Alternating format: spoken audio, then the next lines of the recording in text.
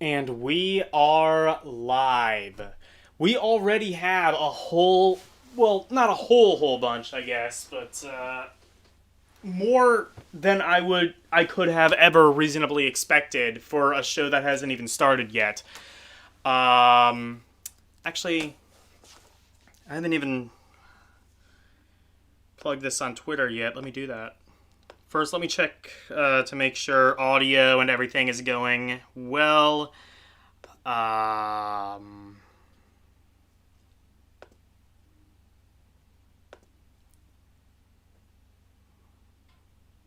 It says we are live.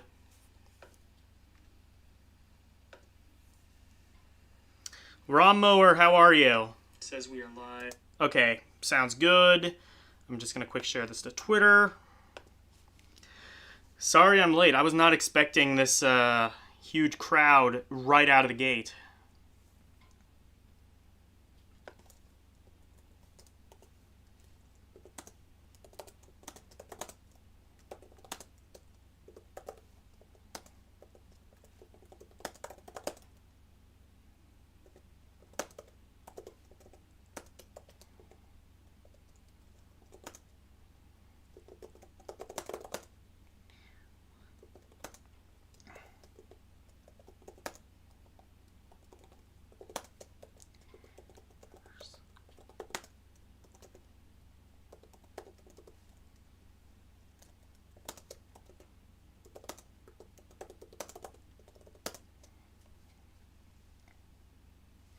And sent.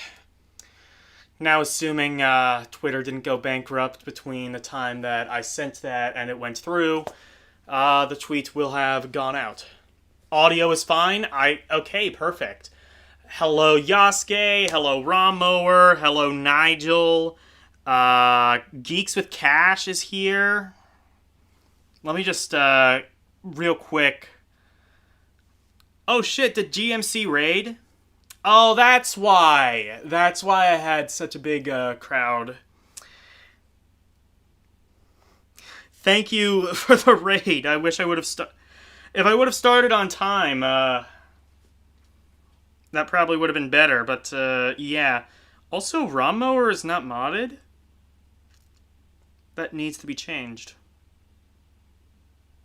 There, get wrenched.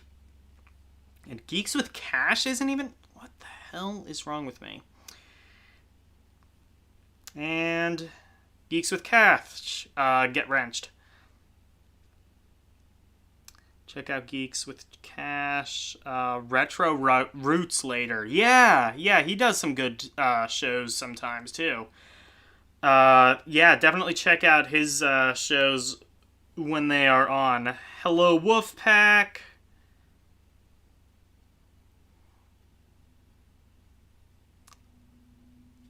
Wolfpack is here and everywhere at once. Yep. Got wrenched. It's like got milk, but instead it's got wrenched. All right. So this dropped. I want to say it dropped like this weekend. That's kind of when I first started hearing about it.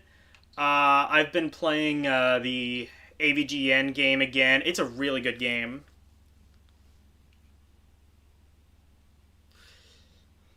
Yeah, you were supposed to start on the same bat time at the same bat channel. Well, the bat channel is consistent. The bat time, it all depends on like if OBS decides it wants to cooperate with me and like I ultimately just decided on this backdrop. I was originally going to do an Atari Lynx one, but honestly, like resizing that was kind of more trouble than it was worth, so I just decided not to. I'm actually gonna turn off the lights. I'll even get a soda actually, because this is a special. I don't always do a stream on Monday. I will occasionally when either there's a special occasion to do so, or there's a new game that's come out that I think will be fun to stream. And you know me, I'm always a fan of like these old school retro compilations. I I think they're really fun to stream. You can get a lot of material out of them. So, without further ado, let's just get right into this.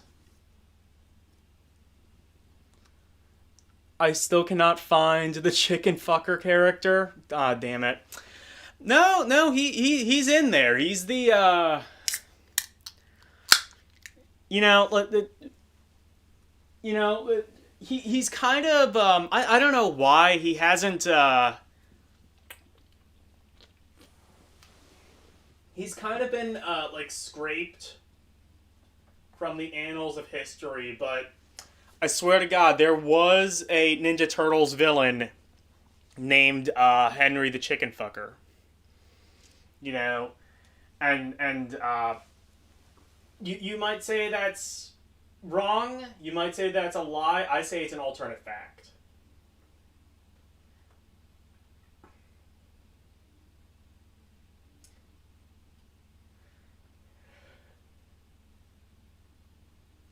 Although I will say there was a Marvel superhero in the 80s who had the power of cocaine. That was a real thing.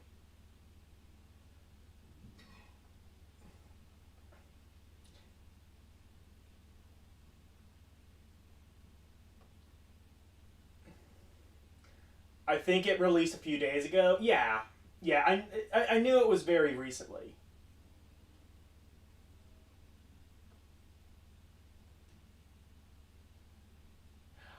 No, it's not a beer.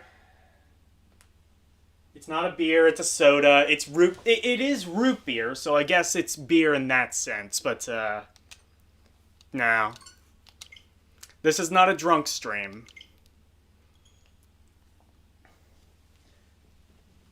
If you want a drunk stream, go visit GMC. You will get more drunk stream than you could possibly imagine.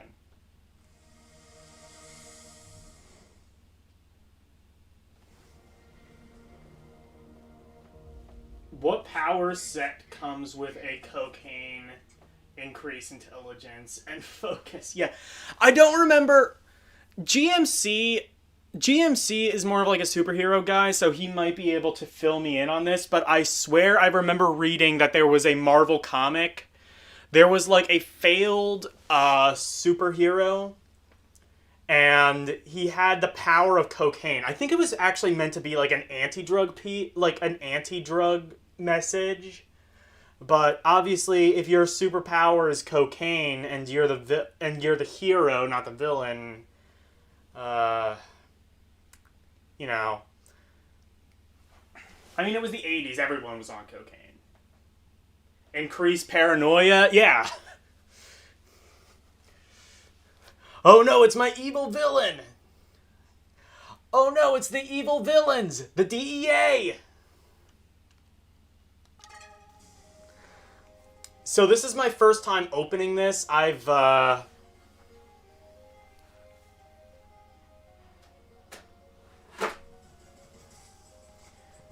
So let's just check this out. There's a bunch of stuff here. Birth of the console, hits highs and lows. So this goes above and beyond any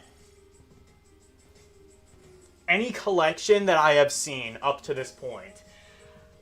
And this is really going to, I think, create a new benchmark.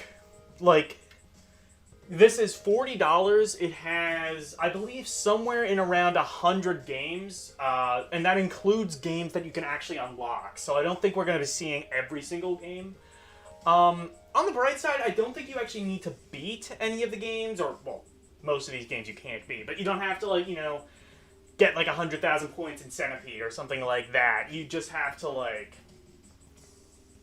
I think you just have to watch all of the videos and archival museum stuff, and then things start to slowly unlock.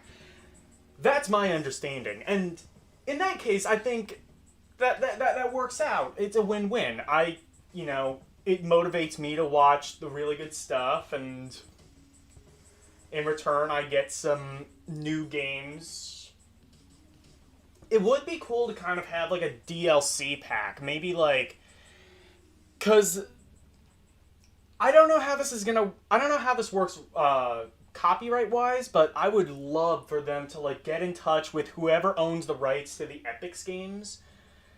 Maybe get some of those on from like the Atari Lynx. That would be really cool because those were the best games on the Lynx, and unfortunately, I don't think there's any of the old Epix games on there. So that means like no Chips Challenge, no Todd's Adventures in Slime World, no California games. Yeah, that's a little bit disappointing, but it does have this really nice kind of like archival thing. So if we go into Atari Origins, actually, this might just be the games. No, never mind. This is... So, in the beginning, in a world where pinball was king, two engineers dreamed that the coin-operated games played on computers could become the next big thing. A company called Cytology was where it all started. Really? Interesting. So if you press A... Oh wait, no, I thought that was saying to press A. That's just the Atari logo. Whoops. And it has things like this. So computer space. Can we play this?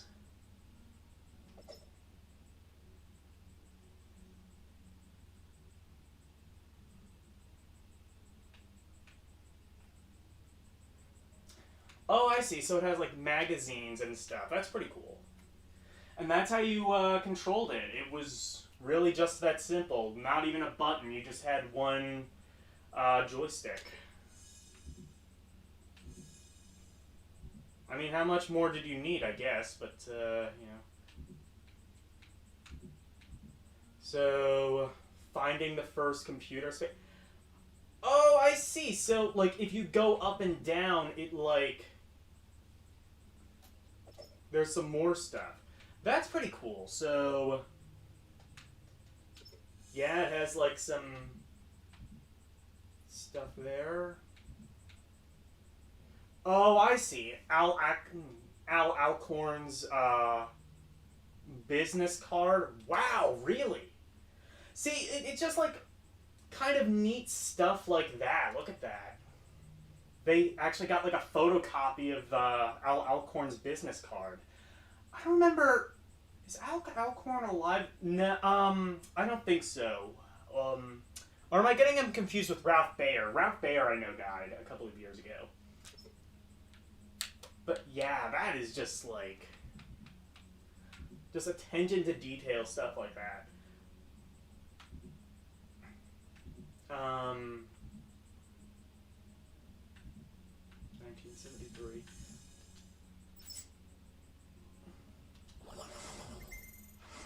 Hang on, I want to see if it's like.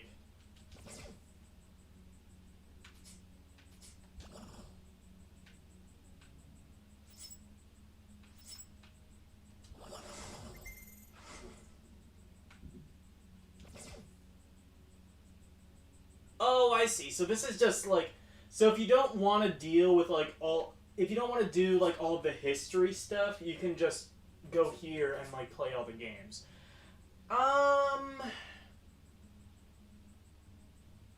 You can sort by platform. Okay, so this is Reimagined series. Okay, so this is like, so one of the things that are included, or rather, some of the things that are included, you see like Haunted Houses. This is actually an update of an Atari game called Haunted House. Has better graphics. You also have... Wait. Oh, I see. What is this? Neo Breakout? Let's just try Neo Breakout first.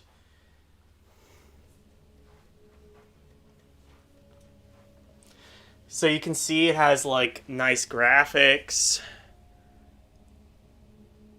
They were going to put a pic of the first computer, but they couldn't fit it in frame. Yeah, I guess.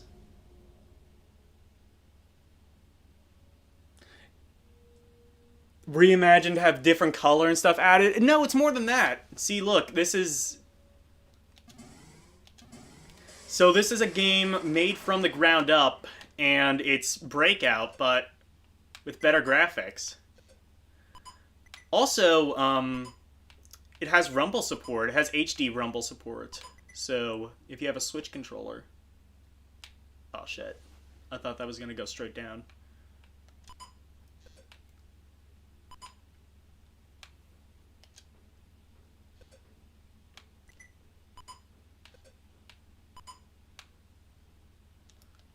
Wait, can you... Okay.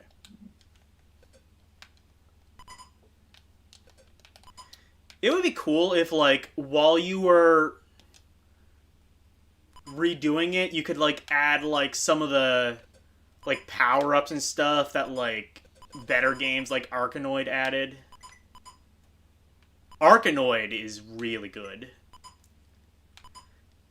You can, like, make the bat wider...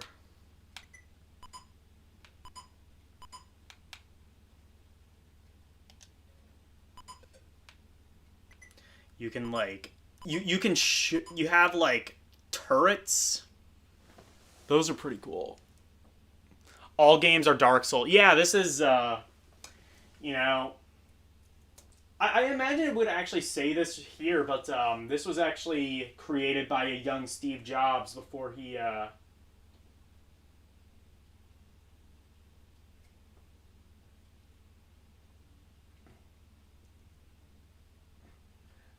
This is just Dark Souls and Animal Crossing? Right, yeah. Like, that bat is clearly just a rip-off of Tom Nook.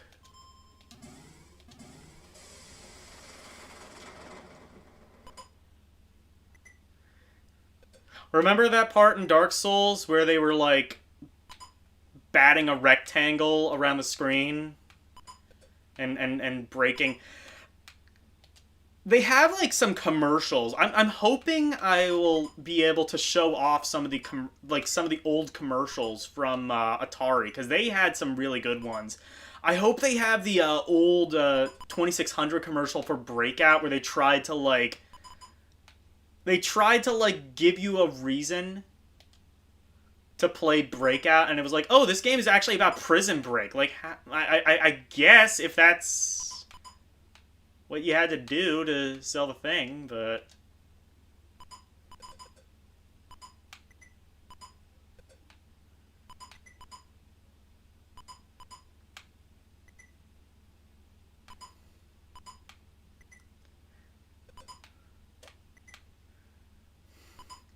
There's video of... I don't remember who it was. It was some former Atari employee.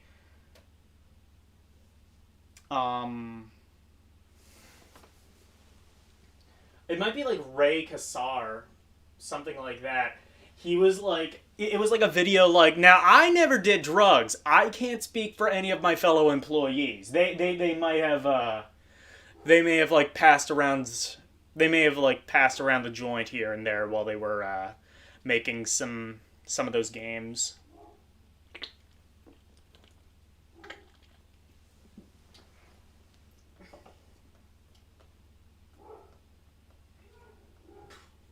Hey, Great White North, how are you?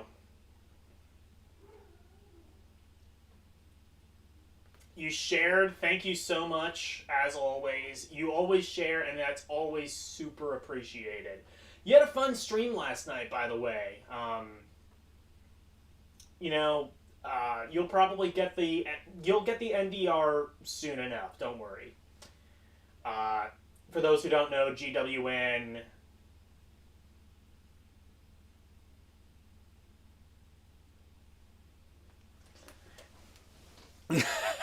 What did it sound like, Yasuke? Is it something that's gonna make me have to ban you from my channel? Because I don't want to do that. And I won't, regardless. He's gargling love juice. Anyway.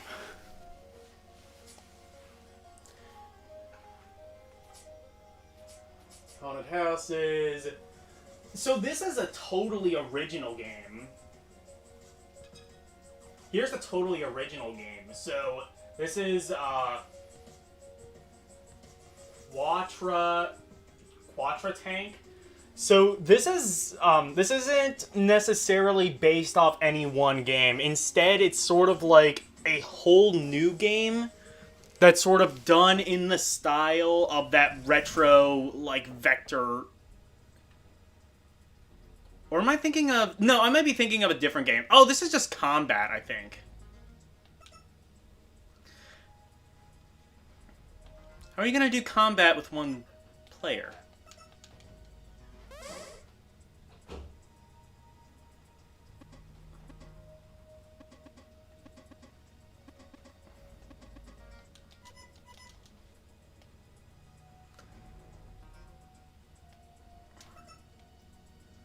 What the hell is this?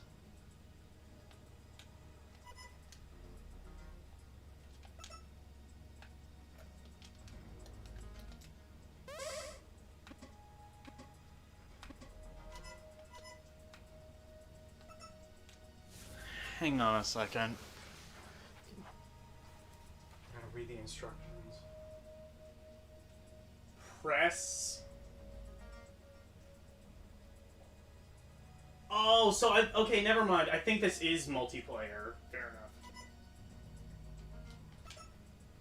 Okay, so I guess you can do like it's just like modernized combat. Fair enough. Well, Wolfpack, if you ever want to go to Pennsylvania, play some combat with me, that'd be great. Touch me. I don't actually know... Wait, hang on. Yeah, okay, that's Touch Me. Sword Quest Air World. This is based off a game that was never actually released. And I don't know if this is, like, based off of, like, early plans of what the game would have been like. I don't know if such plans would even exist. Oh, yeah, Quatra Tank, meaning 4 players. I see. Yeah, that would actually be pretty cool. Combat with 4 players. That would, I did have the luxury once of playing combat with someone, and it is pretty fun. If you have like multiple people, obviously, because you know they didn't have computers. Oh, I see. Wait. So this is okay. So this isn't based off like an Atari 2600 game. I see. Oh, that's cute. So it has like a manual that you can reference at any moment.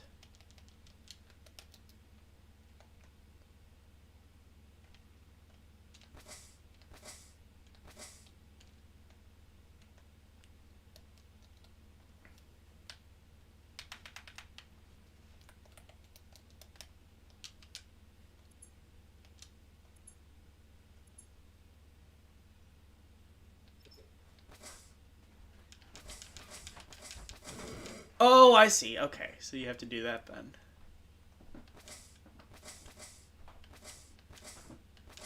Okay, so it's like Frogger, except I hate it.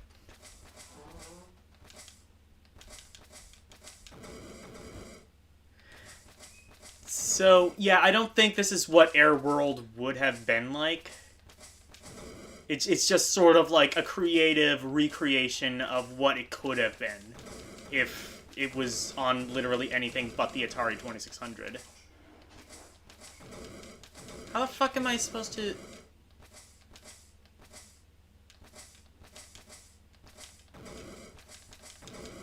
How... Okay. I win.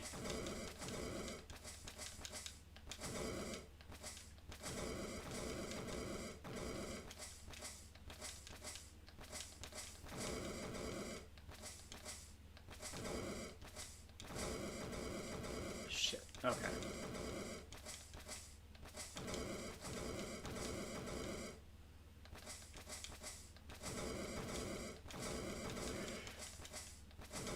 Whatever. I could not honestly be asked to, like, even try in that game. Maybe Cocaine Man is in those clouds. Oh, yeah, that's true. Yeah, the return of Cocaine Man.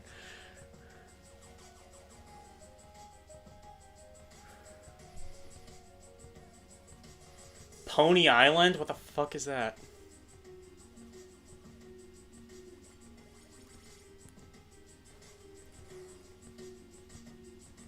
That guy's sober. Those are clouds of nine.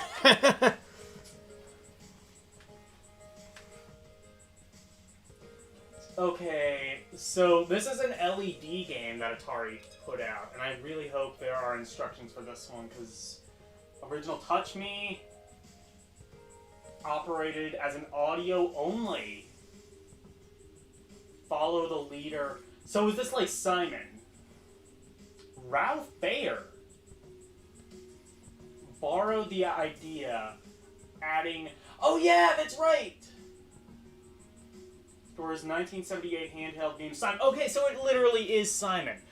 That's kind of cool that So, like, for those who don't know who Ralph Baer is, Ralph Baer was the person who created the Magnavox Odyssey, which was technically the first video game the first home game system ever made. And then Atari saw the Magnavox Odyssey, made it better with Pong. They added, of course, sound. They had kind of like more of like a gameplay aspect. They added the ability to keep score. They added how do I put this? Like the lines were in one grid, so it kind of felt like less of like a free-for-all, like, you know, you're just batting like a little cursor around and more like you're actually playing a video game. And then apparently it seems like Ralph Baer kind of got the last laugh because he took something from Atari, created a Simon, and we all know how big of a hit that was, at least in the 80s. Okay, so how's this going to translate to a... I see.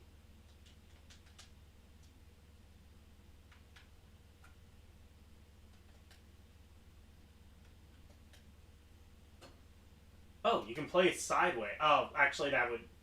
I think I know what that mode is probably for. That's for, like, if you have, like, a Switch. Hide control. Oh, wait, where are the controls?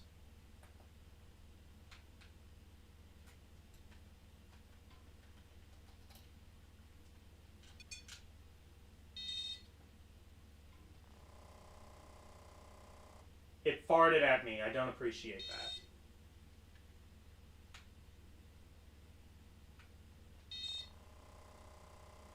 Okay, hold on. Where does it say what the controls are?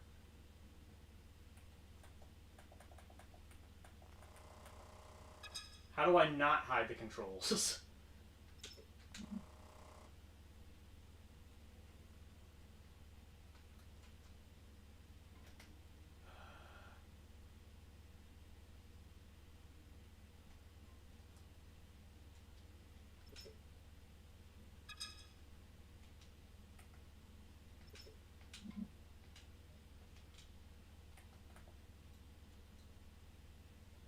Okay.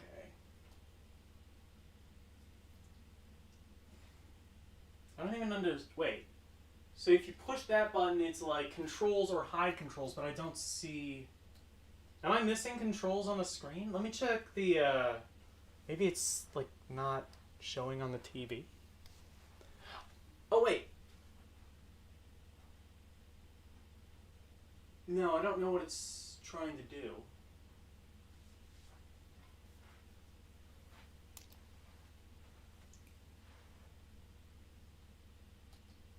Oh, wait, I see. Okay, so A, and then...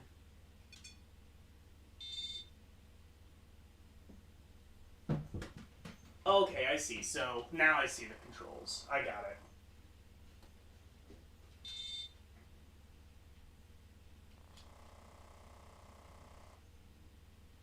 Okay, let me try again.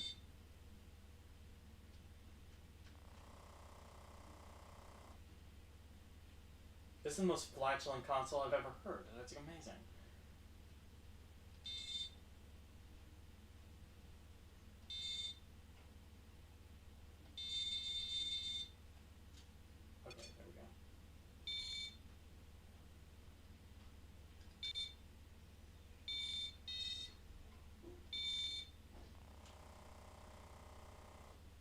I still need to, like, figure out... Oh, wow, so you, like, continue. I see.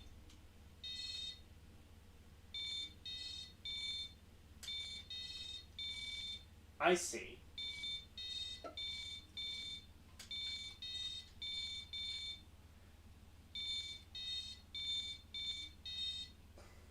So do you get, like, multiple chances, I guess, unlike Simon? Like, if you miss one... If you miss one, it, like...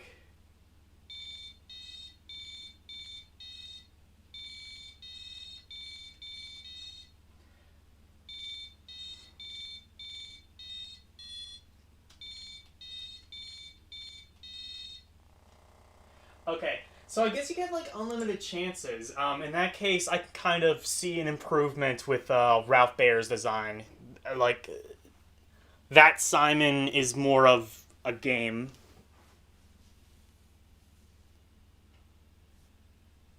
I see. Yeah, I didn't see that at first. Now I do.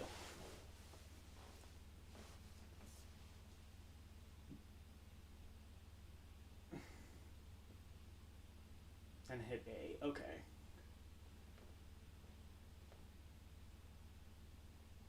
The soundtrack, yeah, no, that those quality Atari tunes, man. The most flatulent console I ever did hear.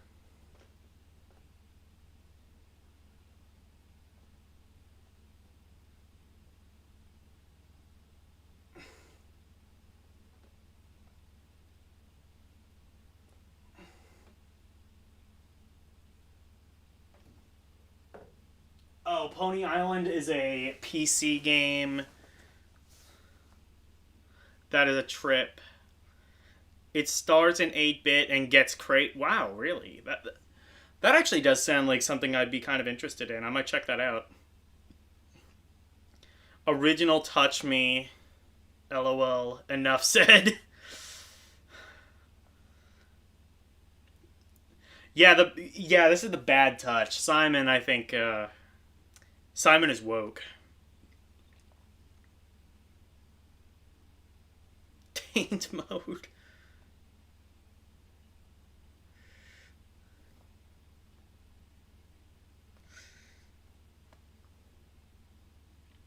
Hey, there's Dyer. Clearly you've never heard some of the other early consoles.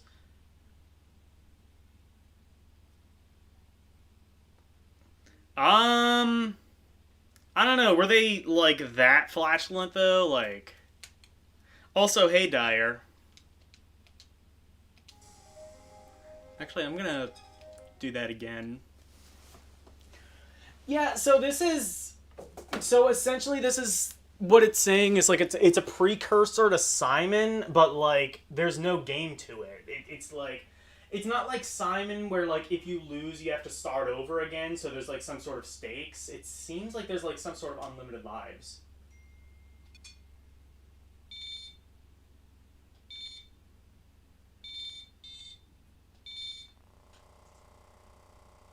Okay, never mind. Yeah, too much flatulence. Touch Me. This is it, yeah. Vector Sector. So this is the new... This is the new game that is not really based on any one specific game.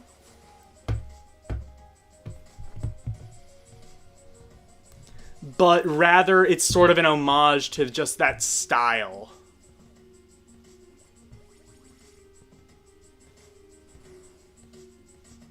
We had an actual Touch Me unit until I was when I was a kid. Really? I honestly didn't even know Atari made this until this collection. But yeah, I guess this is the original Simon.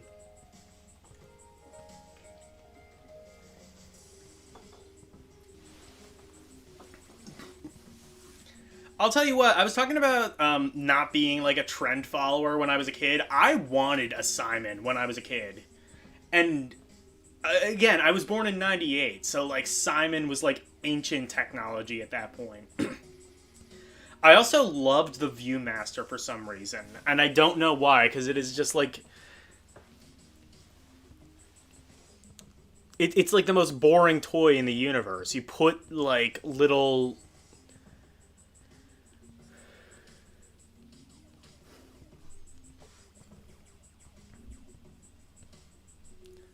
I had a Simon Says and you were born in '98, so you must have had a bop. It wasn't that. Oh yeah, no, a bop it. Yeah, that's. I guess bop it was. I did have a bop it actually. I had actually what was it? I think it was called like a Bop It Extreme or something like that. So normal Bop It, it was Bop It, Twist It, and Pull It. I think this one added Flick It and Spin It. Yeah, Bop It was the shit. I think it was slightly different. No, it wasn't. Bop It was basically just Simon. I think there was like another thing. There was like multiplayer Bop It too. Oh my god, I forgot about Bop It. That's bringing back so many memories.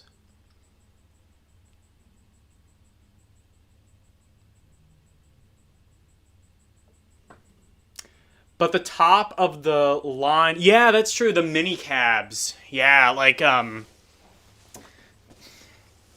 was that one. No, that wasn't a mini. That wasn't a Coleco one. Somebody made like a Pac-Man not an LCD game. It was like an LED game, and actually, I think it was called Puck-Man. So, I think that might be like the only time it was ever actually released as Puck-Man in the West. But like it had like this weird mechanic where Pac-Man could only eat the dots if he was facing the direction of the dots. If he went backwards, he couldn't eat the dots. It was really strange how that worked, but I don't know. I thought it made it a little bit more interesting, I think. But yeah, this is a totally unique game.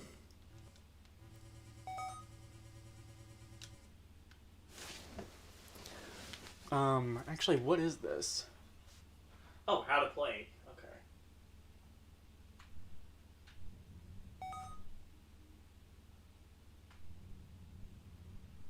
Move.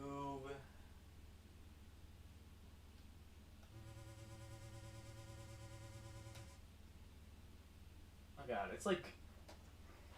So my TV has this really annoying feature where it dims the screen, so I'm gonna have to look at the, it's like really dim for me. So I'm gonna have to look at yeah, the actual thing there. Oh, I see. I see. So it's okay, so it's like controlling like asteroids. I kind of got. Oh wait, no. So there's an accelerate button and you can kind of float around space. I see.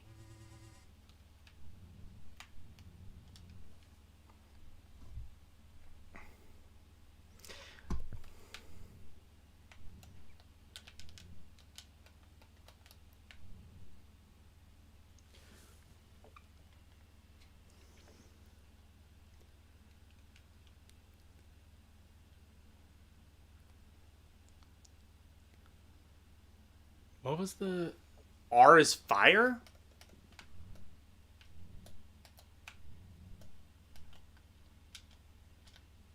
Oh wait, I see. You might have like hold on. Reset.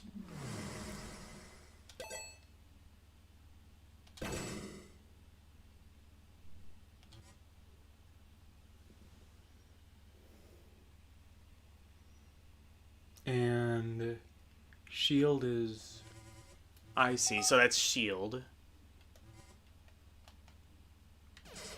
Oh, I see. I see. By R it means the right stick. Okay.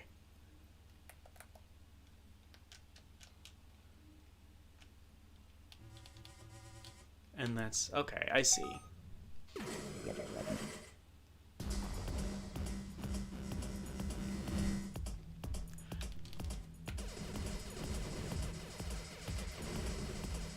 Oh, that is cool. So this is like if Asteroids had twin stick controls. Which, honestly, I never liked Asteroids. I think if it had twin stick controls, I would have liked it. Unless maybe it did have twin stick controls. I've never actually seen an original arcade cabinet.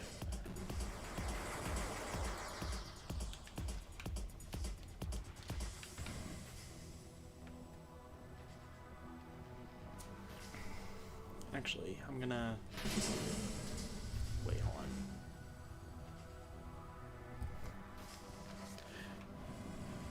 I need to, like, zoom it out a bit so I can see the screen. Okay. Wait, so it just turned into Scramble, did it?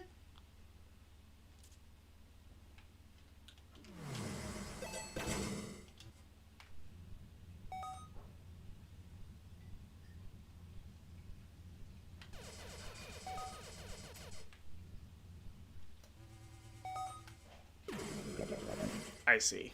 Got it.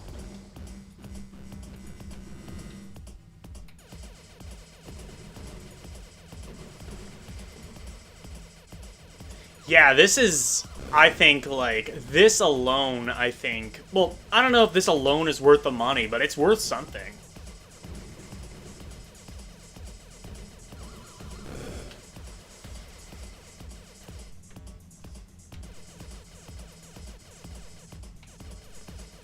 It's Asteroids, but good.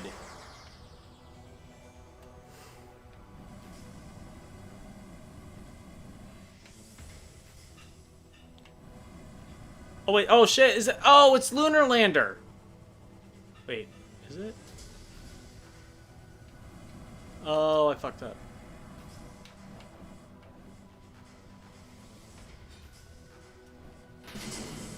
Okay, I see. Oh, this reminds me of, like, Major Havoc, where it's, like, 15 games in one.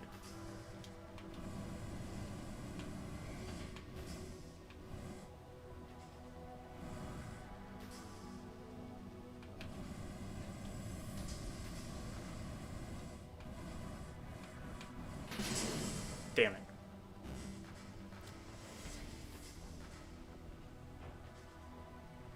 I wonder if they have Major Havoc on here. That would kick ass.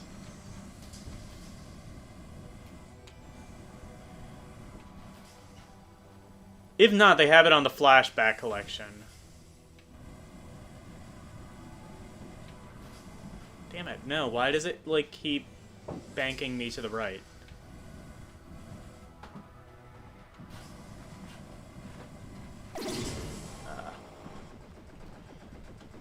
That's kind of cool. So it, like, has, like, a bunch of different gameplay styles in one. That's pretty neat. Hi, Chad. How are you?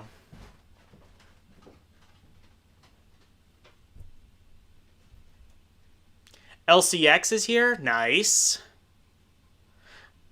Ray tracing. Yeah, sure. Something like that.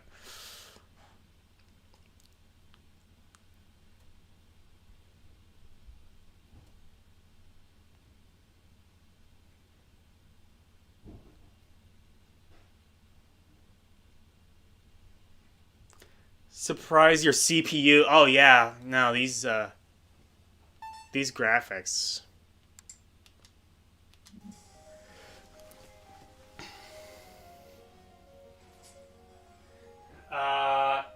Yar's Revenge Enhanced. This is another one I saw. So it's Yar's... It's exactly as said on the tin. And I was admitting in one of my recent streams, I don't actually know how to play Yar's Revenge.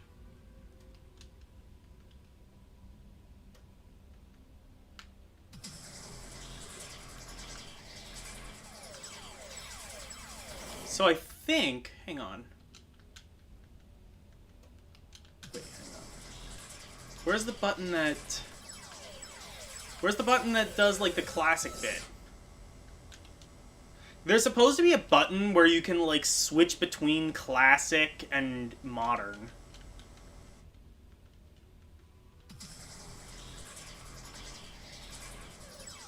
There we go.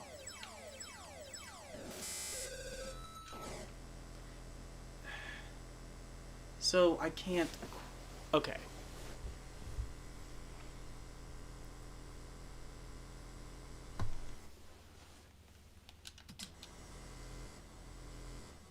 Wait, hold on.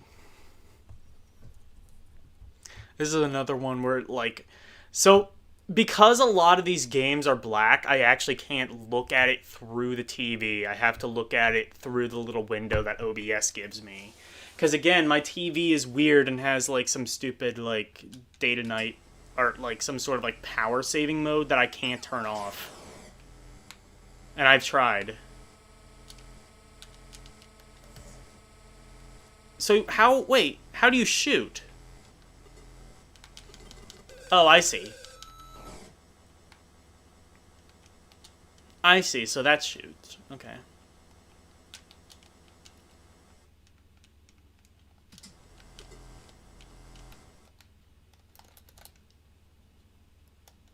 Oh, I see, it's that then. Okay.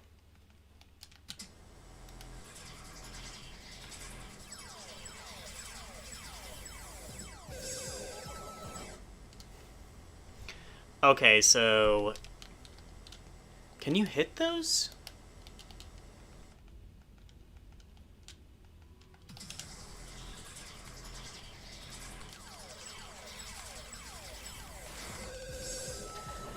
Okay, so... How do I do this?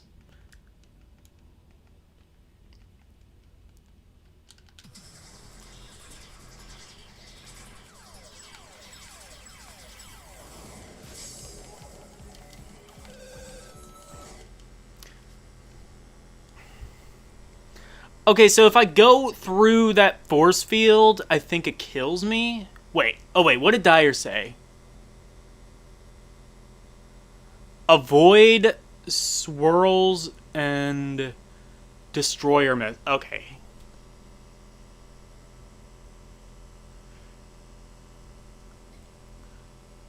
You have to destroy with the Zorton. Okay, that I thanks. That explanation has somehow made me more confused than when I started. You can destroy swirls with the Zorton cannon. Okay. But you have to get out of the way for... Okay.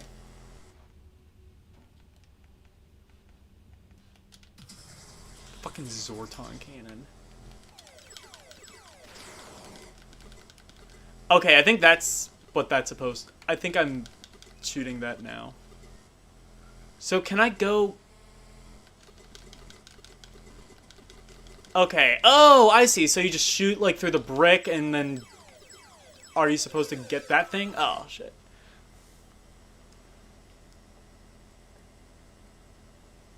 Okay, I figured it out.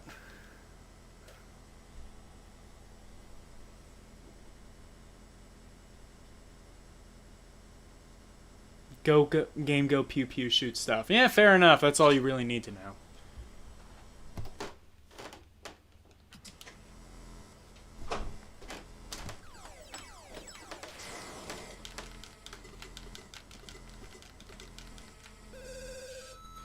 Okay, so those things, I guess, are stagnant. Got it.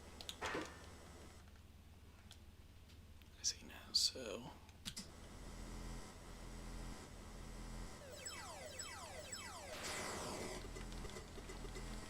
Wait, so now there's not a shield. Also, what hit me? What hit me that time? I didn't see anything.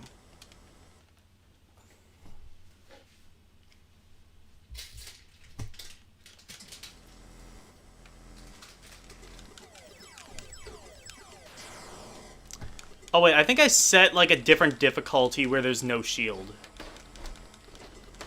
That might be it.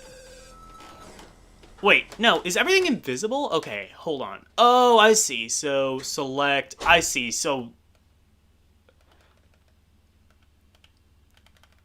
Difficulty 0? Okay, let's try that. Oh, I see. So on, like, higher difficulties, you don't get the shield. And everything is invisible. I see. Well, at least I... Wait. No, never mind. I still don't have the shield, and everything is invisible. I did not change difficulty.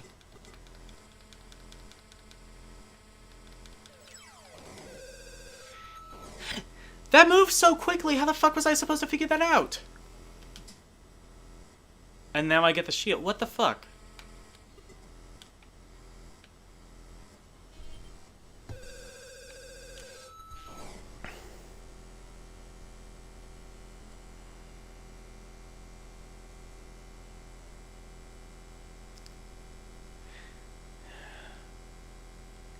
At this rate, gonna be better off playing the original game. Yeah, probably.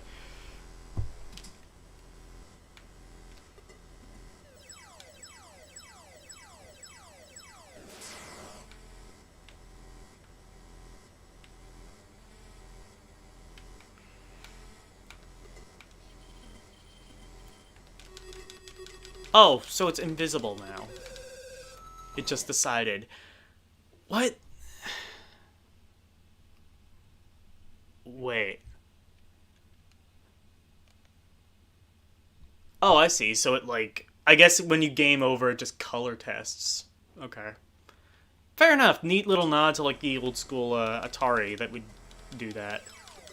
Even if you had it set to the black and white setting, which was always fun.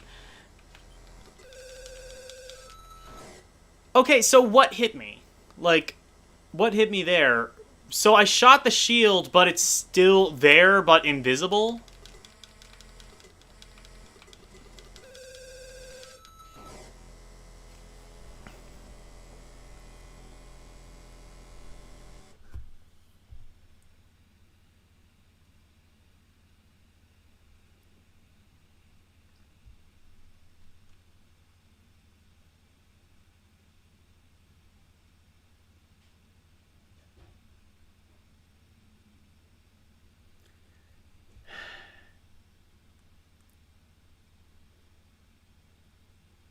Should I call the ambulance now?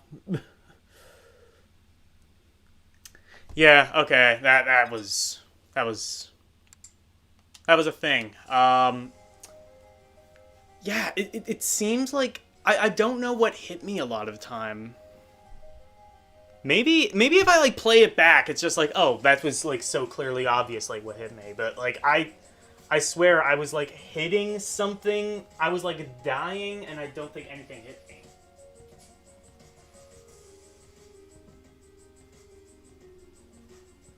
Aka art. This I actually don't know. Wait. Oh, I don't think these are the... Okay, these aren't the, Okay, so these are the arcade games. Asteroids. Oh, these are in... Okay, how do I, like... Let me see how I can, like, change... See if I can, like, do it by, Okay, I see. Sort by title... Recently played. Ah, sort by year. Cool.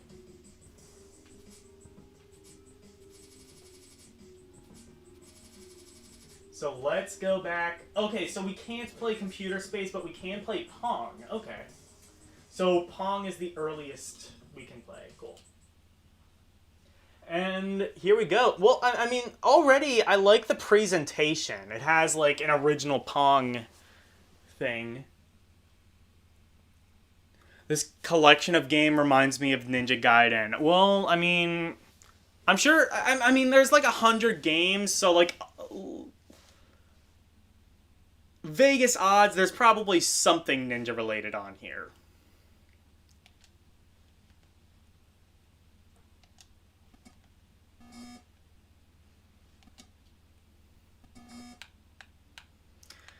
I would like to see, like, if you use, like, the touch screen... Okay, well, I can't see, like, the ball, so I can't really play Pong. But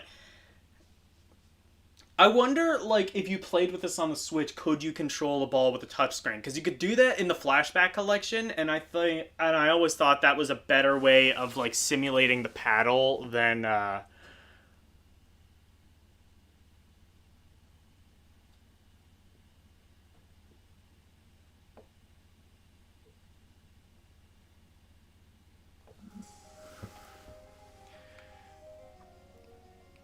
Anyway, that's Pong. If you're looking for a way to play Pong on Switch, it exists. Believe it or not. Breakout.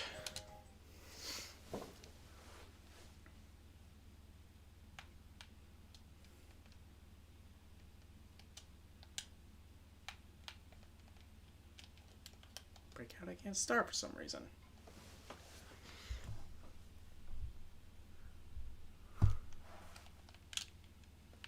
Oh, I see.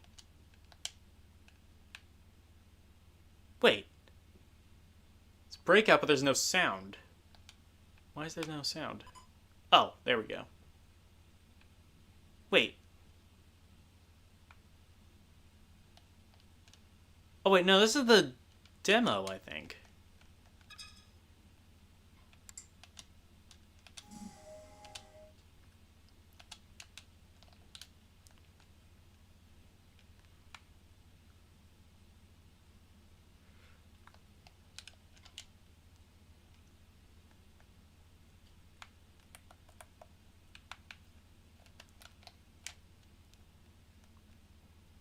Okay, got it.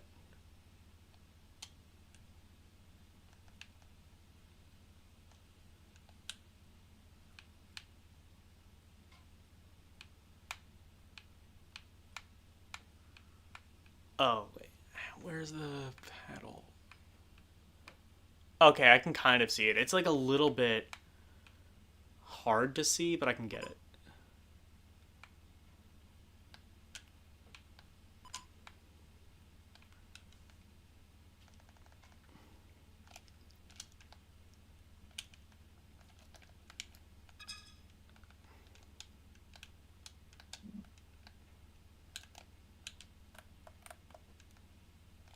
Okay, there we go.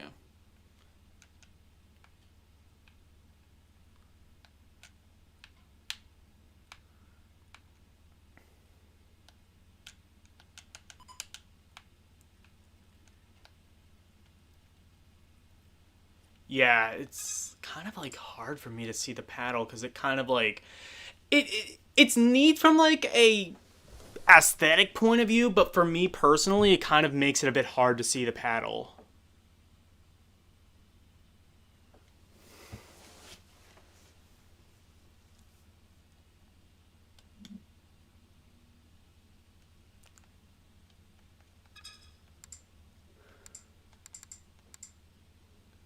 I don't think that's really a fault with the game though. That's, you know, user error.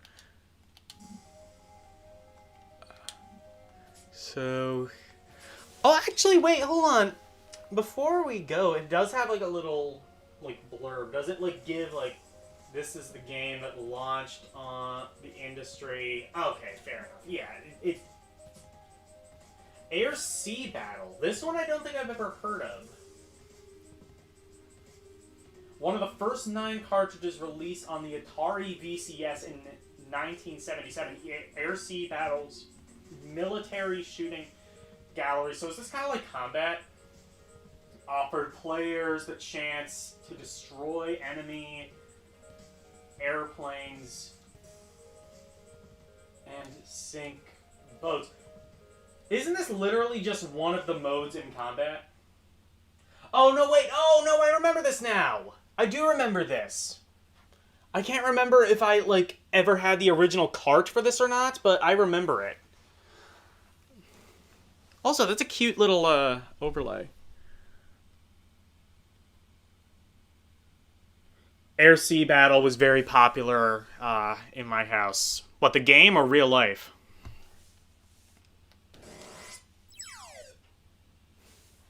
So is this going to be one player? Because I know a lot of these early 2600 games weren't.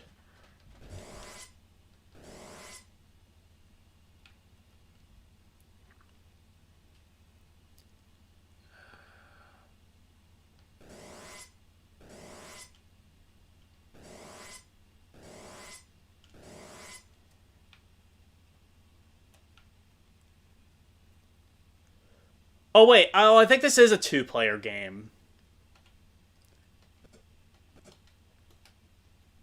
Or, wait.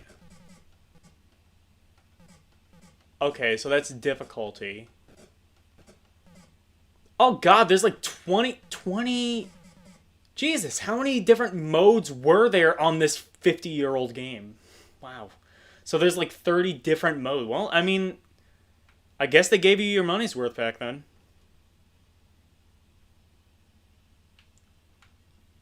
Oh, wait, is this the one...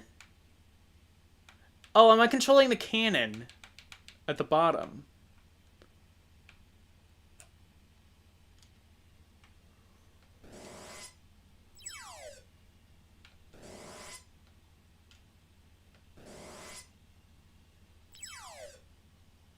I see, so...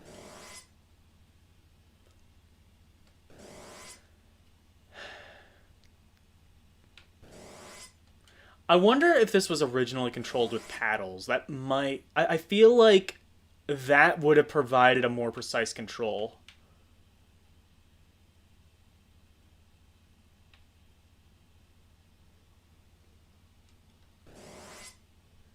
No, so I think this... Okay, so never mind. This isn't two-player. I think I'm just controlling that cannon at the bottom, and I have to shoot down the planes. Or am I in a... Am I in competition with a player 2 that doesn't exist? Okay, I think that's what it is. Oh no, it controlled with joysticks? Okay.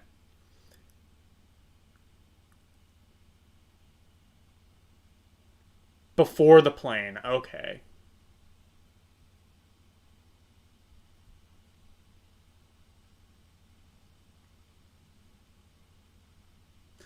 Oh shit! Asteroid had over 100 different modes? I didn't know that.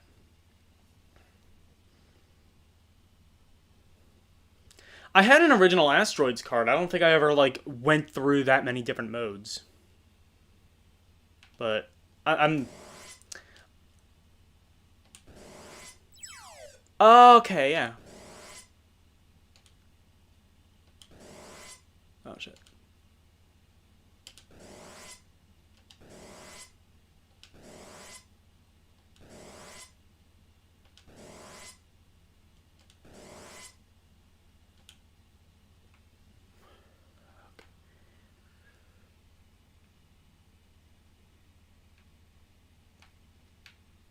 Okay, so I see. So it is...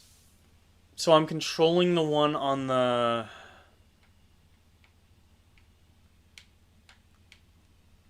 Okay, I see.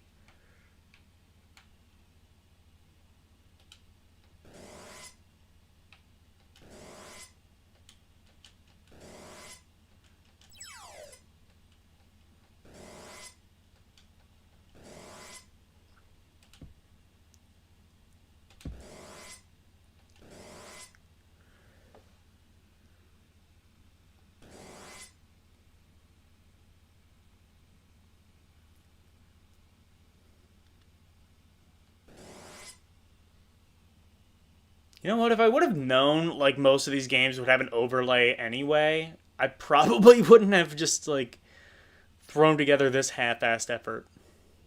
I would have just, like, overlaid the chat on top of this. This is kind of better.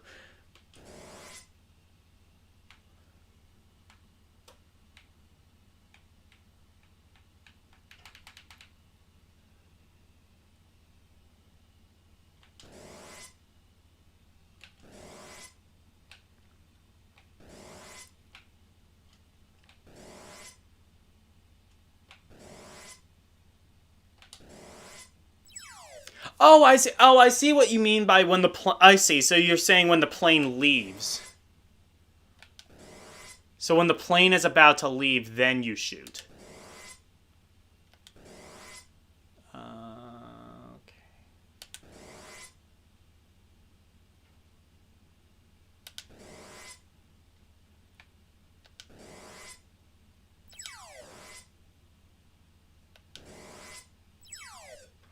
Or actually, no. It's more like when it's in the middle of the screen, I think.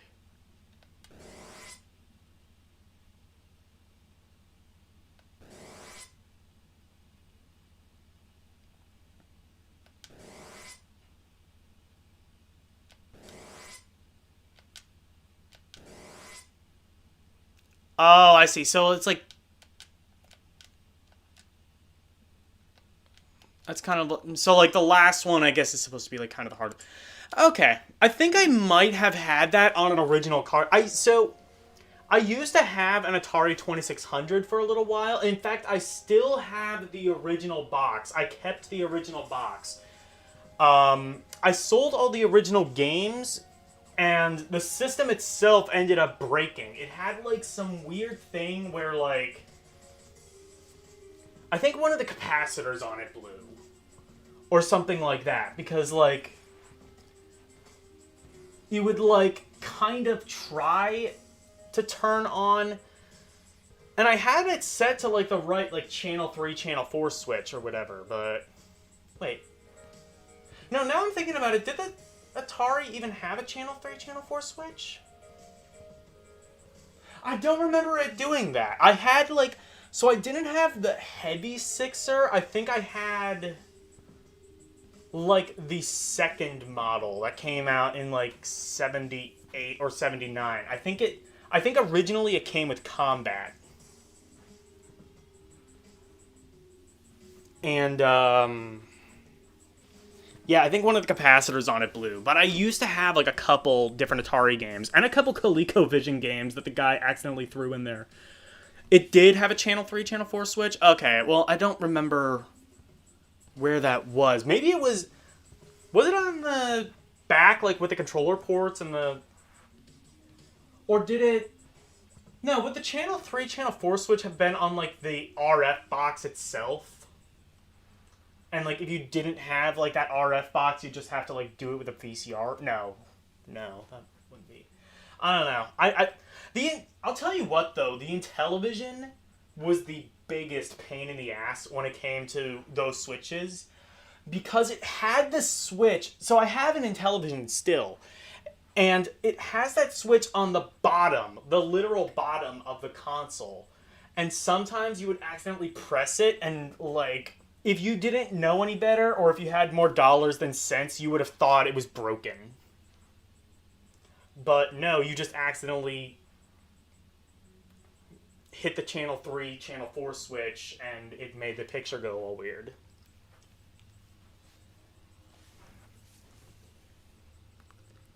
No, the RF box was just TV antenna. That's what it was. Okay, so it is in like it is in the back. Okay, so I guess they did have switch. I I knew that. It's just been a while since I've seen one of those original Ataris. So like I couldn't remember how exactly. I remember how like the main switches were laid out. It was like I think it was like on off, then color black and white. Then there were difficulty switches on either side. Then there was game select, and then there was the reset.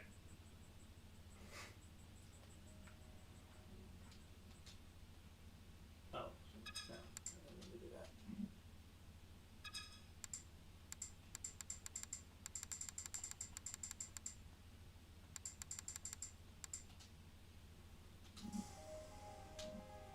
Okay, air sea battle. Is this combat?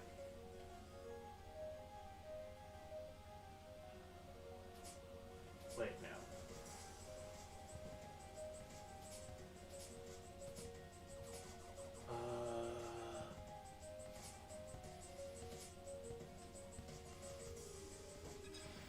What is this? A dead end hides. Oh, I see. Engraved Academy. So is this a game? Okay, this is one of the games I guess you need to unlock. Fair enough. I don't entirely know how you do that, but okay, combat you can't play I think with one player, so we'll just skip that. At least from what I remember you can't, because it didn't have like there was the tank game, and then I think there was like another like it was like combat but in the air, and then I think there was like a third combat game. I can't remember. Sprint 8. Platform arcade. Okay, I've never heard of this one, I don't think. An evolution of Indy 800, Atari Sprint 2, and Sprint 4 coin ops. Sprint 8 original cabinet supplied drivers with a four-way shift, as well as gas and okay. Oh, it was pretty neat for the time. Kind of like, oh shit. So is this the precursor to like Super Sprint, the game that was on like the Atari ST? That would make sense actually. Well, Atari ST, and I think it was on like a whole bunch of other. Was there a was there an actual version of Super Sprint for NES? I can't remember. There might have been on like one of those Tenjin black carts.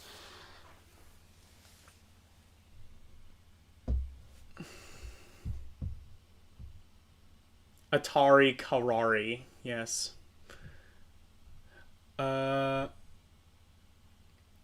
Problem with those collections, most of the best games were left off because of licensing. Yeah, that's true. Like most of the best games on 2600 were Activision. Like River Raid, it's probably not on here. Although it would not although Activision themselves have put out a number of collections. There was a really good one on PS2. That's the one I remember. What the fuck is this light bright? Oh my god, it kind of does look like that. I had a light bright as a kid.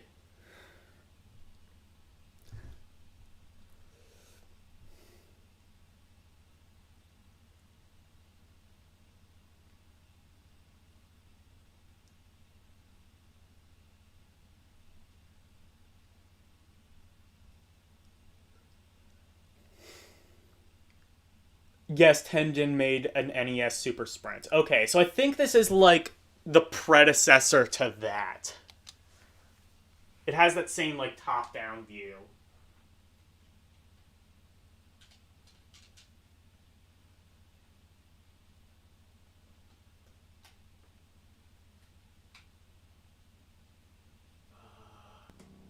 Okay.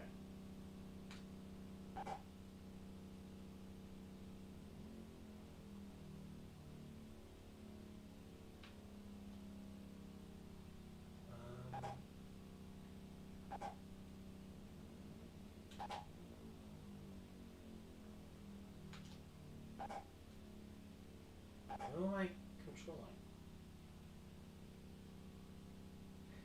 You know what? I remember like hearing. Oh, there's filters and shit. Oh, you can change the border, screen mode, original, full screen, widescreen. Honestly, it has like so much like shit in it. I forgot that it could have had like all of the standard like game collection stuff.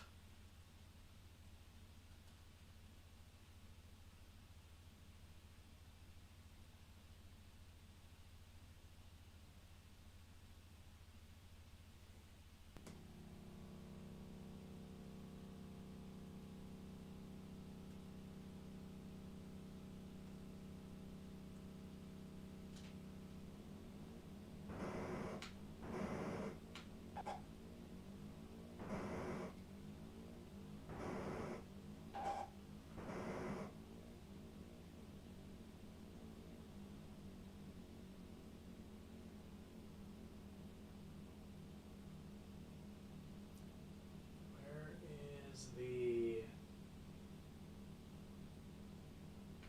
I'm trying to figure out what I'm controlling.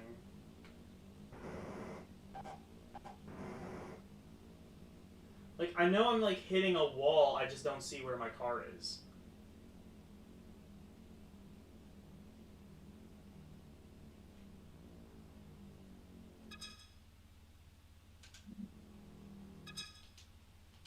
Okay, so there's like a bunch of cars there.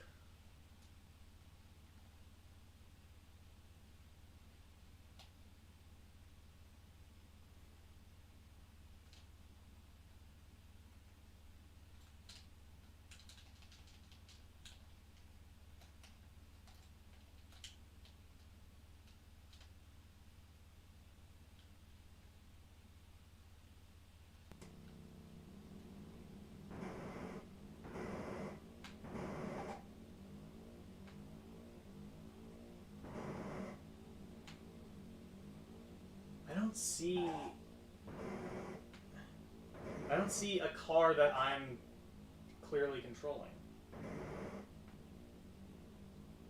I don't know. This might be a problem with my TV again because, like I said, I can't.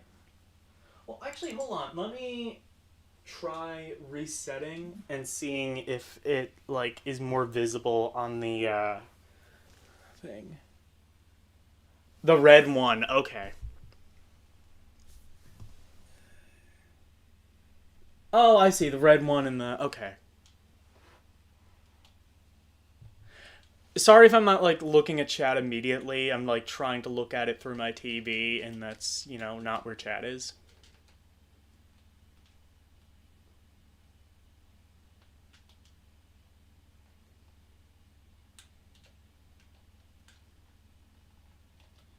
Why does it. There we go. Oh, I see. Yeah. Now I.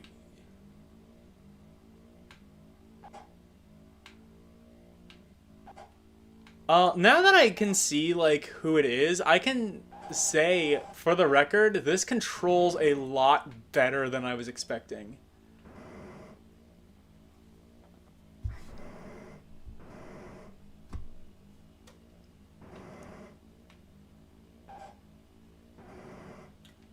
Anyway, I figured that out at least.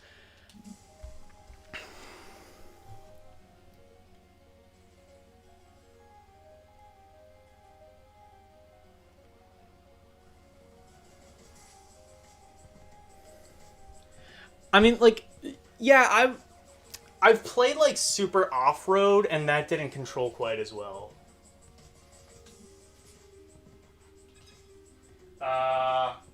Surround. This is a 2600 game. Two players attempt to trap their opponent inside. Okay, this is another two-player game, it seems like. But that does... Oh, you know what? Hold on, let me take a look at this. Oh my god! Oh my god, wow. This is the second most flatulent game on this system. I can at least see what this is. It kind of from the description, it kind of reminded me of that one Taito arcade game where you, like, brick animals in, like, a little square, but I don't think it's that. 3D tic-tac-toe. They had this on the Flashback collection, and I do not understand it. The first VCS game programmed by a woman? Really? Coral Shao's 3D tic-tac-toe. Okay, yeah, so it's tic-tac-toe, but there's like 1, 2, 3. There's 4 of them stacked on top of each other, and okay.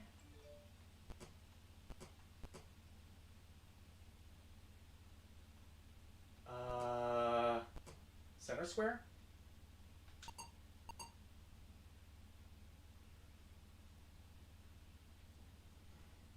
So how does it work in a 3D plane, though? Like...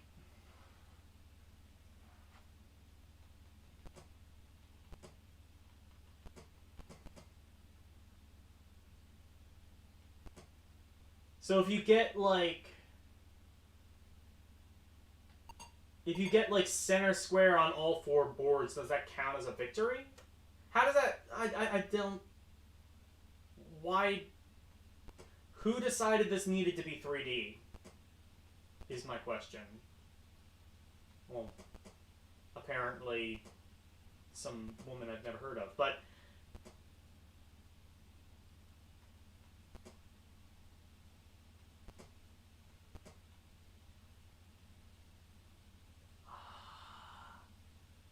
See, here's the thing, is I don't even... Okay, should I, like, do that to block? I don't know, I've never seen tic-tac-toe set up this way.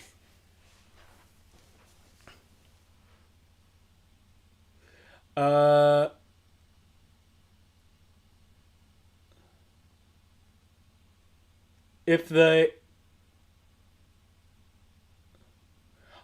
Oh, that's true. Is the manual included? That's a good point. That's a good point, because a lot of these would... Oh yeah, there you go, the instruction manual. That's a good idea. Okay. I wonder, can you zoom in? Oh, you can! Oh, not only can you zoom in, I think you can, like... Okay, never mind. Oh, I see. So you do that, and then you... Okay. In this game of 4 square... That's true. I forgot they would have, like, included the manuals on the screen, which is... Hold on. Okay, so there are 4 perspective drawings of 4 square boards on the planes displayed on the screens, which is intended to create a 3-dimensional effect. Sticking like several isometric things on top of each other isn't 3D. I mean, granted, it's probably the best the Atari could do, but that's not 3D. Each board is a 4x4 grid. The object of the game is to place 4 X's or 4 O's in one horizontal, vertical, or diagonal row. To do this, you may use one plane or all 4 planes. Okay.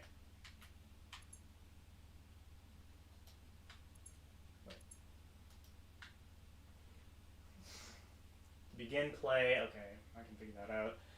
Using the controller, I know how that works. Strategy. That's probably what I need to look at.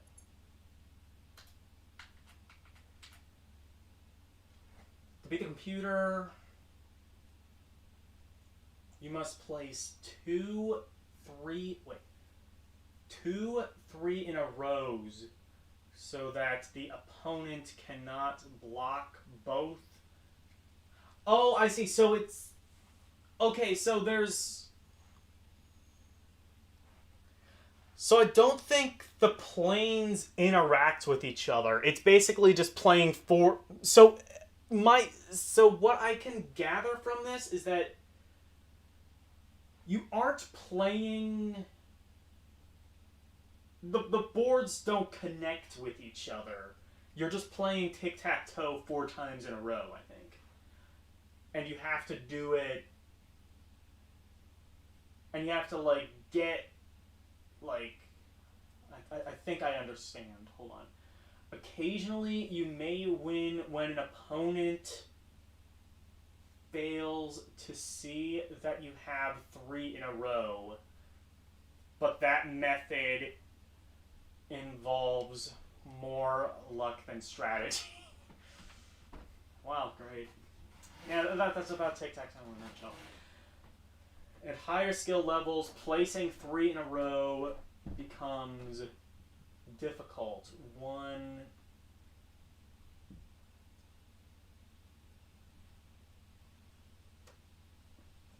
to play the 16 strong squares in the beginning.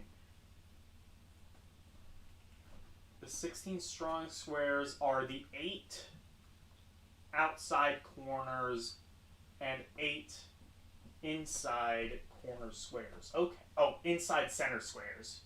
Okay, fair enough, yeah. So, I think that's what this is. I think it's just... The boards, I don't think, connect in any meaningful way. It's just you have to utilize all 4 boards in order to get a tic-tac-toe. The same kind of tic-tac-toe that you would get in, like, a normal game that you would just play on paper. Okay. I think I get that now.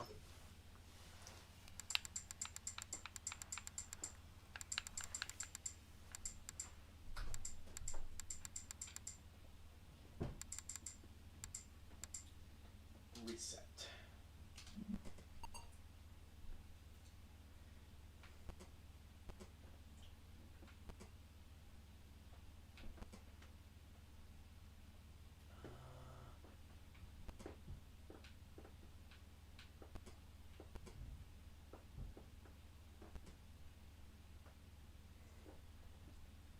Also, if it's a 4x4 grid, there is no center square, I don't think.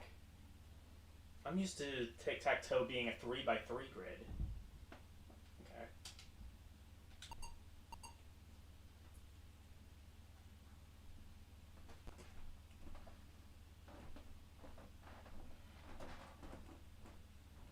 Oh, wait. Oh, I see. So this is the center square, right? Because it could go like, okay. That's how center square is.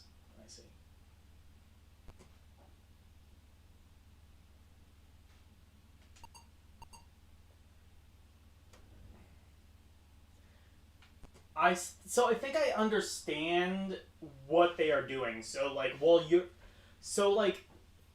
the game in this kind of banks on you to like not notice that they are doing something on one of the other planes, and like you focus on your plane. I think I kind of get that.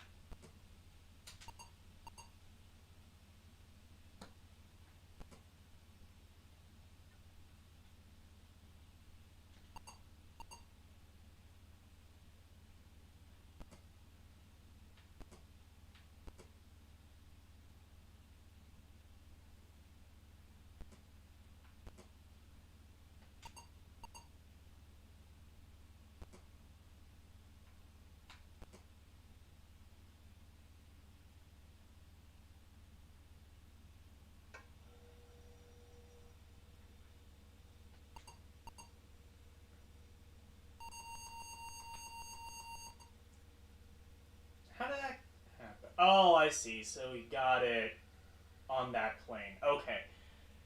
Yeah, I can kind of see what they were going for there.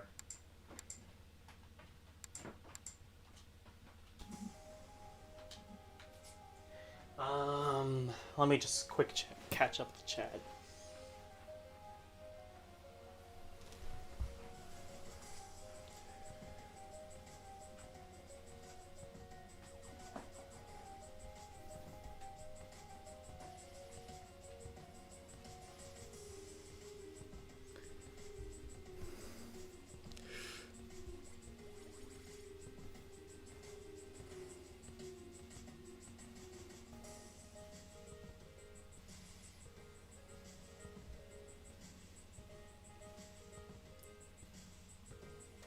It's just that you have to pay attention to. Yeah, okay, so I get it now. It's not. I thought it was like you had to play tic tac toe in some sort of radically different way. It's not. You just have to play tic tac toe on 4 planes that don't really interact with one another. Fire truck, I heard about this, but I don't think I've ever played it. I've never seen the official cart, but I think it is. Well, yeah, it is one of the early games, 1978. Featuring a cabinet with 2 steering wheels. Oh, this is an arcade game, that's right. Fire Truck was the first coin-operative arcade game. What? Oh, cooperative arcade game. 1 driver. Okay, so this is another you'd need 2 players for. Let me at least, like, look at the demo and see what this was supposed... Oh, I have seen this! Right. Oh, this was actually a really interesting concept. Yeah, so like 1 player would control the front half of the fire truck, and the other, I think, would control like, or no, the 1 player would control the fire truck, and I think like the other would. Let me just make sure.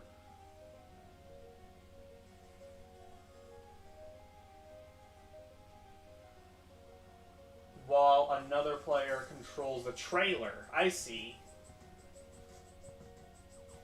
Formerly Howard. Wait. Creator Wendy Aileen, formerly Howard. Is she trans? Interesting. Says the horn button serves no purpose, no gameplay purpose, but it was put in. It was just put in there for fun. Okay.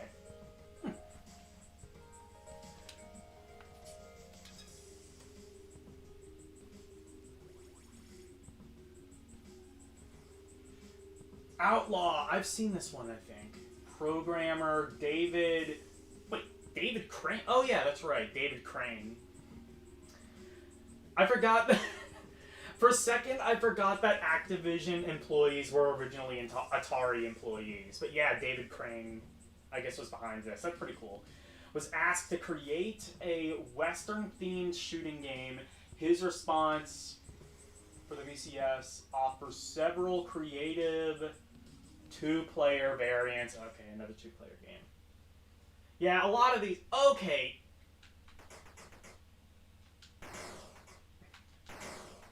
Okay, so it's combat, but it's combat, but in the Wild West. Wolfpack. So you come from Texas, right? This is exactly what Texas looks like, right? Like, blocky cactus and all.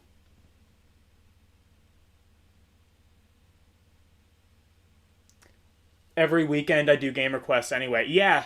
Yeah, definitely check out, if you like my Ron Paris streams, check out LCX's stream. Now, she did tell me how to mount the images so that I have access to them, like, directly. That could theoretically be a game changer. So, I might be able to do Ron Paris. Oh, actually, no. This weekend, I think my friend might be coming over. So either I'm going to be doing no stream or I might do a stream with him. I don't know. We haven't entirely worked that out yet.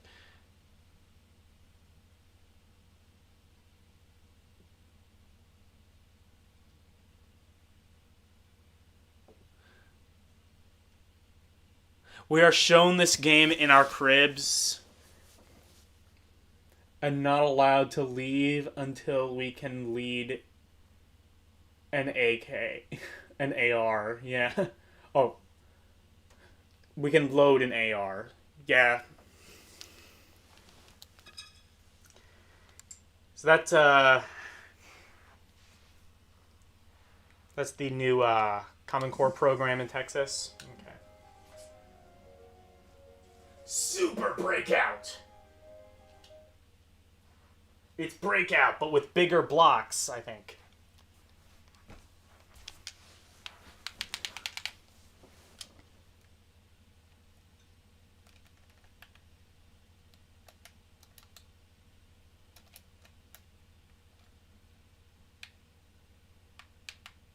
Wait. It's Breakout, but with 2 players, I think. Wait, no, never mind.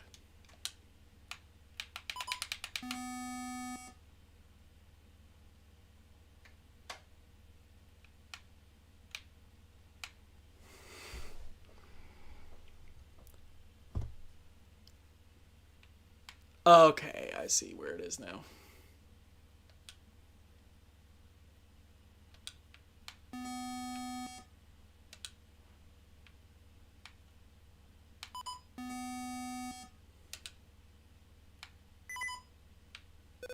There we go.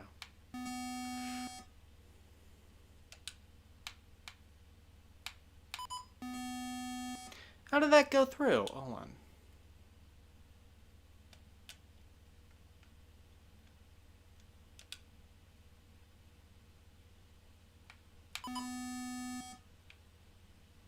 Wait, can you hit the sides? No. Maybe.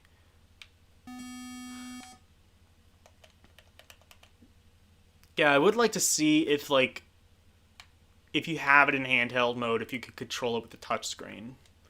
That would, I think, like, make... Because part of it is also, like, the paddle. Controlling that with a joystick is kind of not ideal.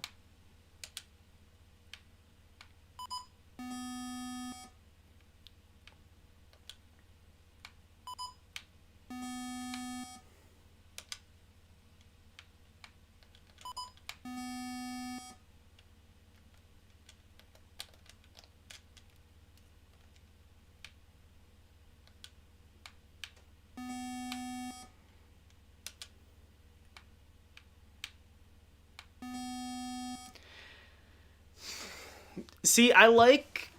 See, the reason I like games like Alleyway and Arkanoid better is like you start by serving. So for me, it's kind of hard to like see where the ball is supposed to go and then go to it in about like half a second to a second time.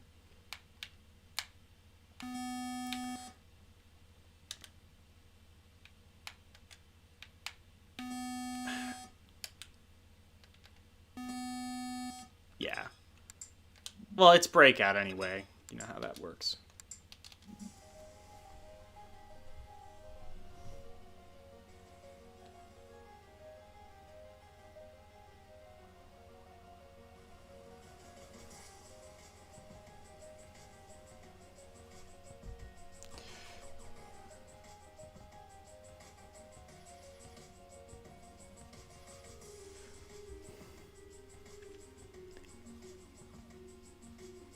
I like Alleyway for the Game Boy. I think it's the best.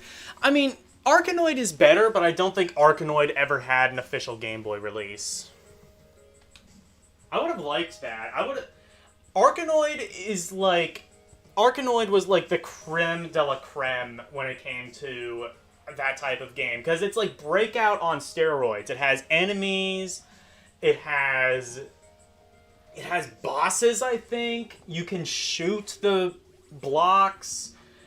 You have like different power-ups that like change like the size of your paddle or the speed or anything like that. Arkanoid was just like it pushed that concept really to its limits. Super Breakout, Asteroids. Do I need to play Asteroids? You know what Asteroids is. Canyon Bomber. Oh, I know this one. This one I think I might have had on a physical cart. And I never liked it. That's the thing. Wait. No, this isn't the game I thought it was. But I do know this game.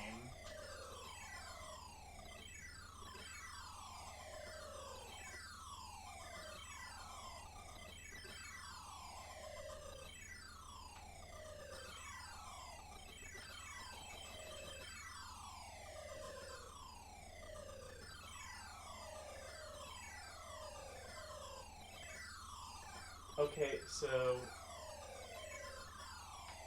Maybe I don't remember this game. Okay, instructions.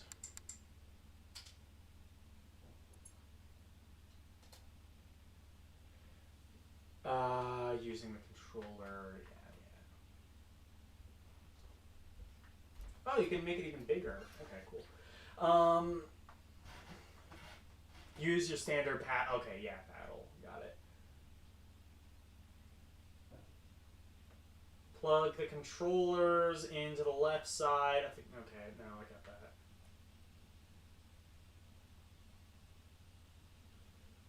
Note, removing a game oh, wait. Okay, yeah. I got it. Sea Bomber, scoring, okay.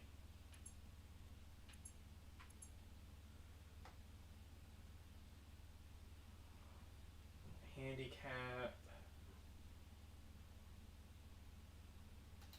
I see, got it.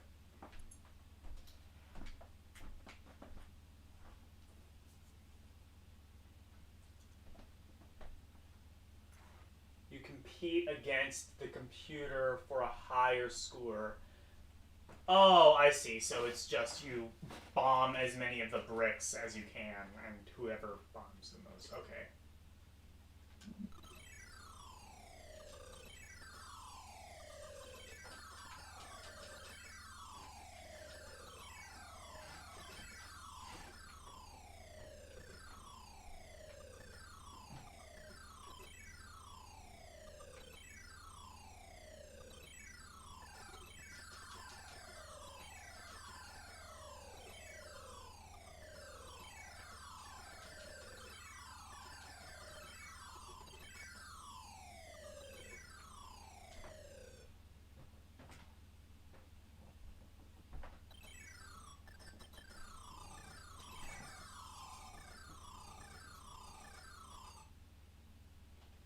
Okay, so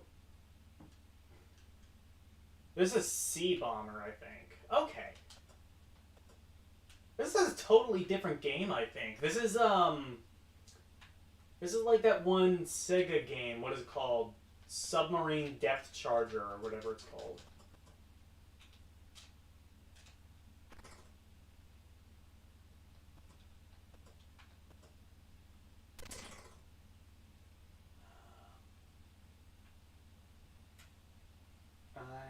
I think, controlling the one on the top.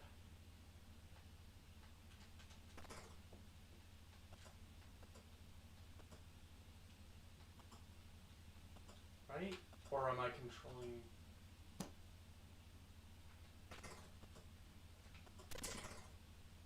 Or am I controlling something on the bottom? Oh, wait. Oh, I see. No, I'm... No, never mind. I don't actually know entirely who I'm controlling. Okay. Well, I think I know what it's supposed to be anyway. Lunar Lander. Oh my god. Fuck Lunar Lander.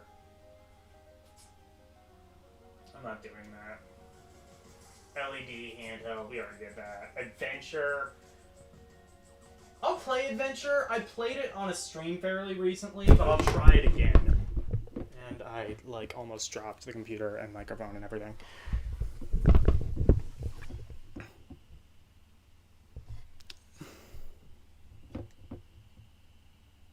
That's Dead or Alive, yeah.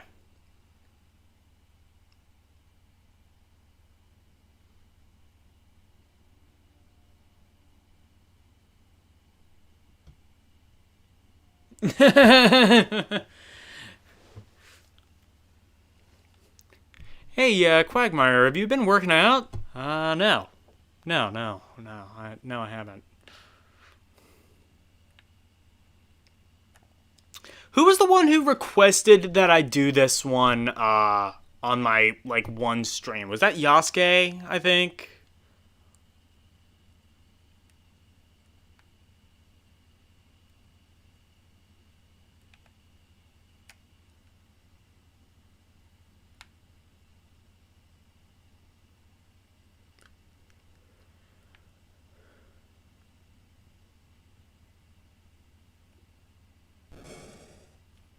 Yeah.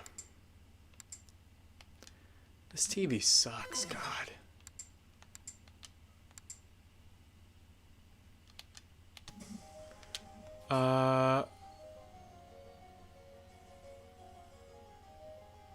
Dodgem. This one I've never heard of. I'm also kind of like wanting to skip.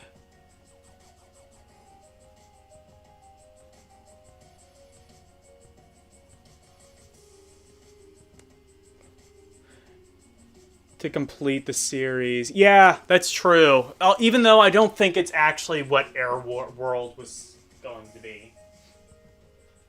Dodgem on Atari 2600. I'm kind of like trying to skip by like a lot of these early Atari games so I can get to like Lynx and Jaguar and things that I actually care about. Cars drive in opposing directions, switching between.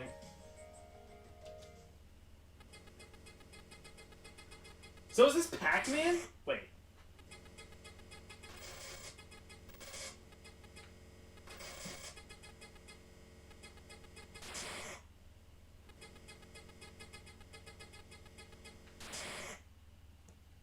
Oh, I see. You, like, change lanes.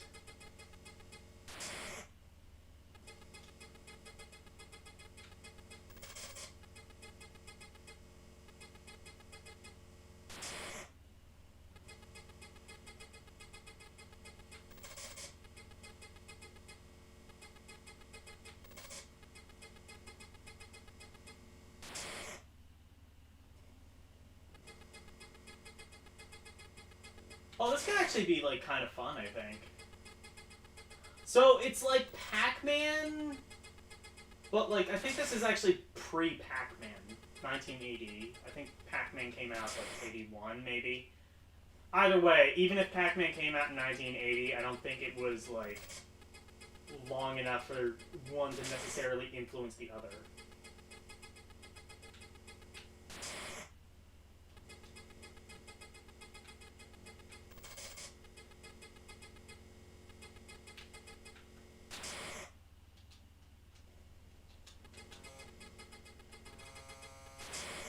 Wait, oh, so you can, like, there's an accelerator, I think.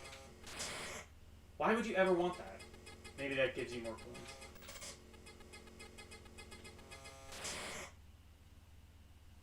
Yeah, I think there's an accelerator. I don't know why that exists.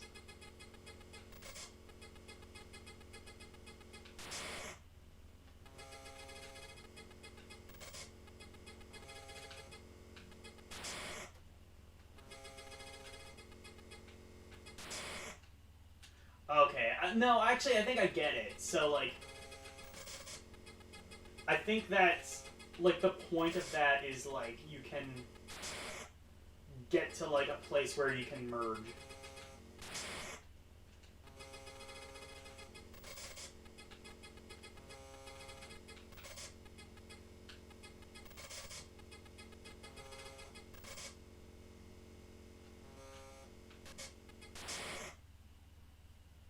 Damn it, I almost had it. Okay.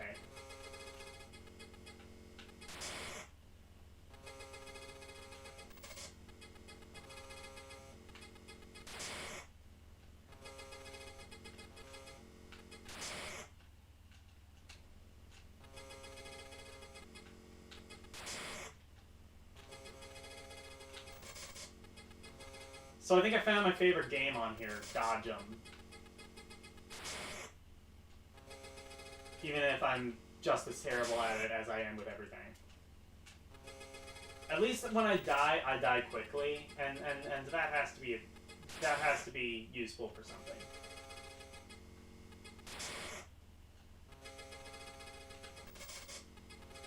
Why did I hype this so much? This is like I'm always bad at games, but like this I'm like especially bad.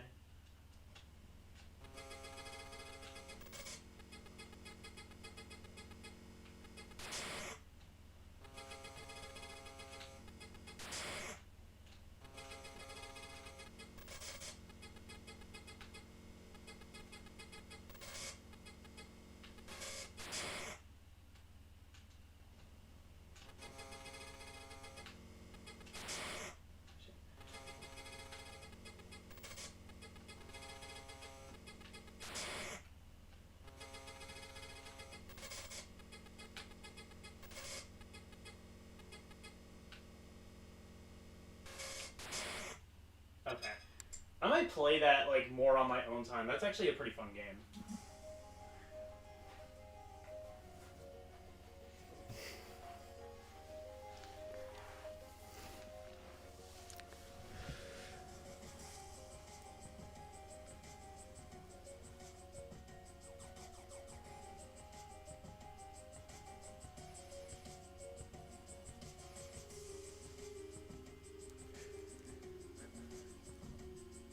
What universe is this? This is a universe where car insurance doesn't exist. Missile Command. Okay, this is a thing that I can kind of comprehend. Wait, is this the arcade version or the Atari version? I guess arcade, because like I don't think the Atari version had that cool splash screen.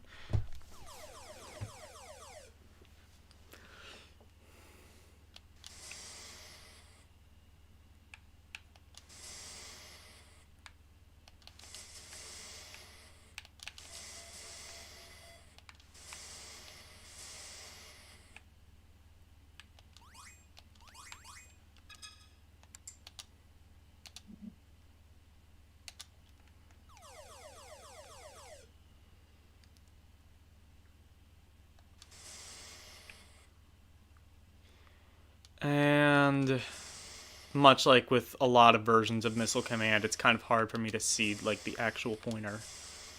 So I kind of have to guess it.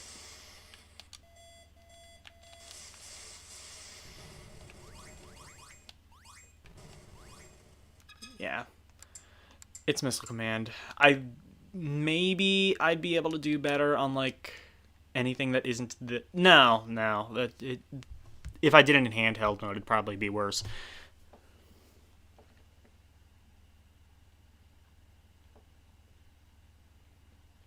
I am using missiles. I hate you.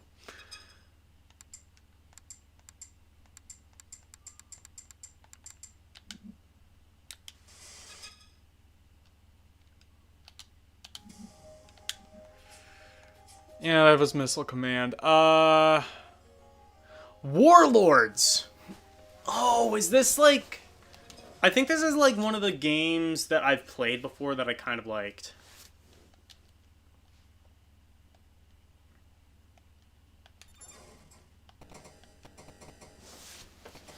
Oh, is this a twin stick shooter?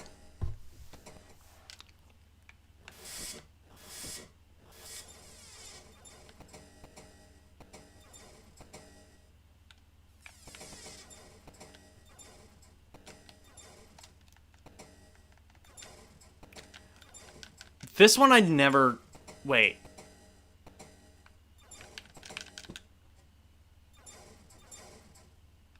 Okay, oh, I remember this game, and I have no idea what you're supposed to do or how to play it, so I'm going to check the instructions. Or flyer? Will the flyer help me?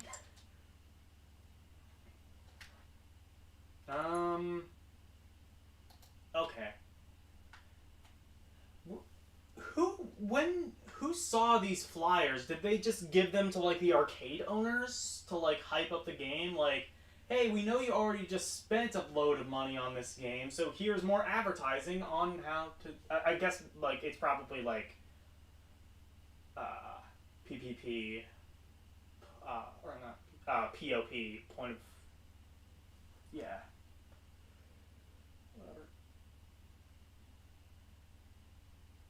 Win the profit war. Yes.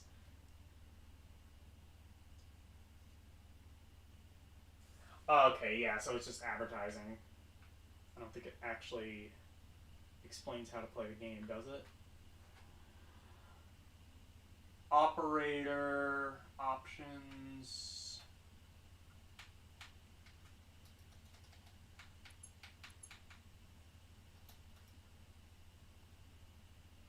Oh, scoring. I see. Destroying a brick. Okay. Okay, so it does have instructions, I think.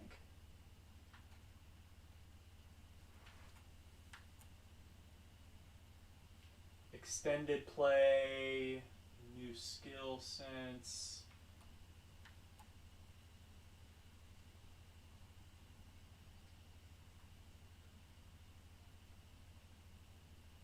Oh, wait, no. Yeah, these are just... I see. So these are just like options.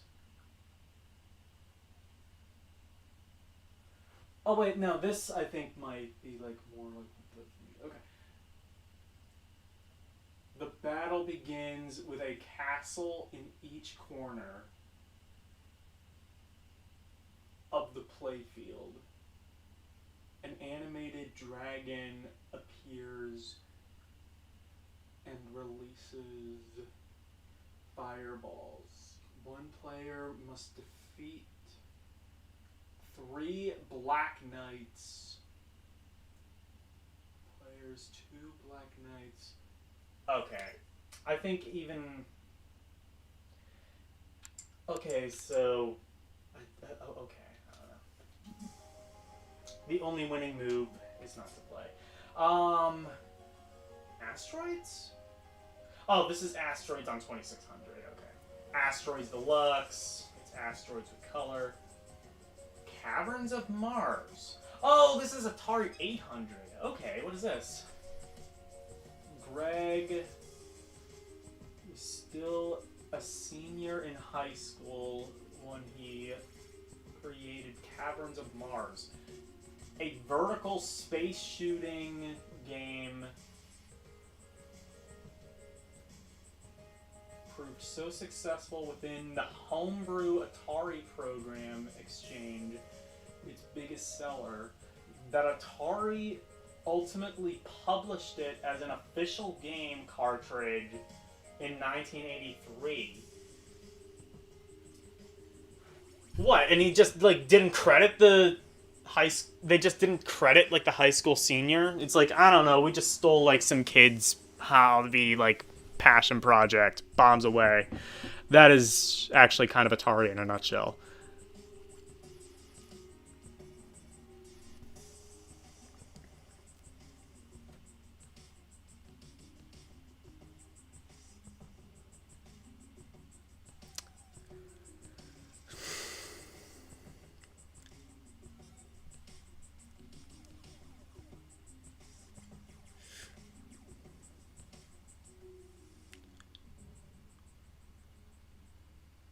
The Black Knight from Monty Python.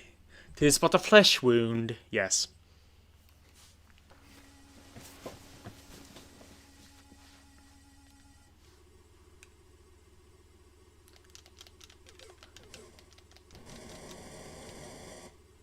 Oh,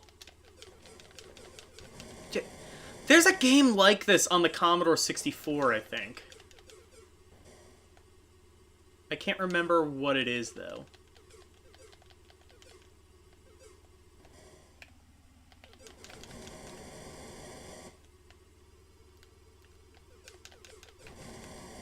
Oh, I see. So up and down make you go faster or slower.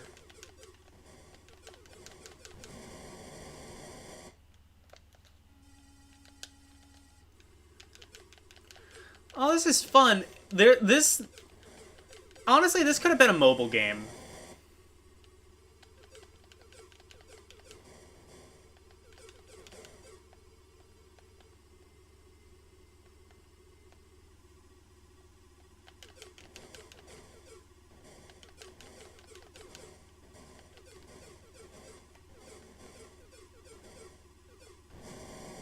This could have been a mobile game from like 2010. I would have played it. Whatever high school senior they ripped this off from could have made some bank, and then someone could have stole that idea and then like not credited them.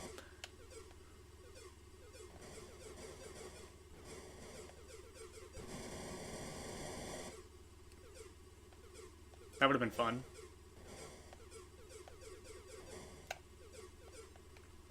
Now we're getting into like the games that I actually enjoy playing. Like the ones that either are simple enough for me to understand or complex enough for me to get some sort of enjoyment out of.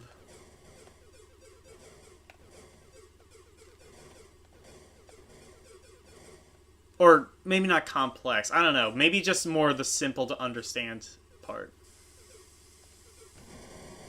Whoa, okay.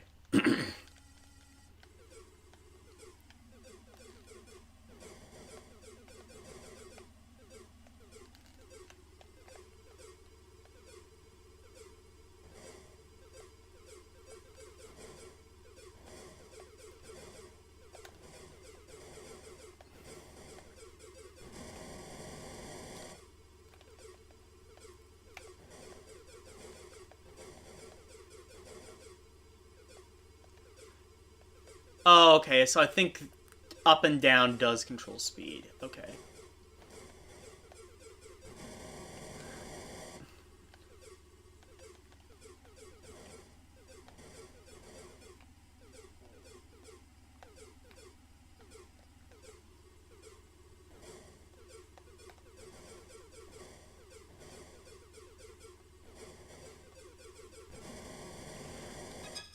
Okay. That's actually pretty cool. That one I might play, like, more on my own time. That could be fun. I find all the... okay, simple, yes, but, like, there's a difference between simple and fun. Like, Tetris is simple and fun. Combat is simple to the point where it's just, like, you'd rather go outside and play than play it.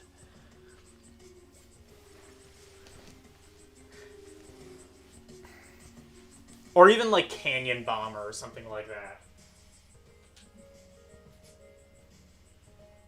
Centipede! Yes! Okay. We gotta play Centipede.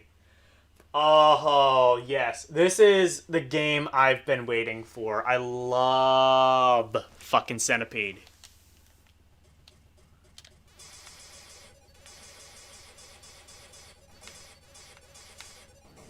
Oh, shit. That's weird. Okay.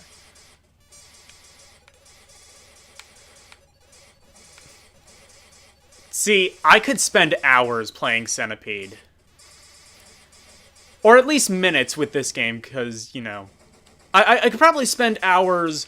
So, I don't remember if he said it in my... I don't think he said it in my stream, but he mentioned it in one stream.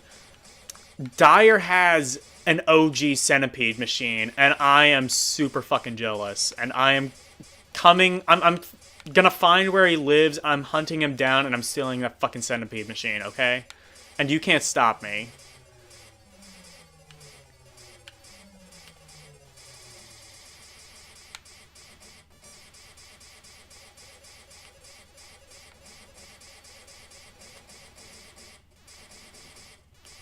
But you do not understand how much I can get addicted to fucking Centipede.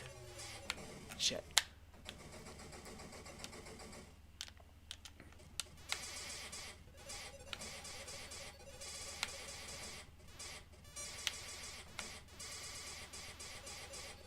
Now, I'm sure Dyer would just let me do it, you know.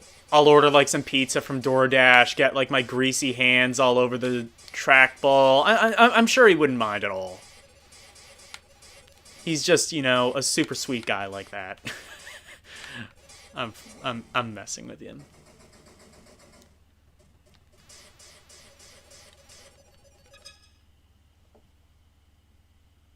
Such exciting level design. Like, go right and... Oh, okay, but, like, this game is just, like... It's simple, but it's addicting. Again, it's like Tetris.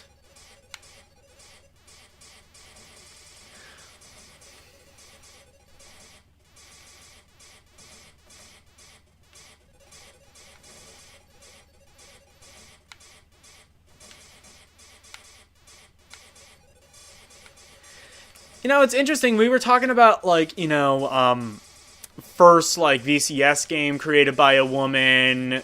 This was the first, probably, arcade game created by a woman.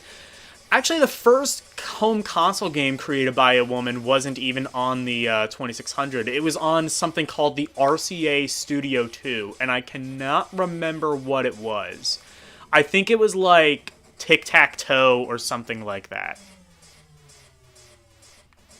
I was always terrible at Centipede. I can get pretty decent at Centipede.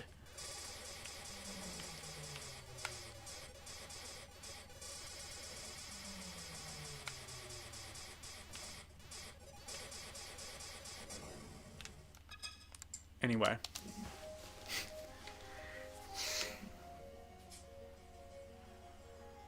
Missile Command. Oh, this is on 2600. Okay. See if this is their version is... Okay, I can see this one better.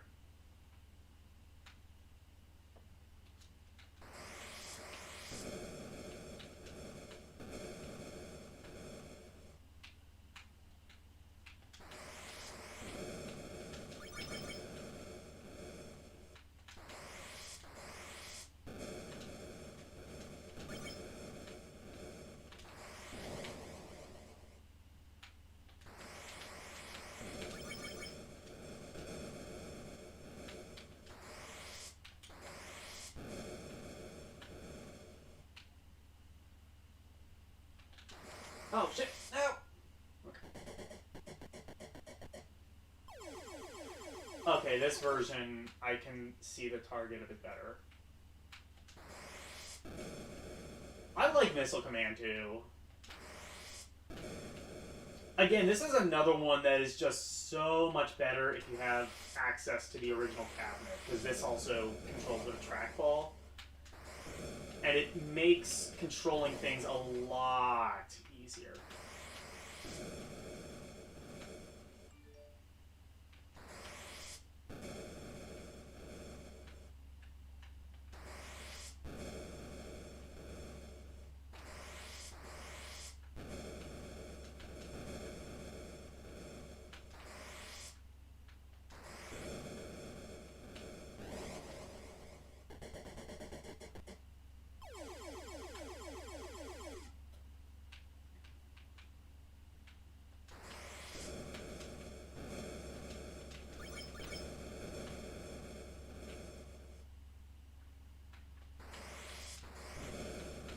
Hydrothermal nuclear war.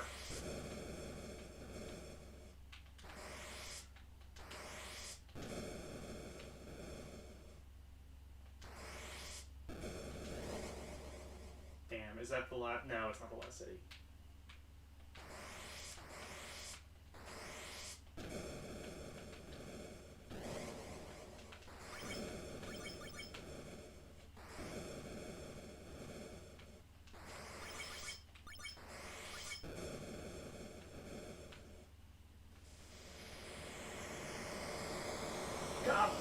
Boom! Okay. That was fun. I like Missile Command. I'll always be a fan of that. Super Breakout on the Atari. I don't know how I feel about like having both the original and the 2600 versions, but I don't know. It almost seems like you're kind of like padding out, like, oh, this has over 100 games, but like,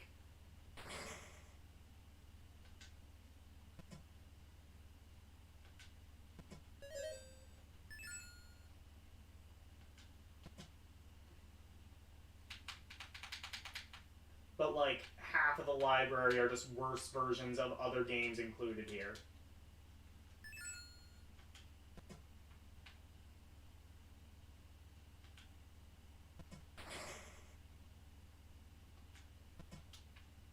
Yeah. It's Breakout.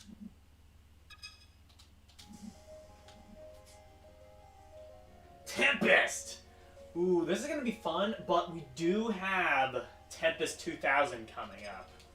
I'll play this a little bit, but I'm really excited for Tempest 2000. The Jeff Mentor Atari Jaguar game, which is kind of hard to. China won. Yeah, it'll happen.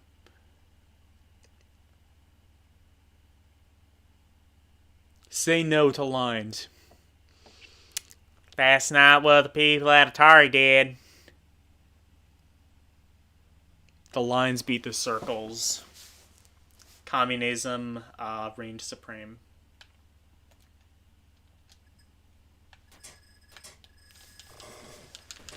Oh, God. Wait, hang on. Okay, I need to, like, reset that, because, again, my TV is doing that stupid thing. Okay.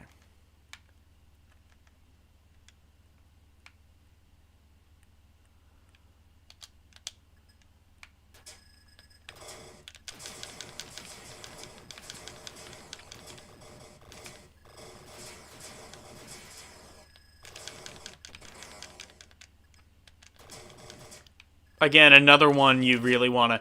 Atari really kind of, like, pioneered the different ways that you could control an arcade game. That's the thing I love about Atari games specifically. Is that, like, one game you might control with a trackpad, one you might control with, like, a rotary dial, one you might, like... Yeah, a lot of arcade games did that, mainly because Atari kind of pioneered the idea, but, like, that's what I like about arcade games in general, is just all the weird ways you can use to control it.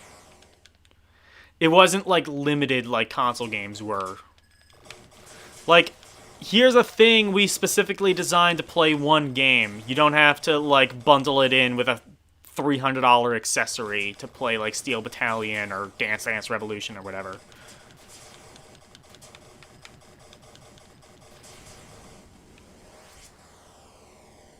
And Tempest is just a really fucking creative game. Like, Like, who comes up with shit like this? Who at Atari was thinking, like, okay, so let's have, like, a whole bunch of, like... Let's have, like, a rotary stick that you can use to, like, shoot in a circle and, like, shoot at, like, other... It's just, like, how do you come up with an idea like this? How do you pitch an idea like this? This was a game that existed very transparently before focus groups were a thing.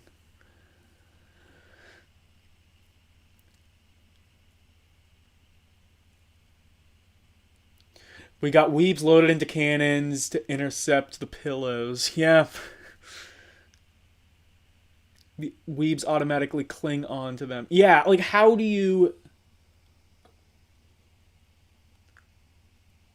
Colors on black are the easiest to see though. Yeah, but like my TV like does a thing where it like makes everything super dark when it's mostly black. Um Warlords, we already did that. Well, no, we didn't, but I very Demons to Diamonds. I've never heard of this one. An unusual firing mechanism. Brother, like, all of these games are just, like, batshit insane. You don't need to tell me that. Hold the paddle controller's buttons to determine the length of the laser. Okay. So it's like...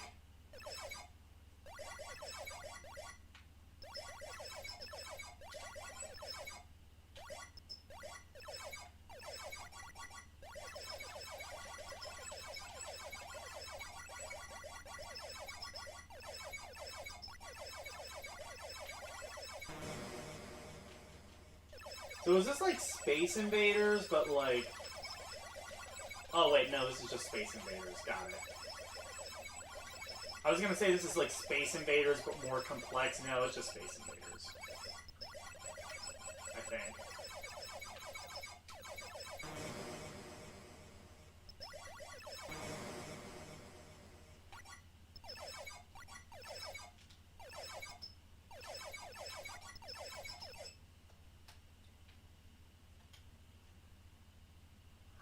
I just realized, oh wait, no, that's difficulty. I thought it, like, reset the paddle for a second.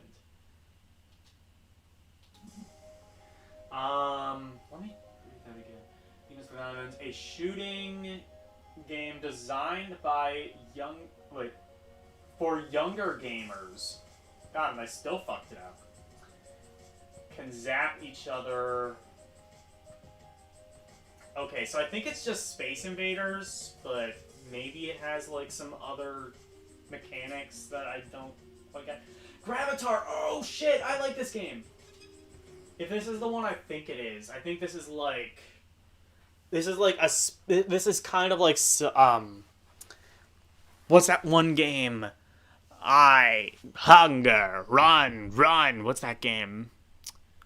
Sinistar! I should know that. I actually played the original arcade. But, yeah, this is that.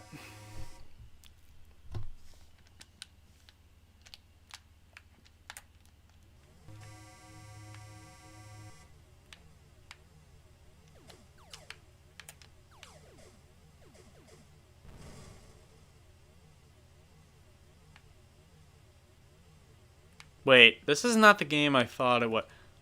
Is this just asteroids?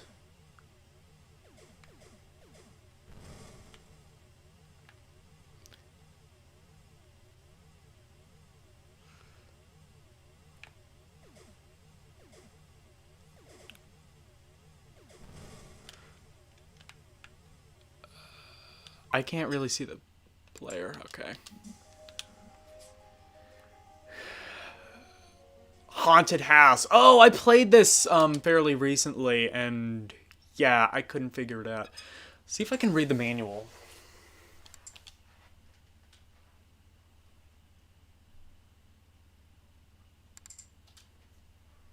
Maybe that'll explain it.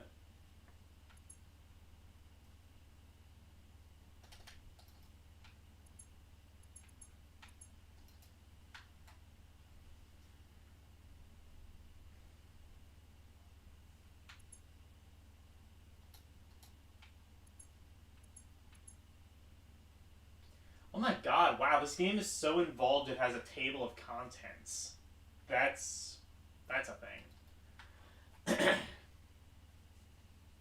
To this day, okay, that's a story.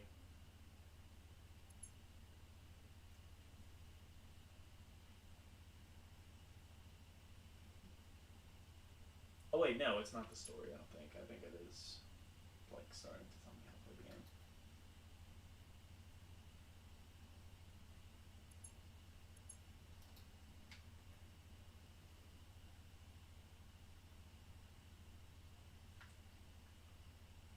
No, okay, I think that's just story.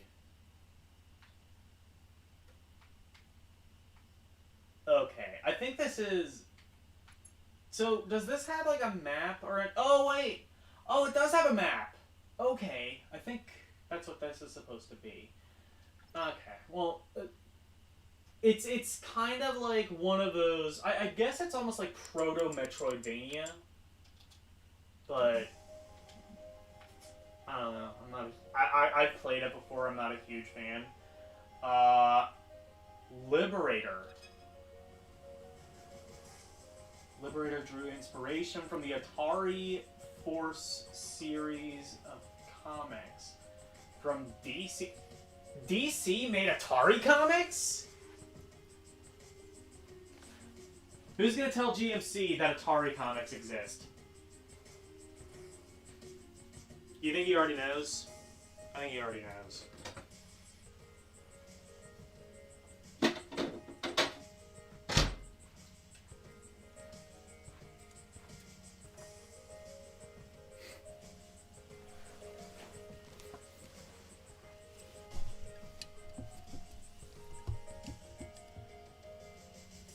Lavon, how are you?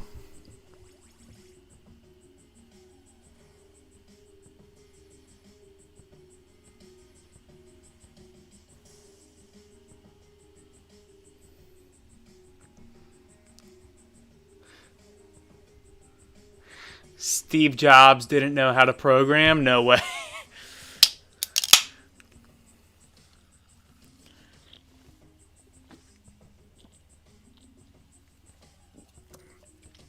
I mean, from my understanding,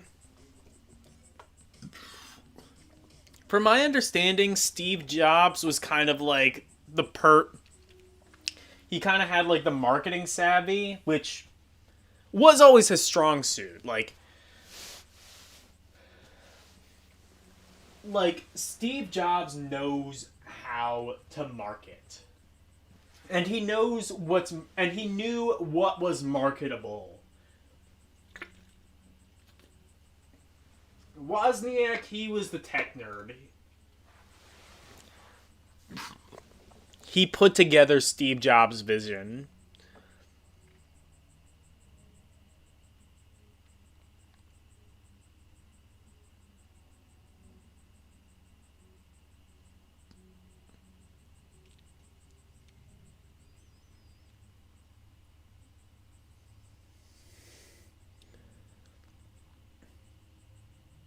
His closest colleagues, that he never wrote code himself. Yeah, Steve Jobs never... I mean, Steve Jobs was a CEO. He had, like... Yeah, Steve Jobs... Well, actually... No. Steve Jobs could write code. Like... I mean, he wrote Breakout, for God's sake. Just on this collection, he was the one who designed that, sold it to Atari, and they basically stiffed him, just like they stiffed everyone. But, yeah, Steve Jobs wrote Breakout. He knew how to code, he just, you know, like, he was an ideas guy, and there's nothing necessarily wrong with that. If you're an ideas guy and you have the proper tools at your disposal... in Steve Jobs' case, it was Wozniak, but if you have the proper tools at your disposal, there's nothing wrong with just being an ideas guy. Ideas guys, as long as the ideas are practical, which sometimes they weren't in Steve Jobs' case, yeah.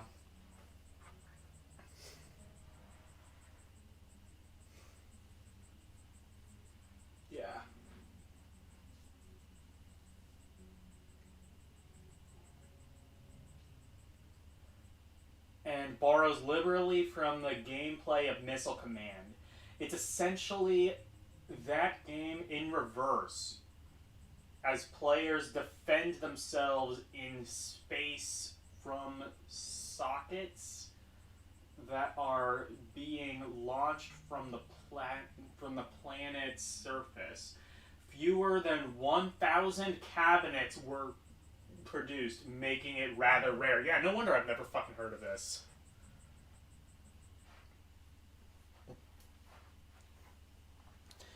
Actually, I think like right around this time would have been like when the video game crash was happening, so.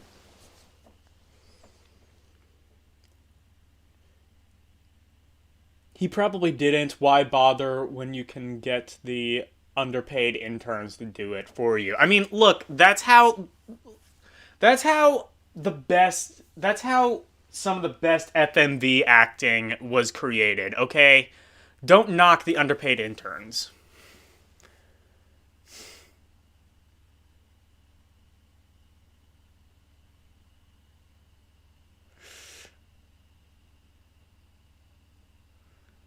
I can write Breakout. Look, Breakout. Okay, who's gonna ban Wolfpack? Wolfpack needs to be banned for war crimes at this point.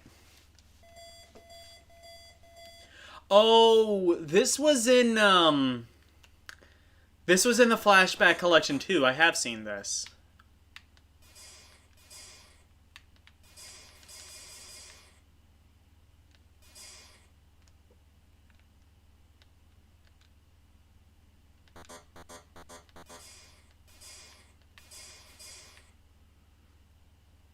And just like that, I can't really see the target anyway.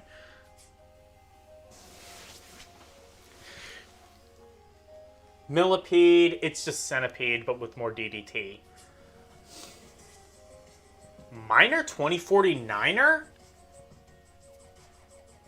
What is this on? Atari 800? This isn't an Atari game.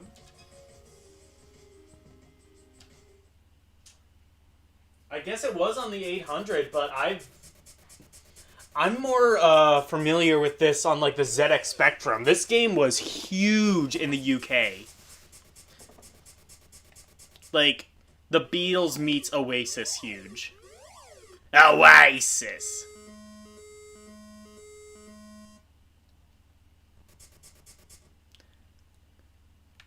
And essentially, yeah, it's just...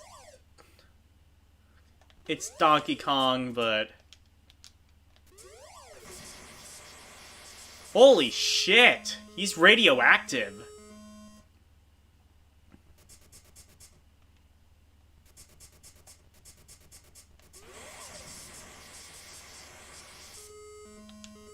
I don't think there's a shoot button.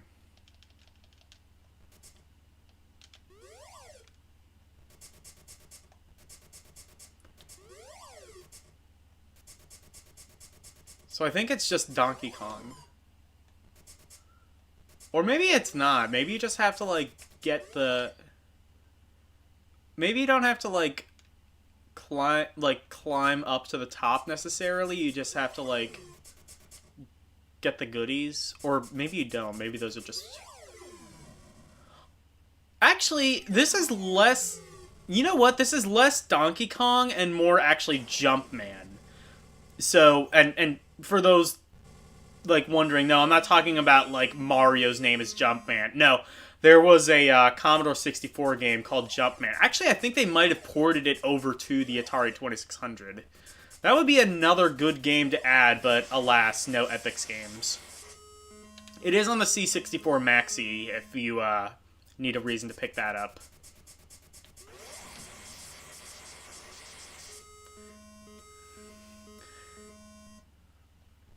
The National Weather Service.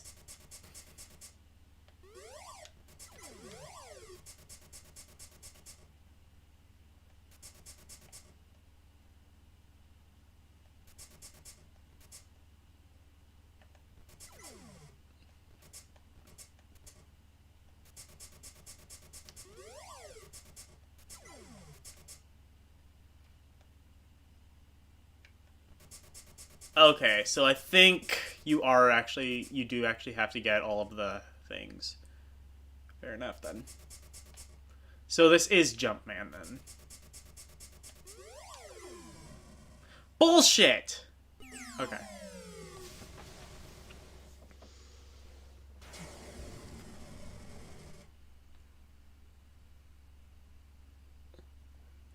Look, it's Raiders hat.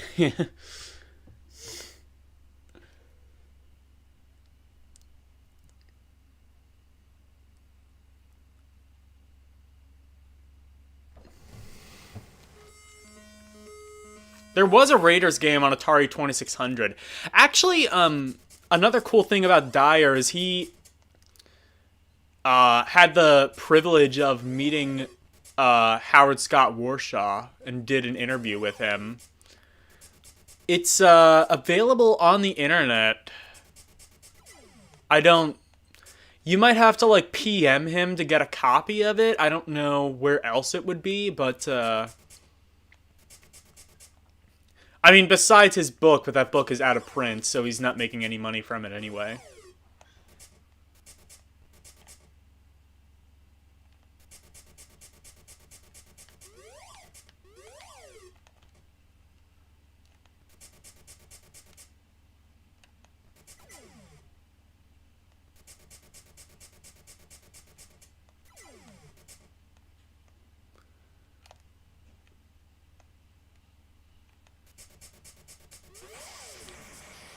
Oh, shit.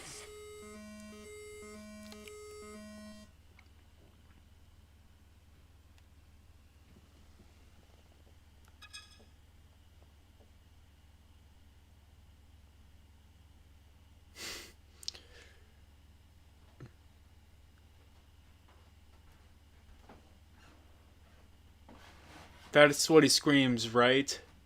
Saggy, Kamiya, Scott, Baio. Yeah, no, that's his catchphrase, yeah.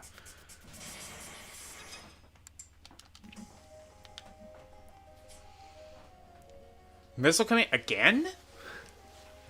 Is this Missile Command on the 5200 or something? Oh, okay, yeah, it is. Let's play Missile Command again! Well, kind of briefly. I mean, it's the Atari 5200. Actually, the ironic thing is that the Joy-Con, if you play this with the Joy-Cons, it's the only thing that even, like, belongs in the same sentence in terms of shitty build quality, like with the Atari 5200 controllers.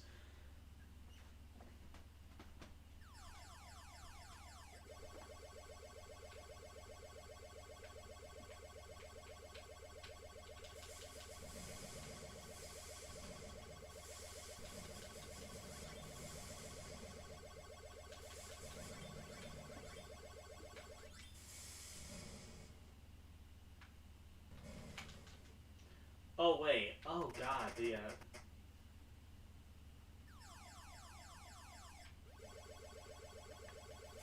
Oh, I see what the problem is. It's like...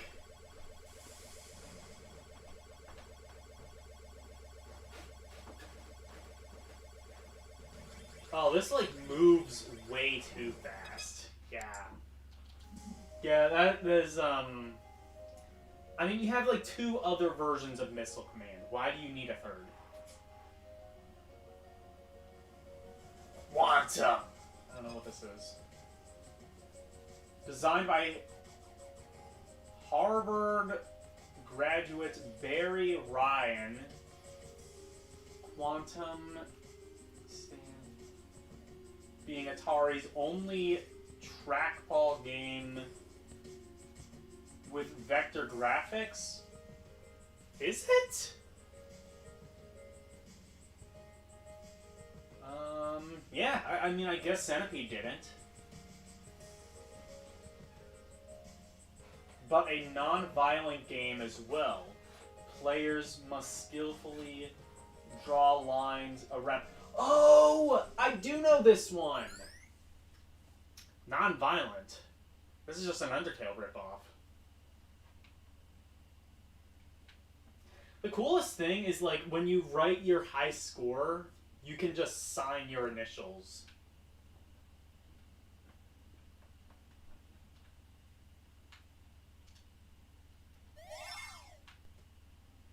It's kind of cool, actually.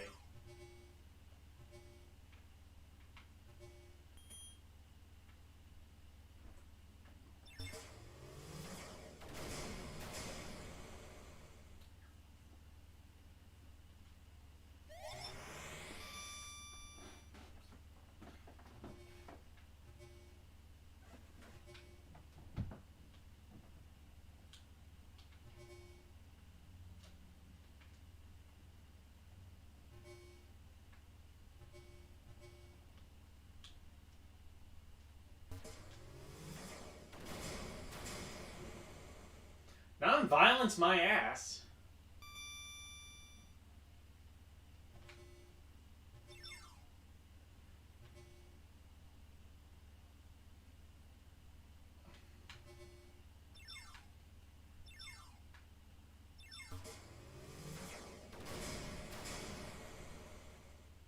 That's extremely violent. Just because you can't see the blood and gore doesn't mean it's not there.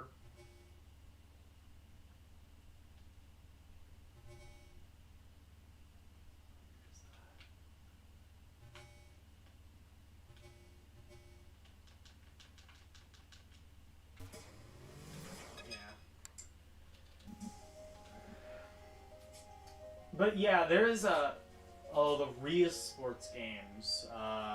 Baseball.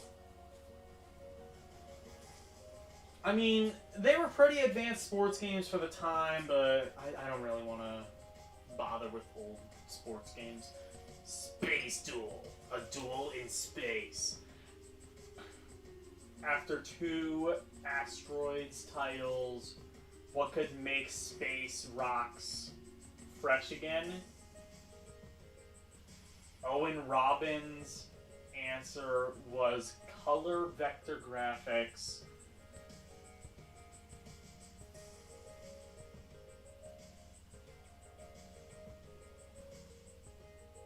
Geometric shapes.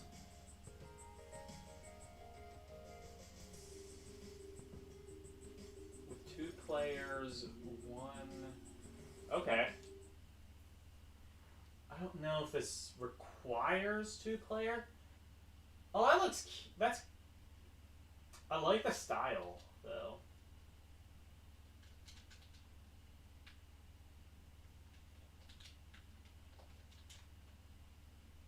Oh, I think this does require 2 players. Never mind. I like that graphic style, though. That's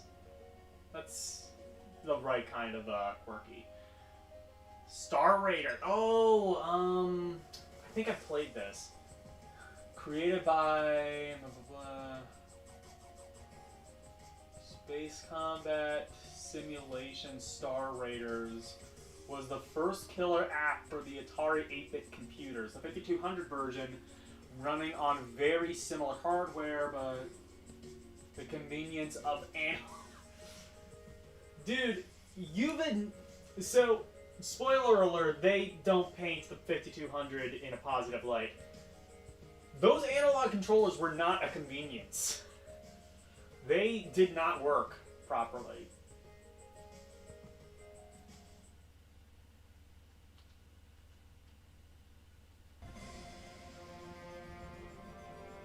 What the fuck?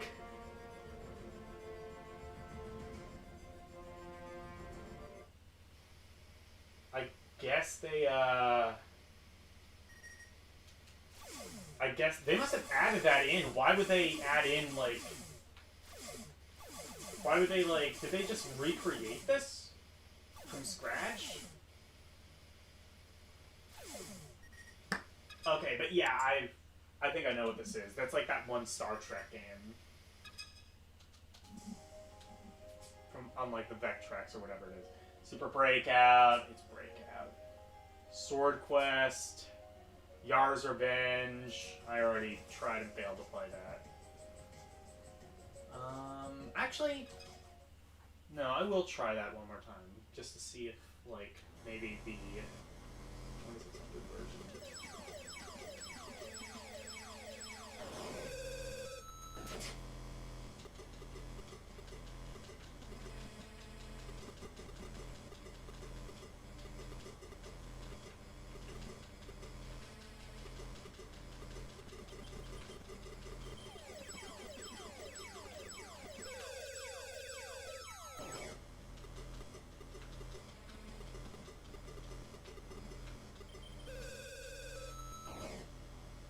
Okay, I think I can actually figure this out somewhat, though.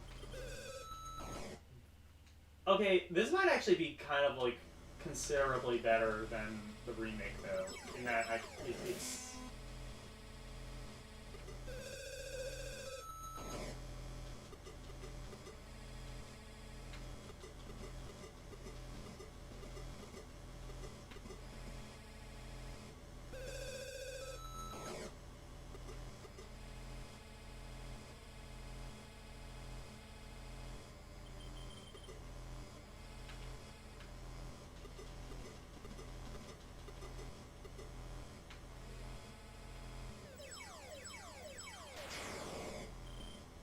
What?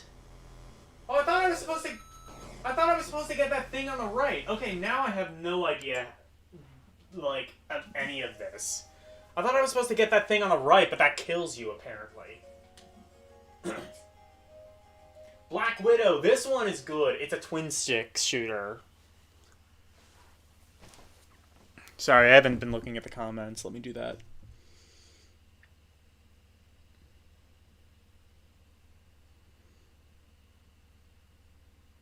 Done at work. You guys have just like gotten into your own conversation. Fair enough. I haven't been reading at the comments. I've kind of been like looking at the TV.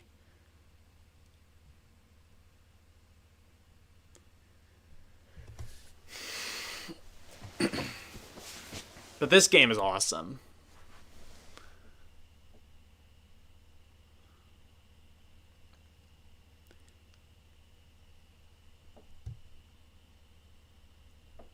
Yars did not get his revenge.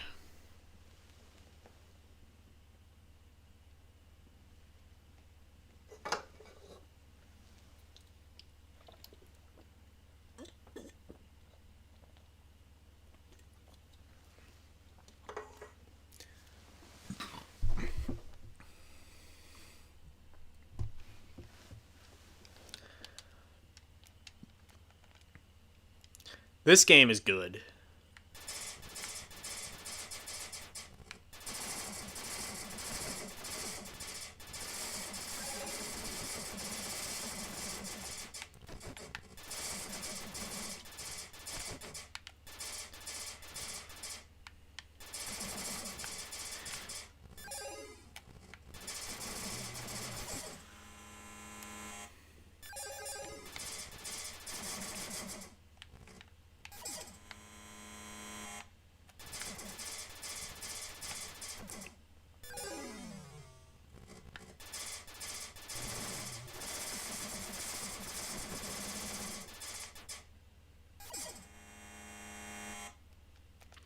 Okay, let's do that again. I like Black Widow. This is a fun game.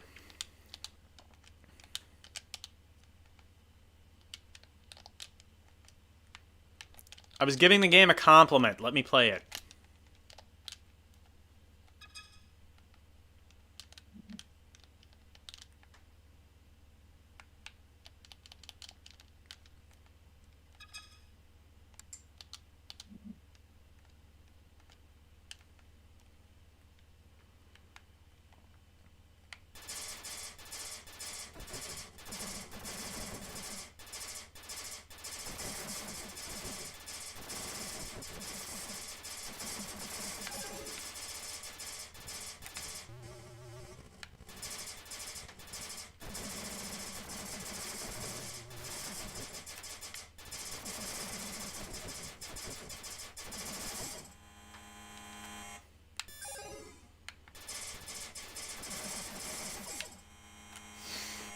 I don't know. Am I having like too much fun with these games? Because like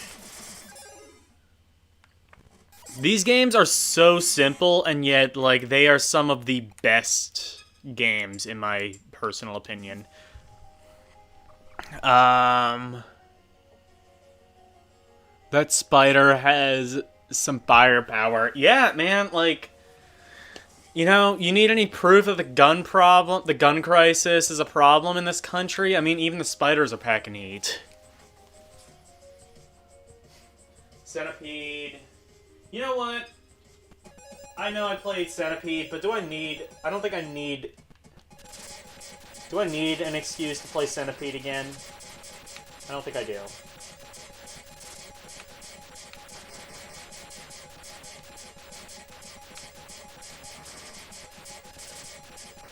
Now, I do think Atari made a trackball controller for the 2600. And I'm not sure if Centipede was actually compatible with it, but it should be. Anyway, it's Centipede.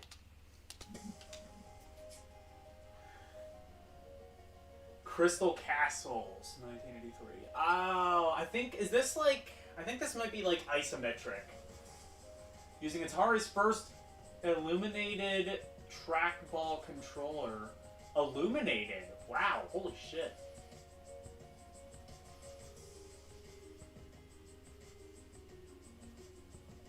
Steel, Bentley Bear, around... Oh yeah, Bentley Bear was like, for a little while, kind of like the mascot of Atari. Like the Mario or Sonic of Atari. Before either Mario or Sonic really became a mascot.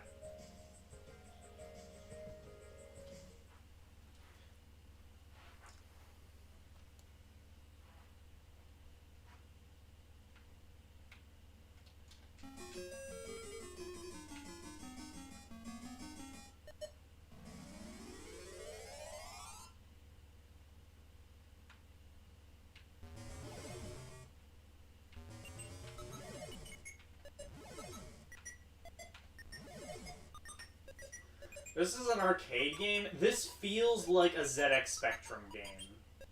In the sense of, like, one, it's isometric, and two, it just, like, has that feel to it.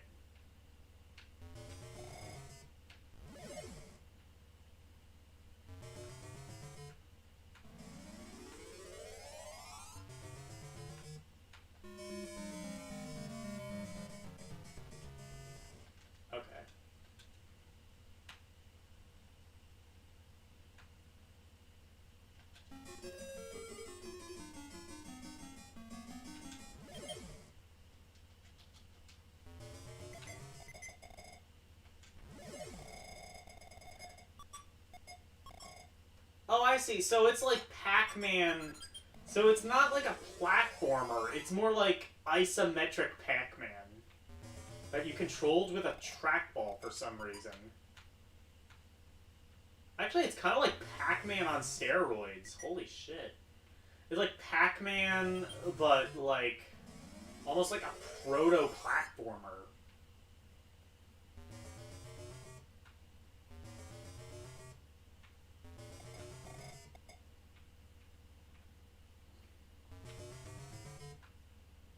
It's an interesting idea. I'm surprised it didn't really... Well, I say I'm surprised it didn't... I'm surprised it didn't catch on, but... What, 1983, that would have been... Yeah, right at the ass crack of the video game crash. That's why it didn't catch on. Boot fight! Okay. This is actually a game that I've had on the list to play for ROM Roulette, or for Romperie, for a while now. Yeah, isometric Pac-Man.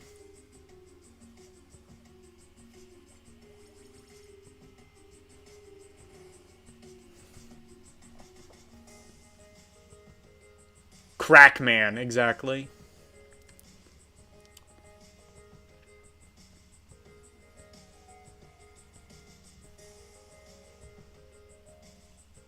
But yeah, so they don't have, so they didn't have like any like Epic's games. They did have some third party. So this was actually, let me see if it will actually say the same thing. General Computer Corporation created the whimsical action game Food Fight, in which, okay, so it doesn't... GCC's unlicensed missile command upgrade. Really? I didn't know this was an upgrade board. I guess that doesn't surprise me.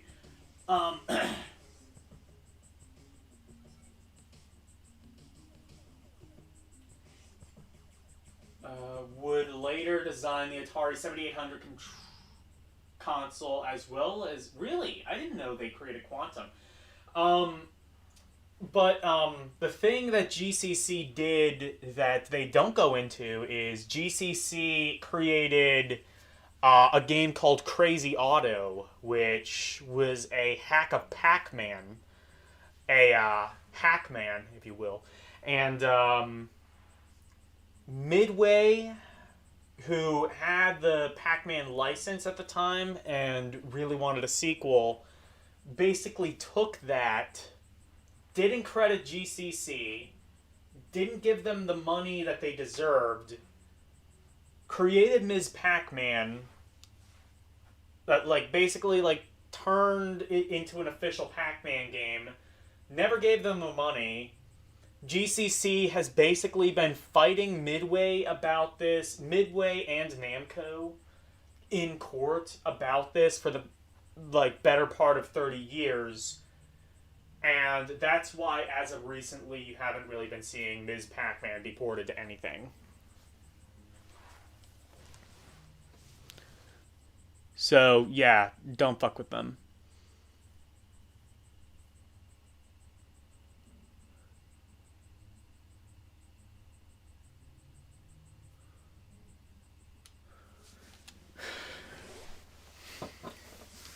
But this game is really fucking good.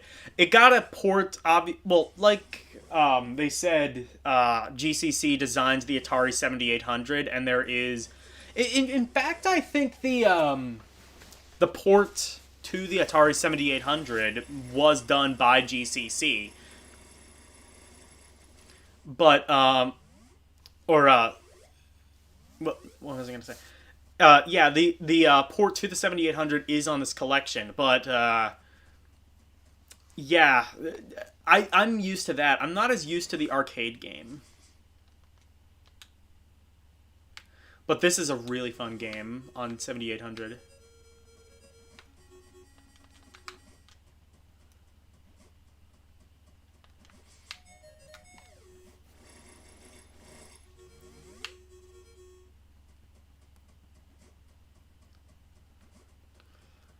And I don't know if anybody has made the joke yet, but no, there is no Charlie Sheen. There is no Brand X.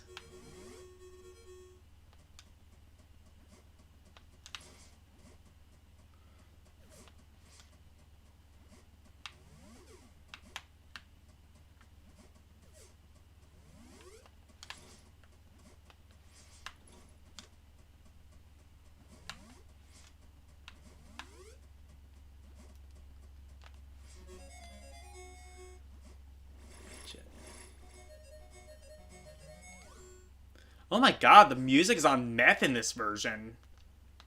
I'm used to the Atari 7800. It's not that fast.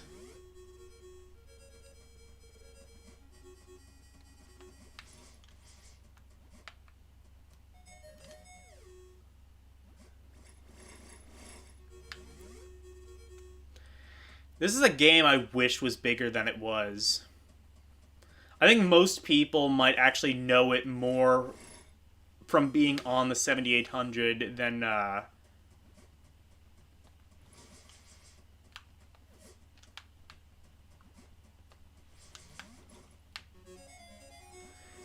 the actual arcade version.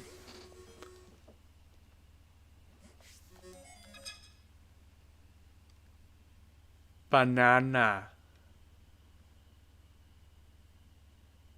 It comes full circle. Yep. Like a paddle controller! Okay.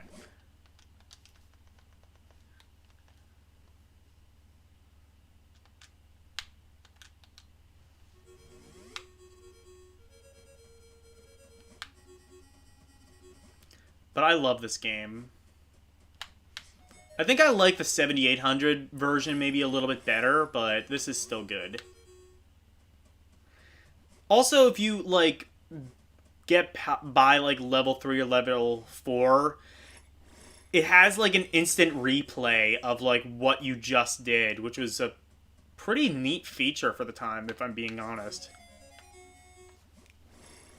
Of course, you actually have to be, like, decent at the game in some regard, but, you know, they can't help with that. Okay, I'll play... I think the 7800 version is on here, so I'll play that a bit once we get to it.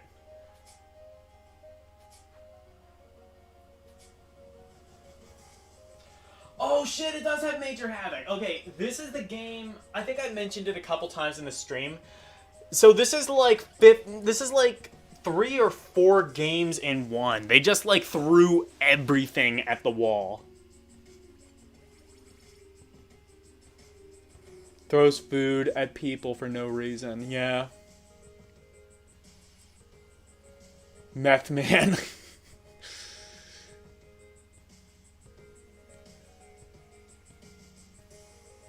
You're going on soon? Okay, well, if you're still on by the time,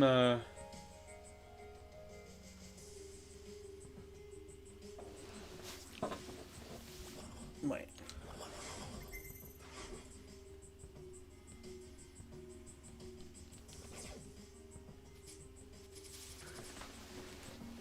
Wait. Oh, okay.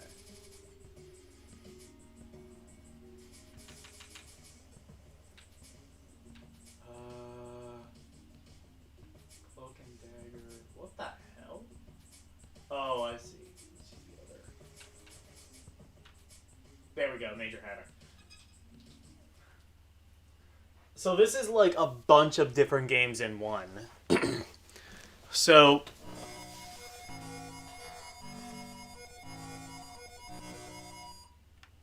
whoa, emulation is not the best on that, but yeah. So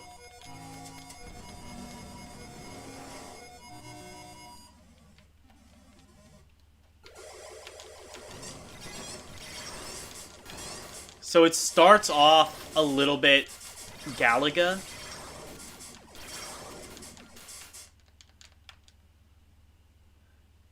And then it becomes Lunar Lander.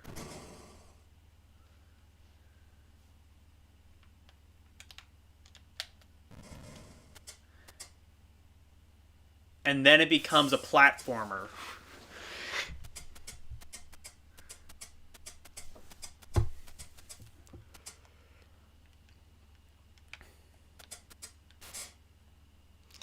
And it actually has really fucking fluid animation. I like it. I think it's pretty cool. That said, I don't really know how to get anywhere in this game. There we go. But yeah, look at the neat, like, animations. It's almost like kind of like... It almost reminds me of, like, Prince of Persia rotoscoping.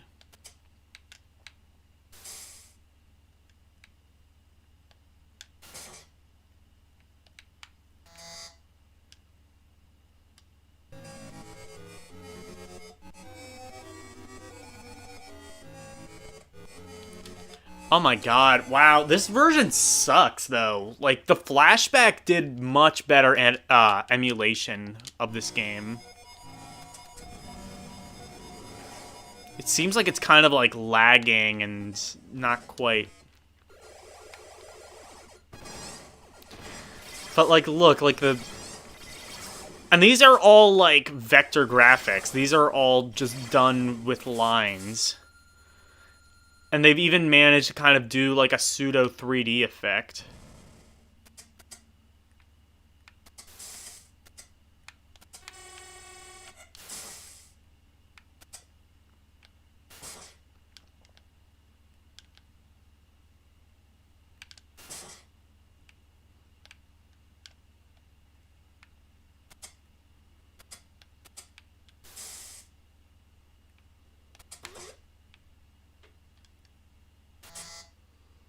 Oop.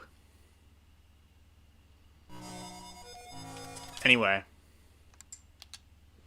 That's Major Havoc. There might be other gameplay styles to this, but I think that's it.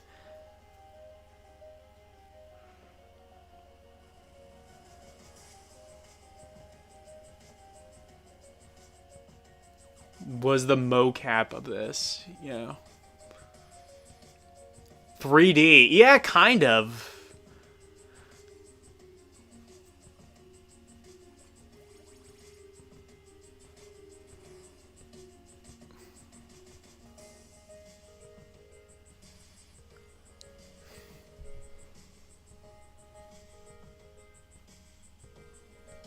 What about Private Havoc or Captain Havoc? I believe Captain Havoc was actually the porn parody of this game.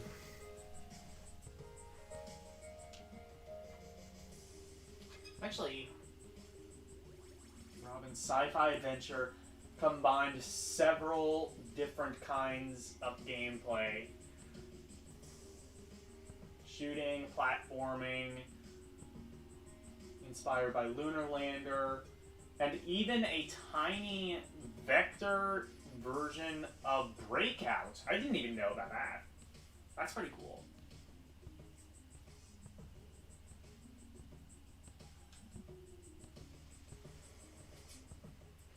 Minor 2049 error. That was on 2600? I didn't even know that. Whoa, that actually looks... Wait, 2600?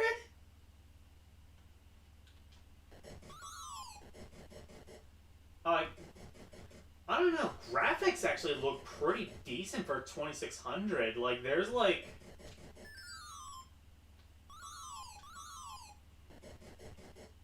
Sounds about on point, but I mean, like, look, there's like actual texture. Like it looks like you're like going on like wooden logs or something, like climbing up like a wooden plank or something. But yeah, that actually looks pretty good. I'd argue better than the original PC version. Quad Run. I think. Oh no, wait, no. This is like one of those games that's like hopelessly obtuse. The first VCS game with synthesized speech, Quad Run, was released in 1983, just as the game industry was starting to crash. Only 10,000 cartridges were produced, and most were sold directly to members of the Atari Club via mail, making physical copies. Okay.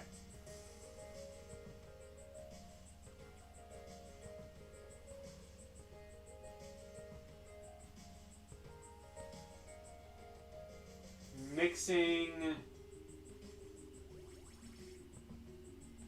elements of tower defense. Oh, if it's a tower defense game, then no wonder I can't fucking play it.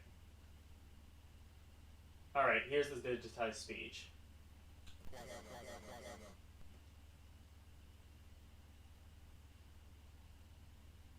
And that's a cutscene in 1983, ladies and germs.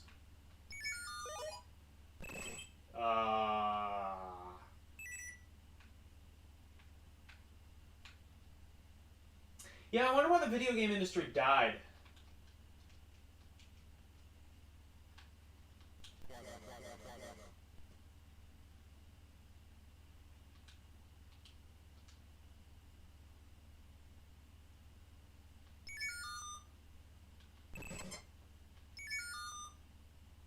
Yeah, I don't get it.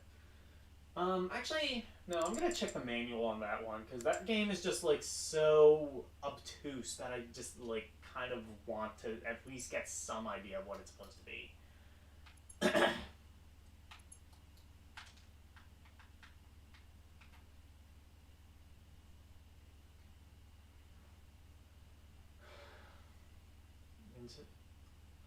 Yeah, if you haven't worked out how to insert the cartridge in,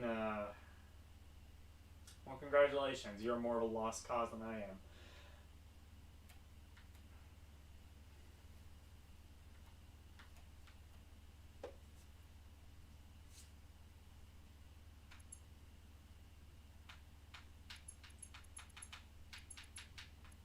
Was the manual only 3 pages long? God, they really were desperate for money back then.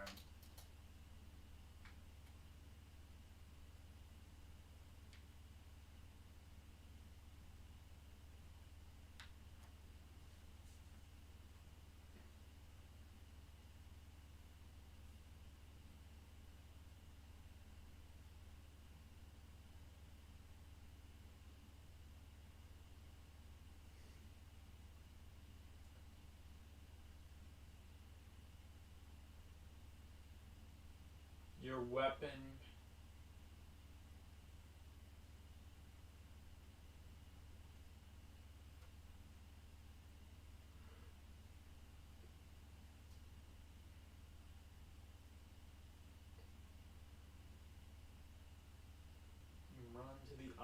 target sector to catch phaser. Okay, it's like a future sports thing. Even at its best, I don't really care for those types of games. Real Sports Soccer. Speaking of things I don't care about, Sword Quest. Those games are just like way too complicated for me to even begin to figure out. This one wasn't even released. Waterworld. I think what all that we have is just like a prototype. Bounty Bob Strikes Back.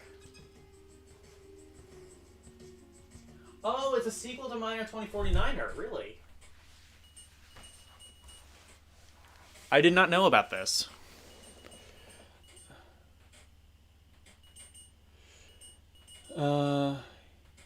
Hear the clear synth speech. Riveting.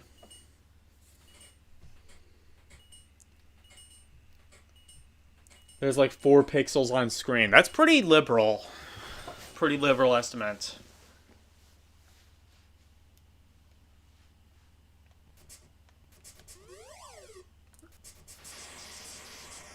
Yeah, this is definitely a sequel to Miner 2049er.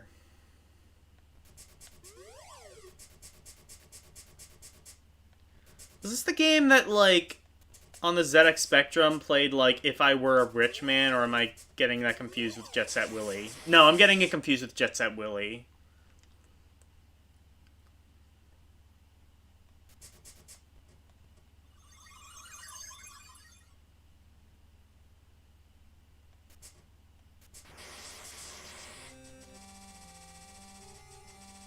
Okay.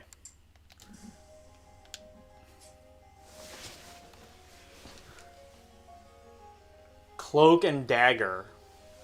Come on, when are we gonna get to, like, good shit, like Gauntlet? Actually, are we gonna get to Gauntlet? What is this? Loosely based on the 1983 action movie Cloak and Dagger, began as a project called Agent X. Cloak and Dagger. Has anybody heard of this movie? I never knew there was a movie called Cloak and Dagger. This movie was so obscure they didn't even, like... Yeah, it's based off a movie, but nobody gives a shit about this movie.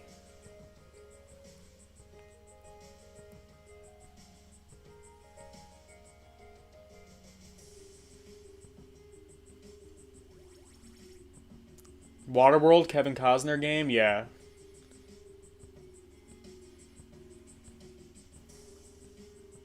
It is I, Agent X. Yes, I've seen it. Is it, like, is it good?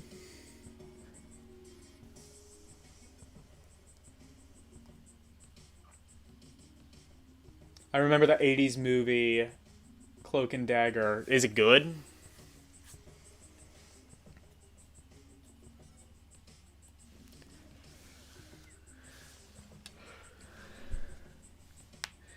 Yes, I have fond memories of it. Okay. I never fucking heard of this. As a spy, players must steal information. Must steal information? Holy shit. Are these spies or the Chinese government? Defeat robots. Yeah. I mean... Chinese government, more like they create robots, but an escape on the underground, to the underground layer before it explodes. Yeah, Chinese government. Anyway. So is this Donkey Kong? Kind of looks like it. Actually, kind of looks a little like Kicks. What? Oh.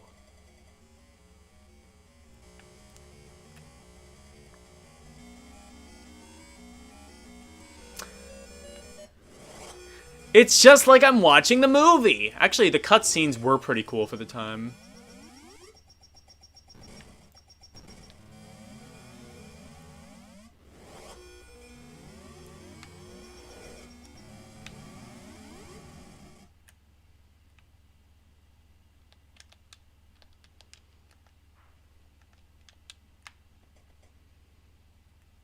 Oh, I see. So you can pick your own level. That's pretty cool.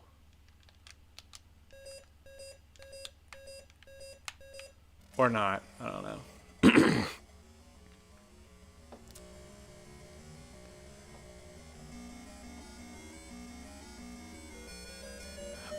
On how to be a spy? Okay.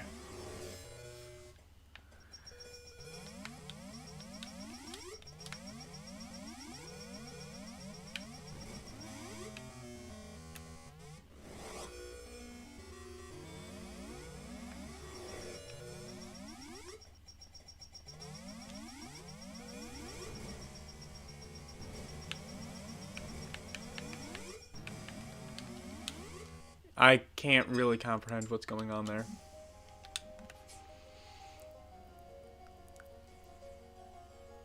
Crystal Castles. This one I think might be like a platformer. Oh yeah, this is isometric platformer.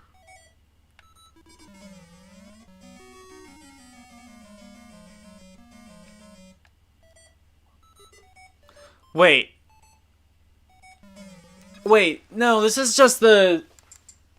This was that one game we saw earlier with the Bentley Bear. Never mind. What is this on? Oh, 2600. I mean, valiant effort for them to even attempt to port that over. I mean, like, they couldn't even get the real Pac-Man working properly. iRobot. I played this on a stream a while ago. This one is really cool. So, this is the first polygonal 3D game. And it kind of looks like it. It looks kind of like Star Fox, but ideally I would love...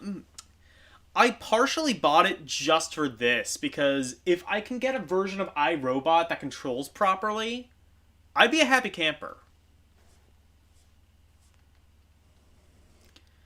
Because just, like, by... Like, the way that it's done... Ooh, actually, it does control pretty well. Yeah, so the goal, obviously, is to paint everything blue.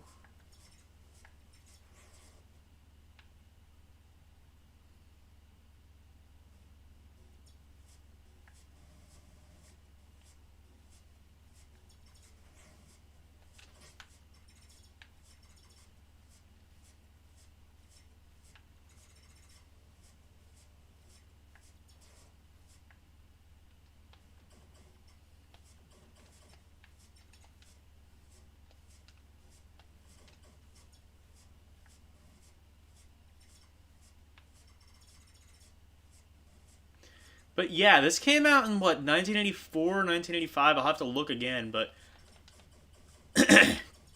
This game is super impressive for the time. It's so ahead of its time. That's the thing, like, I've argued before, like, Atari were really ahead of their time. They just sucked when it came to the whole business aspect of the video game industry.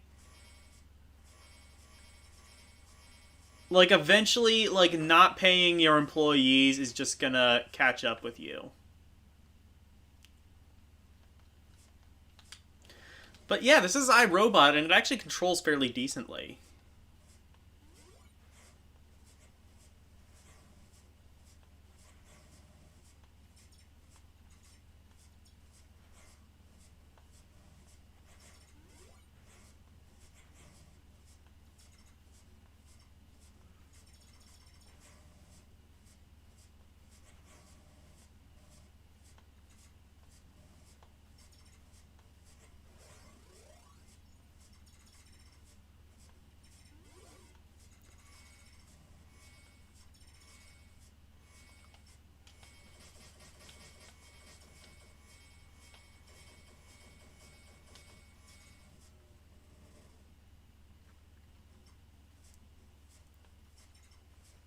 What did I miss? What haven't I, Oh, it's this. Here we go.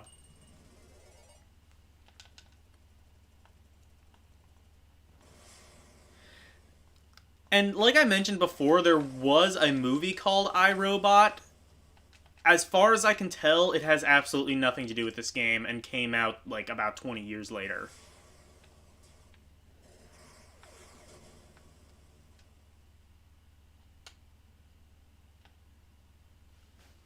But anyway, that's iRobot. I've played that a little bit on stream, and it's really, really fucking good.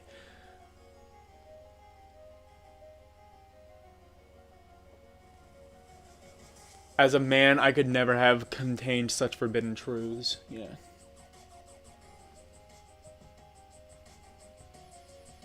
More like someone was, "Hi, robot! Got him! Ah!"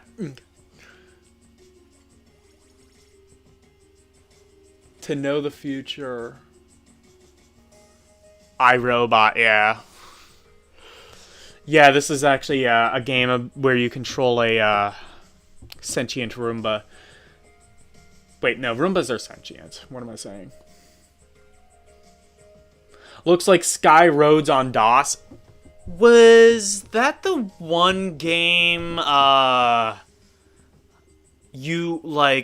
tried to play on ROM Paris, but I couldn't get it configured properly. It's like an endless runner, kind of, sort of like Proto Temple Run. Or, no, maybe I'm wrong. Soul Reaver. No, that's what I was thinking.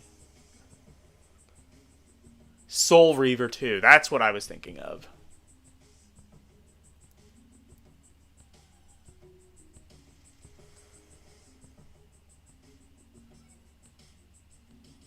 Have at you, and over 9,000! Yeah, fair enough.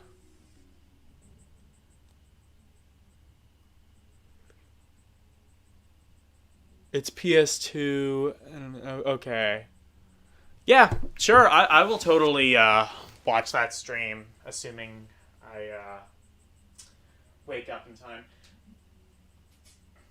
Millipede. On the Atari 2600, I didn't even know this exists. Well, I mean, well, fair enough. It's exactly as said on the tin. Bounty Bob Strikes Back on the Atari 5200. Asteroids on the Atari 7800. Now we're getting into 7800. Centipede. This is actually my favorite version of Centipede.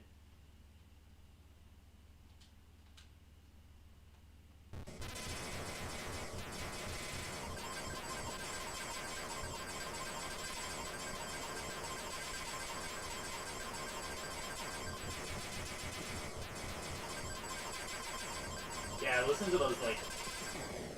Okay, whatever, it's Centipede.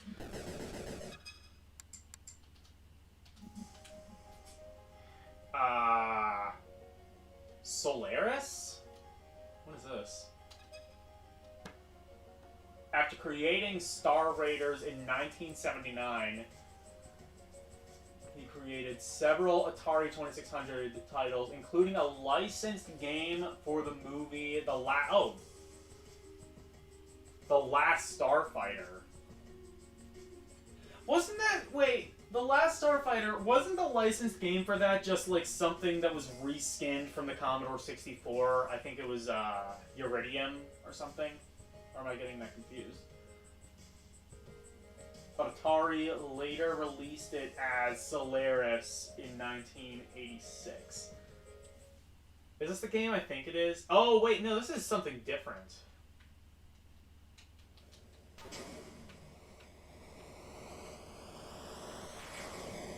Whoa, cutscene.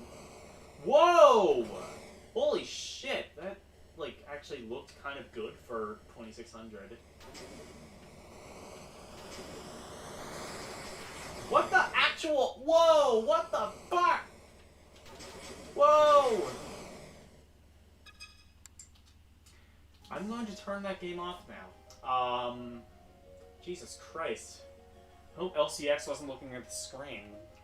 That would cause motion sickness for anyone. Jesus Christ. Real Sports Boxing, it's boxing.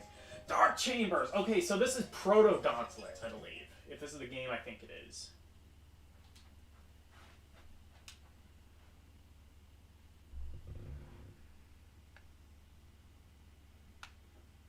Oh, wait.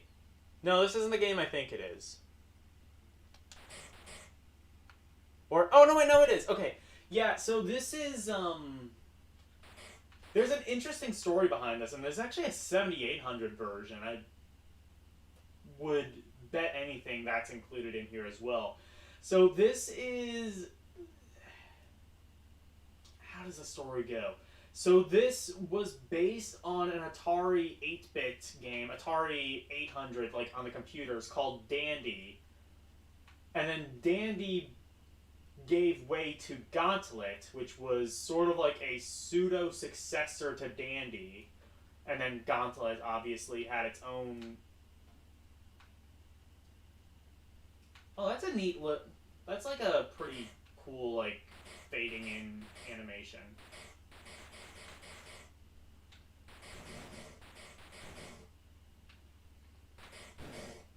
Anyway. And then later on, they basically ported Dandy from the Atari 8-bits to other computers, and then sold that as a spiritual successor to Gauntlet. So, basically, they had Dandy, which begat Gauntlet, which begat Dark Caverns, which is Dandy, but also a sequel to Gauntlet. Got that? Good. I don't either. Oh, here's the 7800 version. This one's bad. Whoa. Jesus Christ, loud.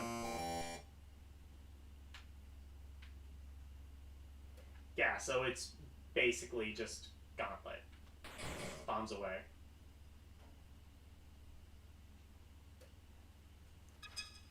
Let me read the comments.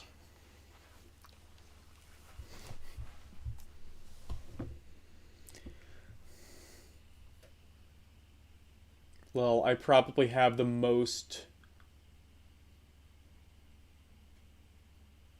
I see. Phone streaming on PC, yeah. Last Starfighter is another good movie. All I know about Last Starfighter is that the guy who directed it was it Nick Castle, I think. Nick Castle directed it, and he also played Michael Myers in the like first few Halloween movies. Like, I remember looking that up, and I was just like, whoa, that's a weird fucking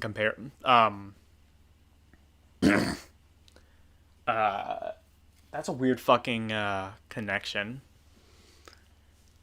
Who would have thought that, like, he would direct a movie, and...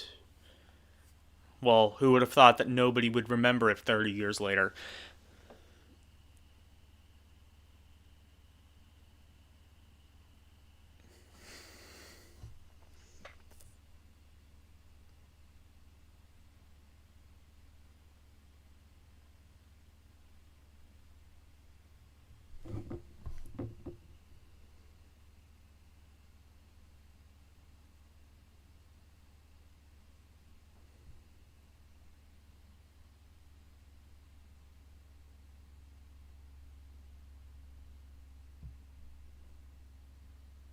Got a pun for that must replay. Must reply. Oh.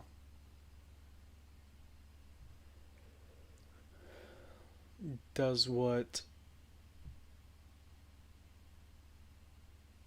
What?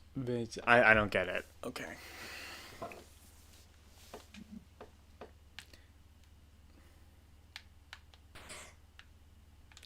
Actually, if they have this, but they don't have the original Gauntlet, I'm gonna be pissed.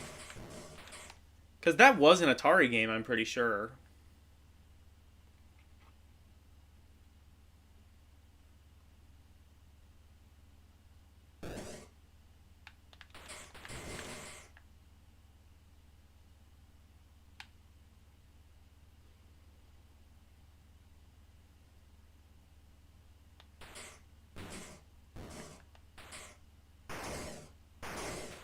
Actually, thinking about it, Atari might not own the rights to Gauntlets anymore.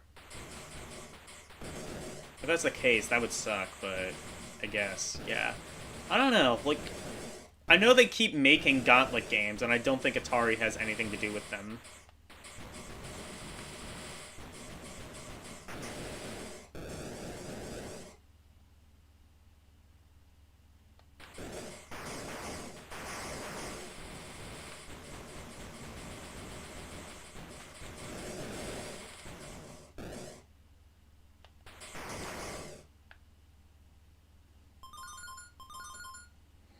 And we got the keys. All right.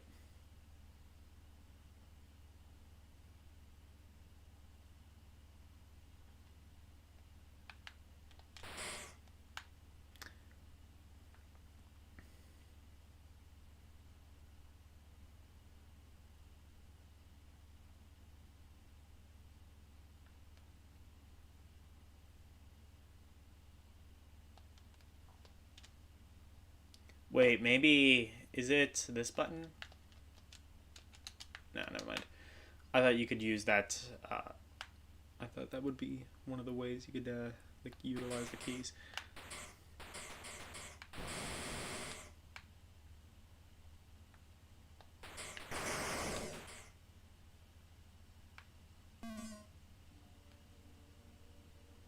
Shit, where's the exit? Oh, there it is, I think.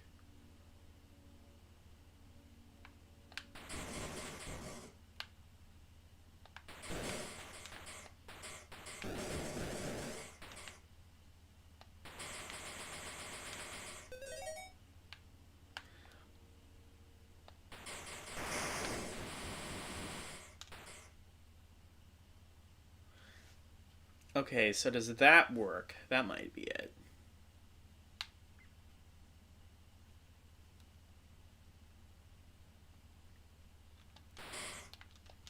Nope. Fuck. Oh, well, there's that thing. That seems like something I need to collect. That is probably how you open it.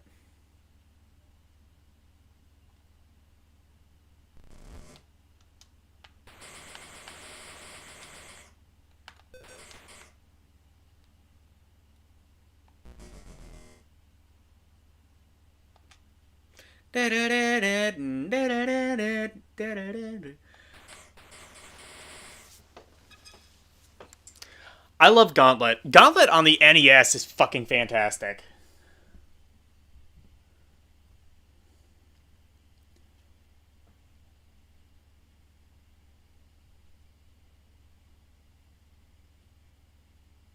His name is Lucas Goes? Really? Oh, I didn't notice that.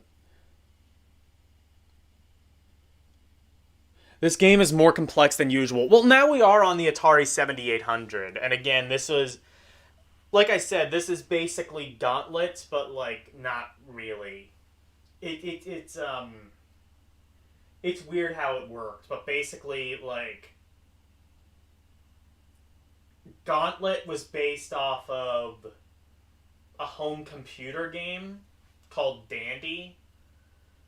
And then this game was more based off of Dandy, but they build it as a spiritual successor to Gauntlet. It's weird. Food fight, okay. Let's play the 7800 version, because I kind of prefer it anyway.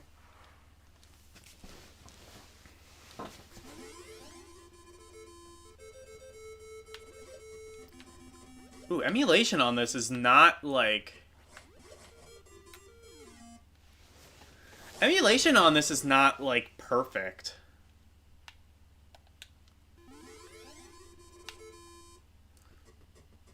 I think it should be, like, lower pitched.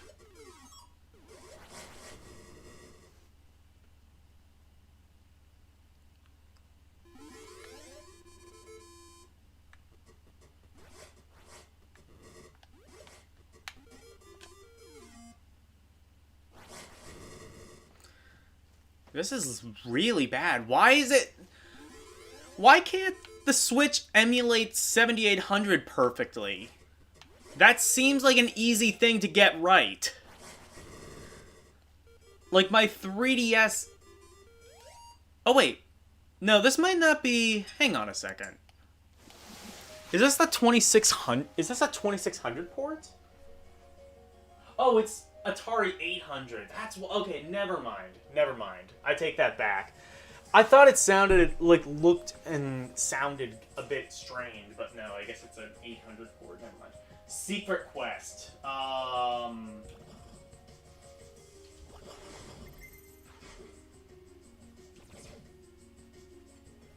Is this the game? Okay. So I have a history with this game, actually. So I've said this before, but I used to play like NES games online, and there was also an online 2600 emulator. And this was a game that I never knew. I always remembered this in the back of my head, but always thought it was like, oh, maybe this is just like I'm getting confused with like Indiana Jones or something weird like that. No. This game is one that I played and never knew what it was until this collection just came out. And I was like, I remember this game. I played it online. Secret Quest. This is a really fucking good 2600 game that came out kind of late in the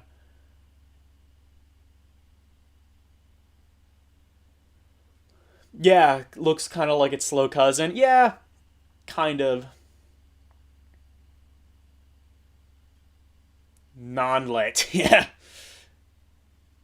Not lit. Yes, NES version is good. It really is. Like the music in the NES version. You know what? Next time I catch a VGM music stream, I'm gonna have to check it. I'm gonna have to request some NES Gauntlet music.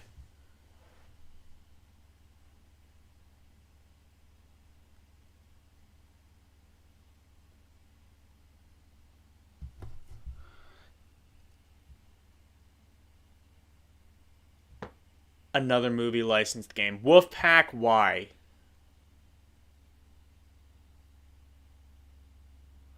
All of these are on the Pi 400. Yeah, I know, but I mean, like, the presentation, especially with this collection, I just really like. Especially, like, with the arcade games and shit. Like, you can play Pong with an original Pong arcade cabinet.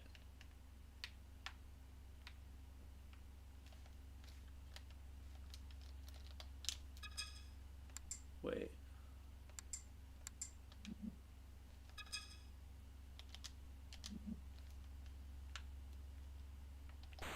There we go.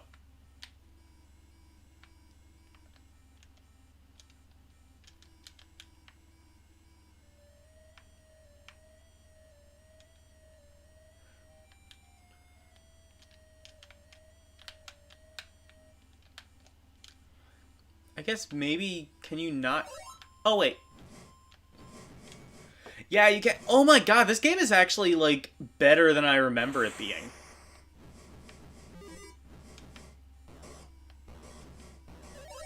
This game is actually more advanced than I remember it. Wow. You have, like, swords and, like... This game is actually pretty cool. Yeah, this was, like, my favorite 2600 game, and I remember at some points there were, like... You had to attack, like, capital letter E's. Oh, no, wait, no, never mind. That's what I remember now. Yeah, that's where they were, the capital letter E's. Oh my god. This was, like, partially why I bought this collection, because I wanted to play this game. I know I could just emulate it, but fuck you. This is, like, honestly, the presentation... This is... So, like, if more collections would do things like this, then I would not... I would be more in favor of, like, supporting the collections. You have, like, not only just these games and the presentations, but, like, all of the interviews and everything.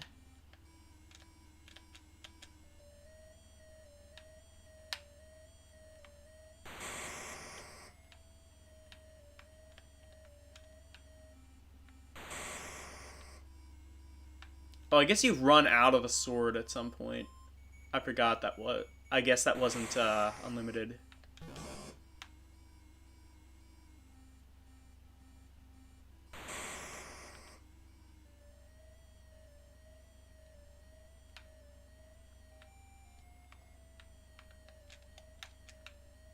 Um...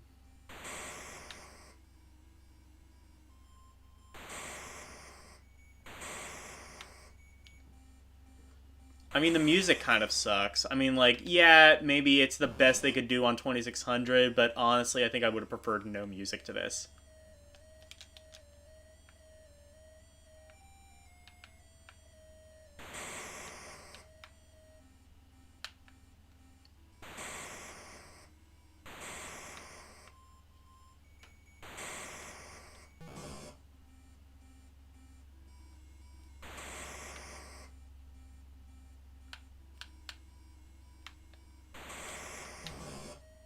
Anyway, I'm definitely playing that one more once I get the chance. This game is pretty cool. The damn E's, exactly. That's E-cyst.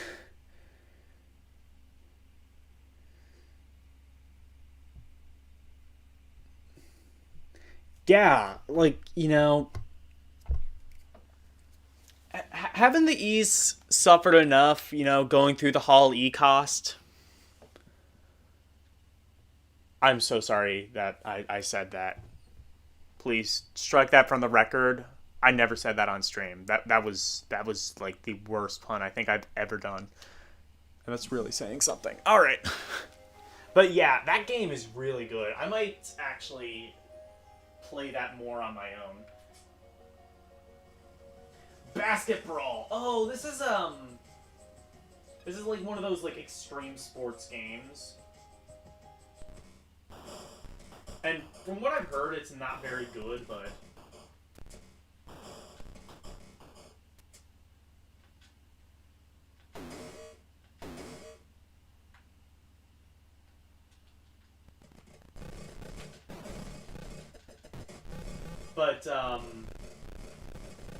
there was a Sega Genesis game that did a similar thing with football, I think. I can't remember what it's called. It's called, like, Meathead Football or Caveman. Caveman Football, I think is what it's called.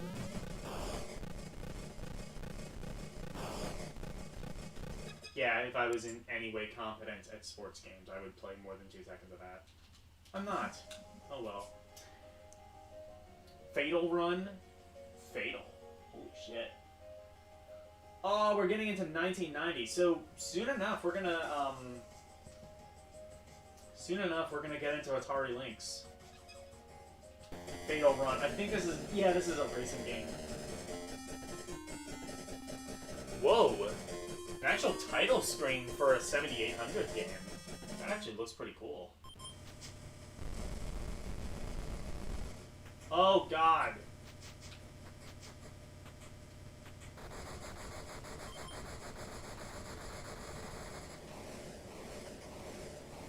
Oh, so that's how you... Okay, so there is a turbo.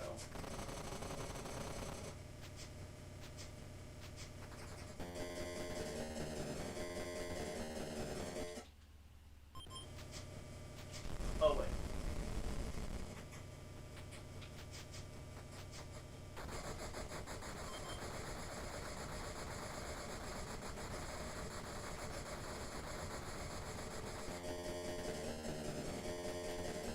I don't know.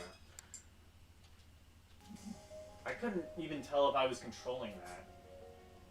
Here's Fatal Run for the 2600. Oh, dear God.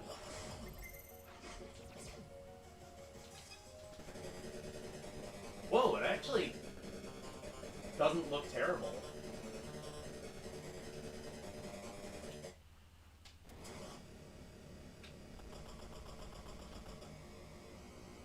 Okay, so it's up to accelerate. Well, it actually looks pretty decent. Oh, does it have... Oh, can you shoot people in this? Oh, it's road blasters! Oh, that is sick. Nice.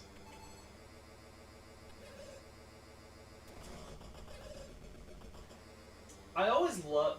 See, this is the kind of thing I live for. I live for, like, games on obsolete hardware that just stretch it to its absolute limits, and that is this. Like, look, you even have kind of like a pseudo-parallax effect. I don't know if it's entirely what it is, but it looks cool.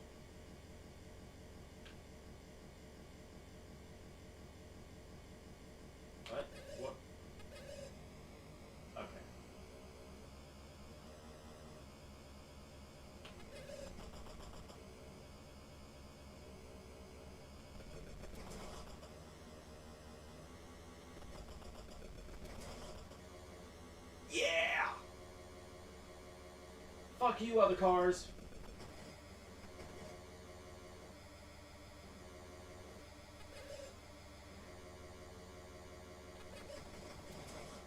Hi, Tupac. Bye, Tupac.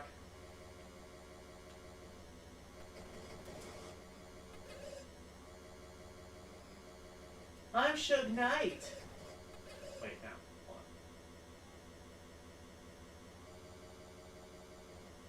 on. I'm Suge Knight. Now you're Suge Not.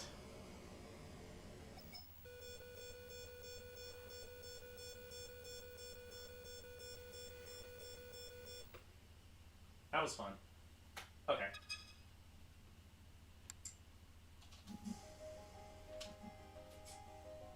Ninja Golf. That's a fun game.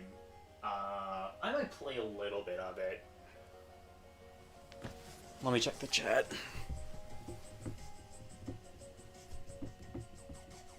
Miku Miku. Good graphics. Yeah, exactly.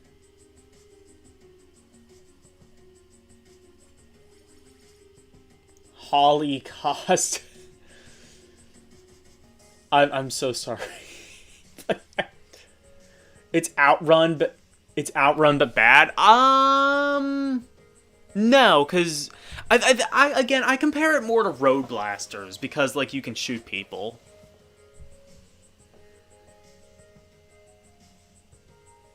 The Eldina Wolfpack is in no way affiliated with Eldina Productions. His views do not reflect anyone associated with Wolfpack or its subsidiaries.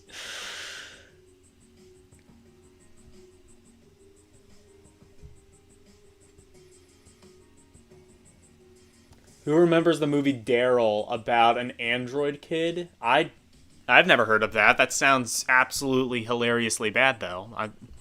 Actually, that sounds like Short Circuit, so I'd probably really enjoy it.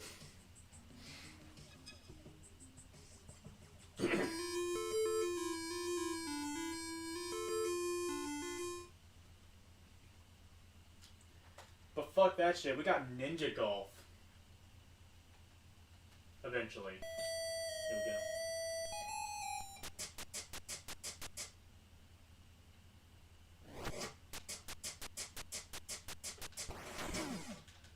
go. So this game is pretty fun. It's basically...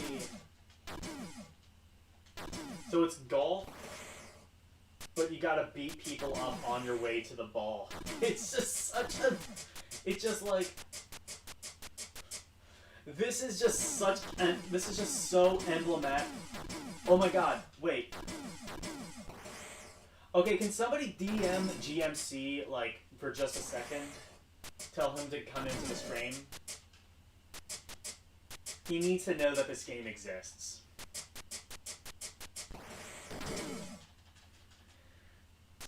This game is just so stupid and brainless, and I love it.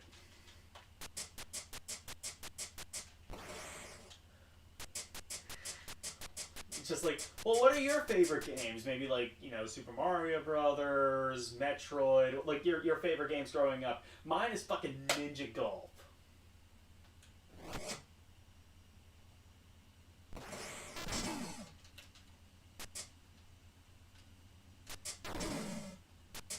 Only Atari would think to combine what, Kung Fu with golf, or Spartan X or whatever that game is called.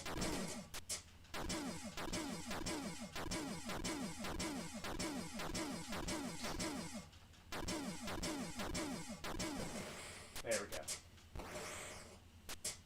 Hadouken! Oh, this game is just chef's kiss. With games like Ninja Golf, why didn't this beat the NES?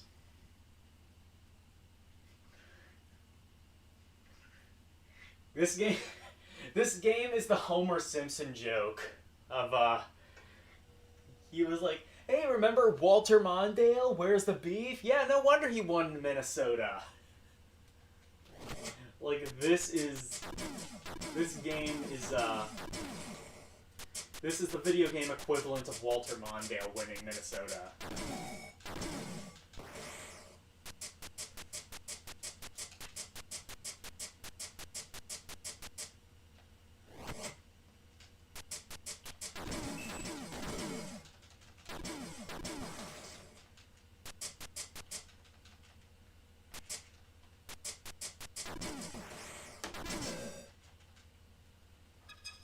Let me check the comments.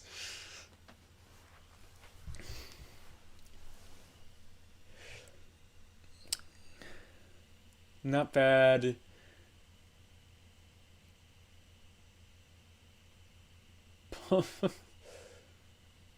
The kid plays pole position in the game and destroys it. Yes. Hey! You look like a real jerk! Well, I am a corporate executive. You know what? Before this ends, I gotta, like, check out the museum and, like, some of, like, the commercials and stuff. I gotta see if they have, like, if they have, like, a high-quality video of that old pole position ad. That ad is just so fucking good. Oh, actually, yeah, that is a good point. That's a good comparison, actually, LCX. It is kind of like, karateka or karateka. I've heard it pronounced both ways. It's actually probably karateka, but I always, first way I heard it was karateka, and I always feel like I need to pronounce it that way.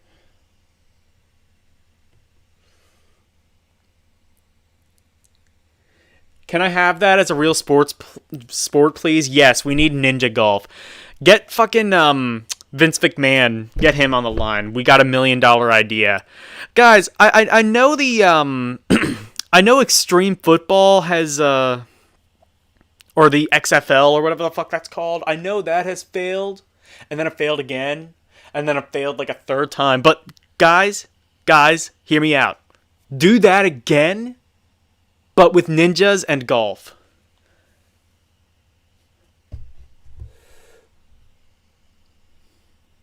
My favorite game growing up is Donkey Kong 94. Never had a Game Boy, but I borrowed. Yeah, that is... Yeah, Donkey Kong 94 is a really fun game. Have you ever... have you ever played, like, the Mario vs. Donkey Kong games? That's kind of, like, what ultimately became of Donkey Kong 94.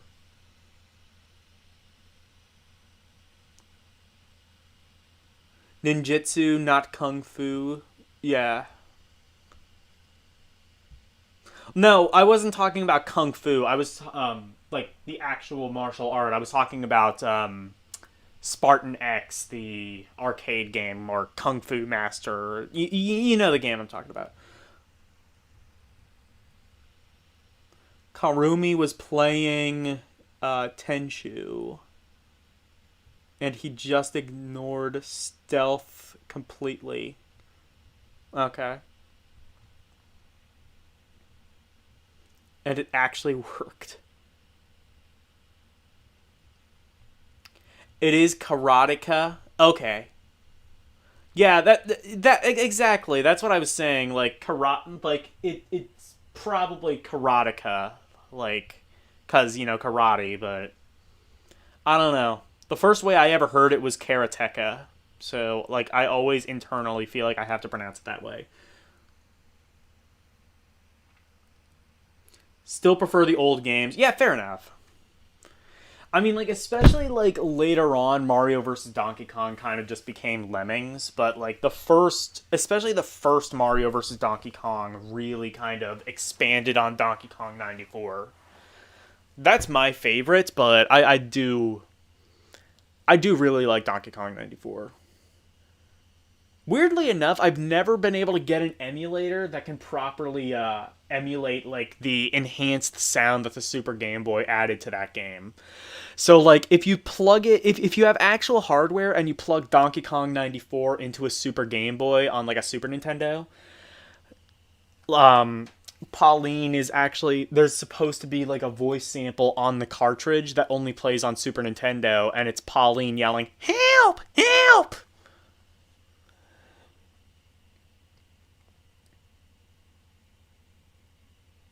It was a novel idea for its time, but the GBA games just don't have that spark anymore. Fair enough.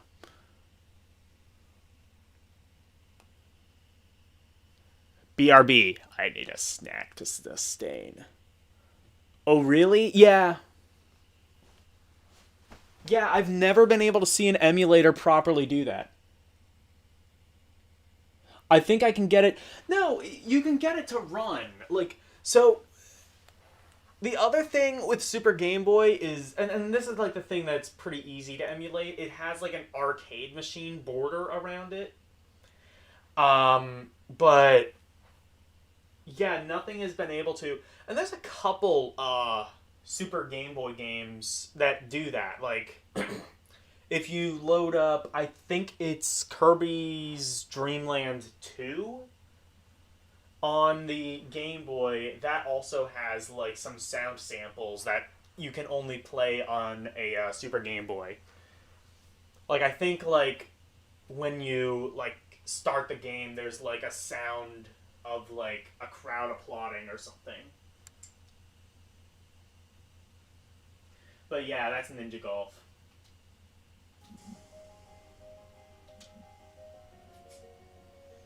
Scrapyard Dog. Okay, now we're into the Atari. Oh no, this is still 7800.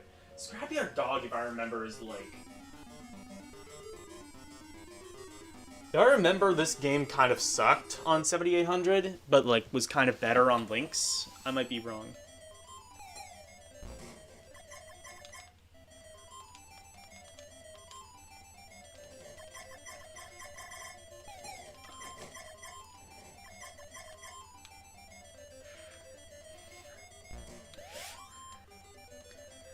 Mommy, I want Mario! But Billy, we have Mario at home! Mario at home.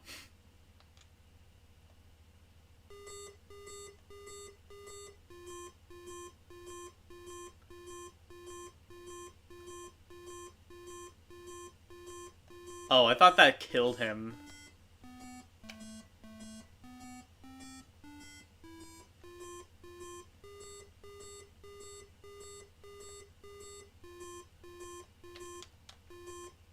Wait. Wait, hold on.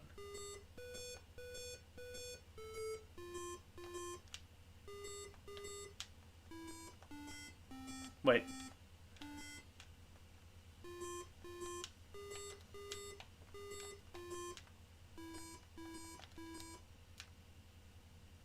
Okay, I was trying to like da da da da da da da da da da da.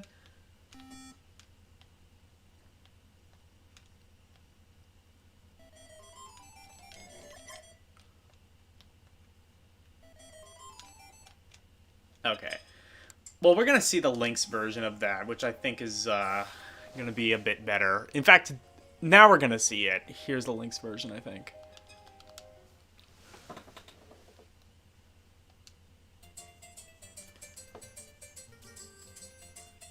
Oh my god, why does it sound like this?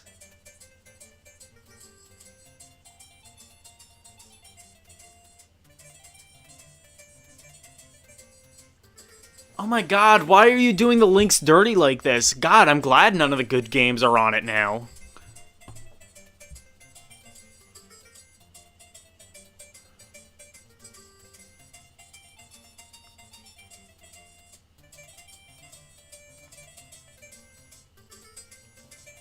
Beta carotica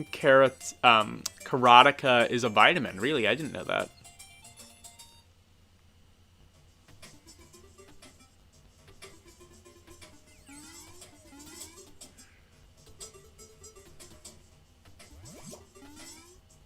I'm pretty sure I can emulate it on VBA using a Super Game Boy as the emulator. Yeah, but like no, you can, but it's not. I don't know. It doesn't have like. It does it to a degree, but it doesn't have the voice samples. It's Mr. Bean. Yeah.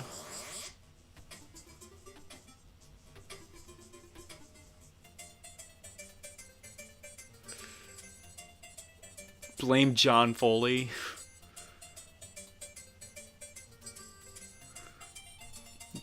Yeah, this is a trash Lynx emulator. Why does it sound like this?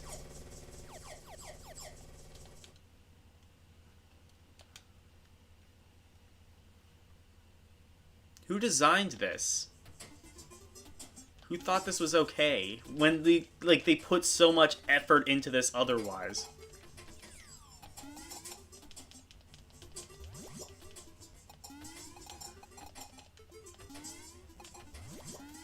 I will say it does motivate me to want to try and find play the actual version of this that doesn't have the messed up sound.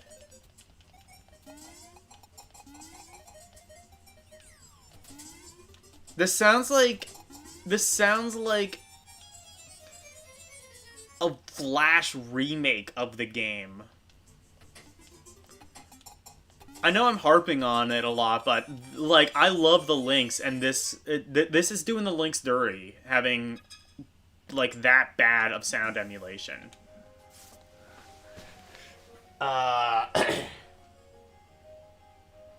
Turbo sub for Atari Lynx. I've never even heard of this one.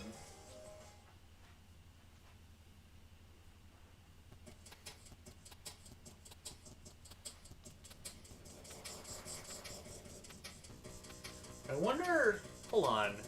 Can you do... Oh, never mind. Hold on.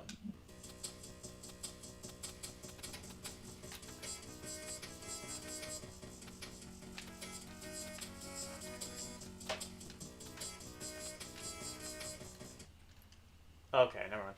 I wondered if you could,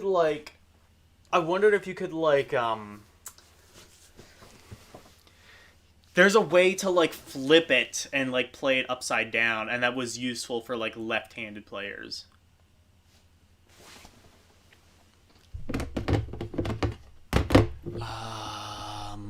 Where is the remote? It's gonna, go into auto power off soon.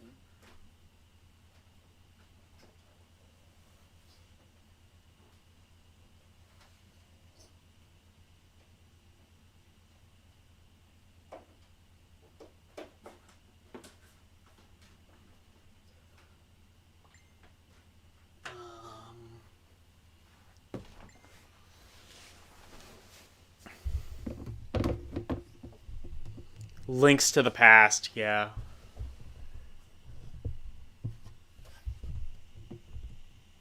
It has the voice samples now. Okay, cool.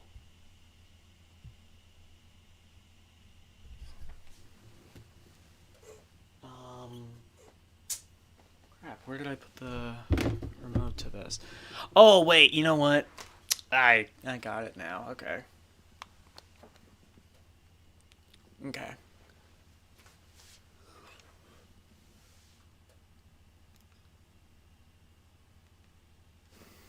Wait a second. The Switch, I think yeah, it came out of its dock.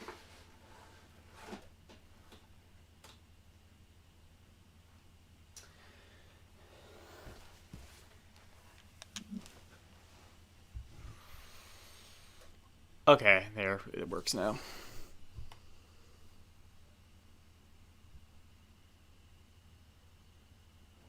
What did I miss? You didn't miss too much, I don't think.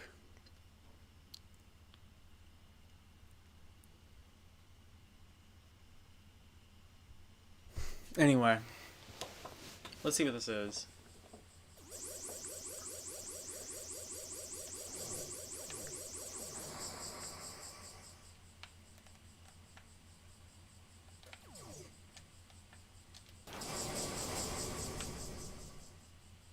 I mean, it's a first-person sub game.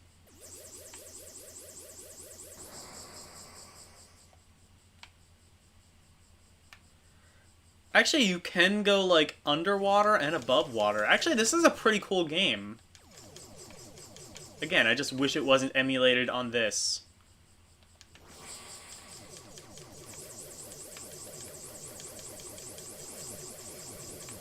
This is kind of cool. It's like Top Gun, but a sub sim instead of a flight sim. That's pretty cool, actually. All right. I'm gonna have to play that on like actual Atari. Well, not actual Atari Lynx, but basketball. Oh yeah, that was on the Lynx as well. I forgot. Cybermorph. Here we go. Where did you learn to fly?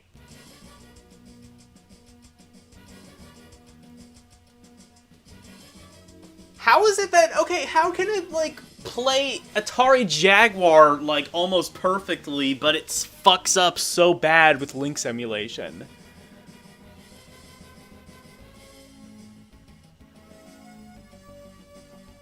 It might have been more powerful than a Genesis? Yeah. Yeah, the Lynx was an incredibly powerful thing. Especially considering, like, it was in development, and basically they had, like, functioning prototypes as early as, like, 1987 or 88. And the only thing keeping it from going, on store shelves was they just, like, wear themselves so thin because it was so ahead of its time. The Lynx is such an underrated console. I might have to... I would do, like, a special, like, romperie, like, just dedicated to the Atari Lynx. The problem is the library is so small, that would be kind of hard to do.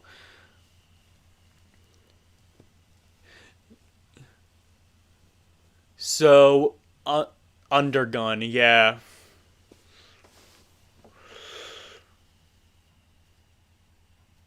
Cointras, yeah.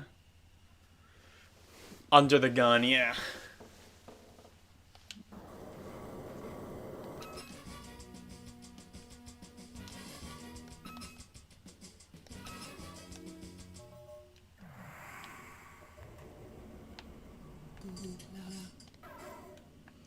Come on, I just want to hear one Where Did You Learn to Fly?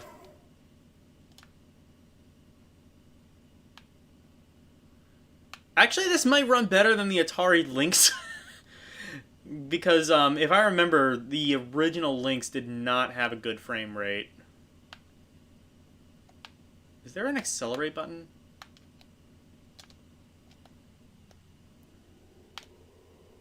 Oh, okay. It's L and R. Okay.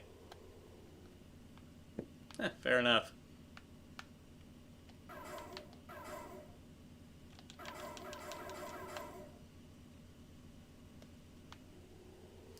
You know, I was talking about how ahead of its time iRobot was. I was talking about how ahead of its time iRobot was.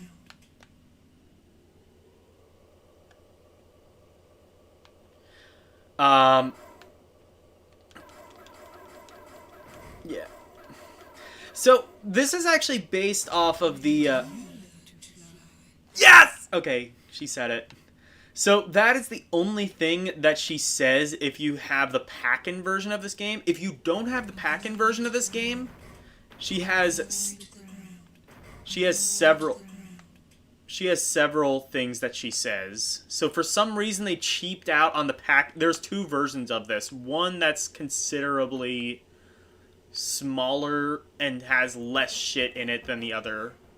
And that's the pack-in version. If you bought this, if you lost your copy of Cybermorph and wanted to buy it again, you inadvertently got so much more shit without even, like, knowing it.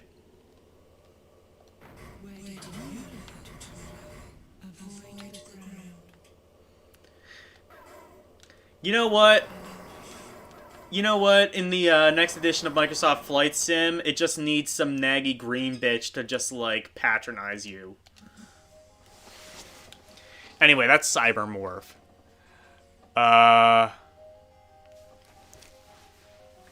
What is this? Evolution Dino Dudes. I've never even heard of this one.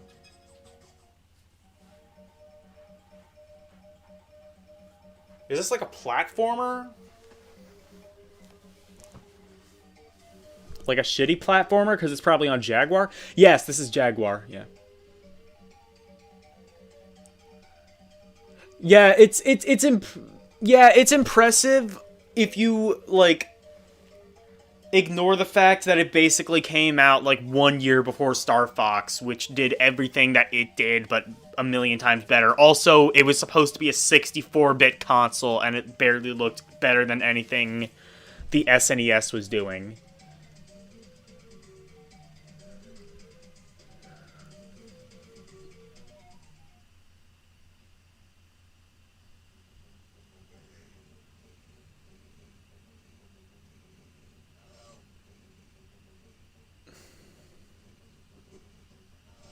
She said three things. Yeah, well, it's more than one. Jaguar just needed good game development for it. Maybe, but like, it just wasn't. So, there's an ongoing debate on whether the Atari Jaguar was actually 64-bit. And to my understanding, the answer is no, it's not. So, it has. If I. From my understanding, it's like. It has a 32-bit processor and a variety of other coprocessors that somehow equal to 64 bits. That's like saying, like, okay, like my argument is like, isn't that kind of like saying like,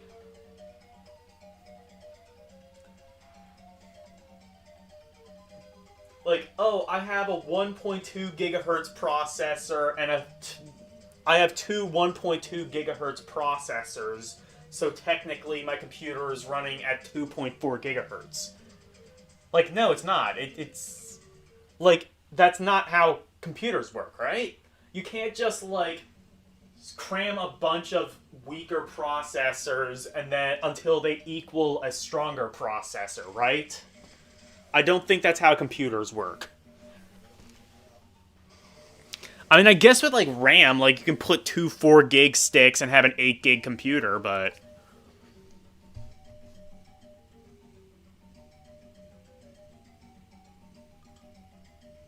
is this supposed to be Lost Village or yeah, I guess that's what it is. Yeah. Oh, I do remember. Yeah, Retro Pals. I do remember Retro Pals covering this now.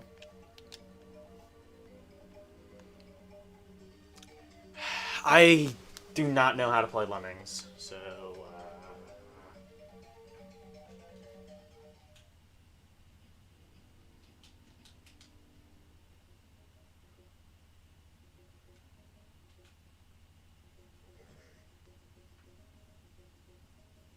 64 bits, everyone. Merry fucking Christmas. Happy birthday, Jesus. Hope you like crap.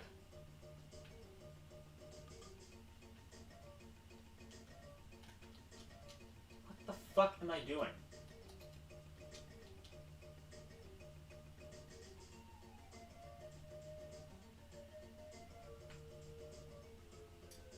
Yeah, you know how I was saying I don't understand Lemmings?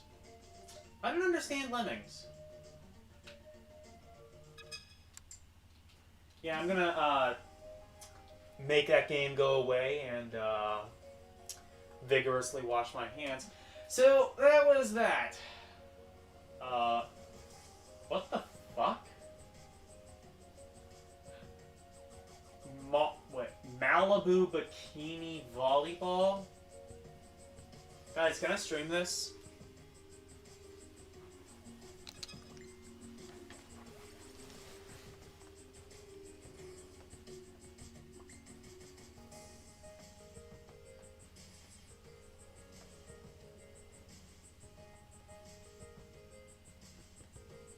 Oh god. My one friend just wished me happy birthday. It's officially that time. I didn't even realize the time. We've been streaming so long. You just changed the role of the Lemmings? Okay.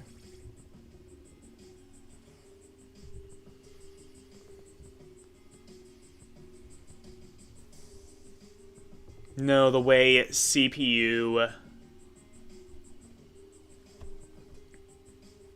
work is you put cookies in the slots. Little PC people spin your hard drive. Duh. Obviously.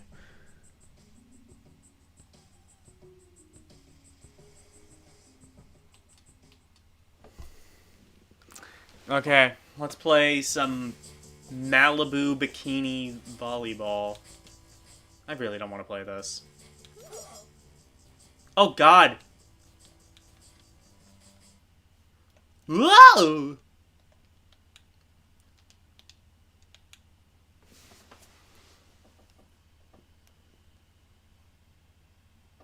Eldiner.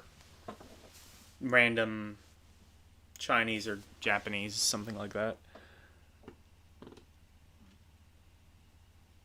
Basics equals lemmings. Walk, put obstacles to make... Okay, walk the other way.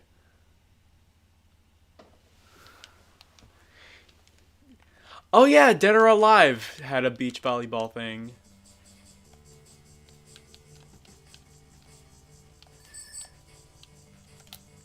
You know what? I'm good. I don't think I need a beach volleyball game in my life. What I do need is Trevor McFur and... This, if I remember right, is a fighting game and a really bad one.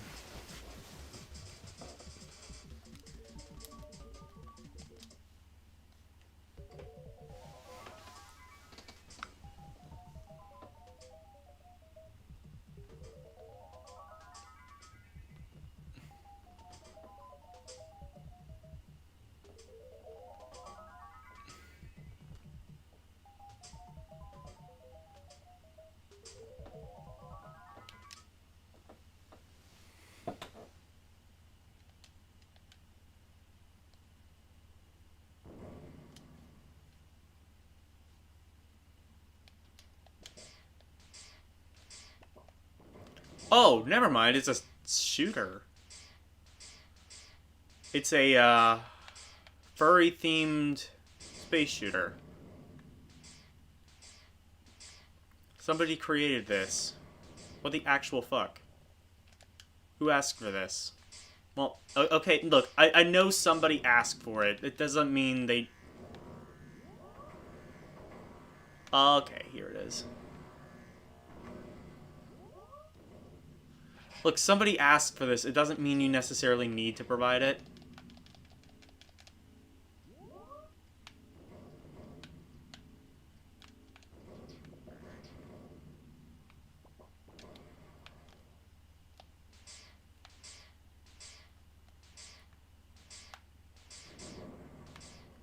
No music, of course.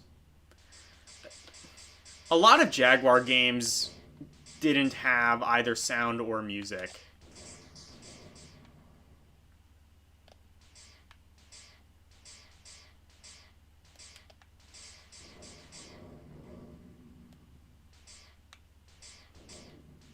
I mean, it exists.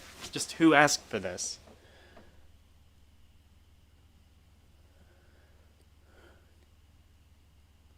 Fun Time Waster also works great as a phone game because of the way it is. Did you just see General Simba? Happy birthday. Thank you. Thank you, Yasuke. Yes, today it's officially my birthday. I'm now 24. I fucking hate it. The Nokia 33... Oh, wait. The 3610 space shooter is better than this. Wow. Yeah.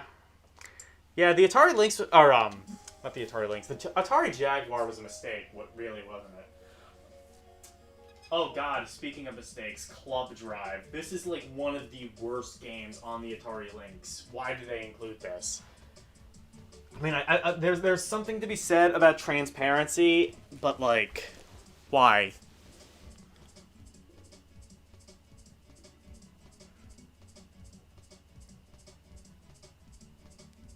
Happy birthday. Thank you, Wolfpack. And LCX. Thank you for the happy birthday wishes.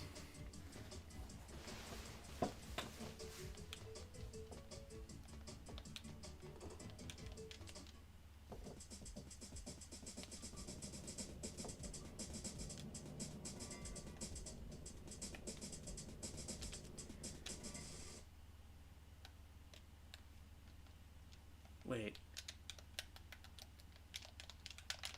Did I break it? I hope so. That would be fun. This game is not good.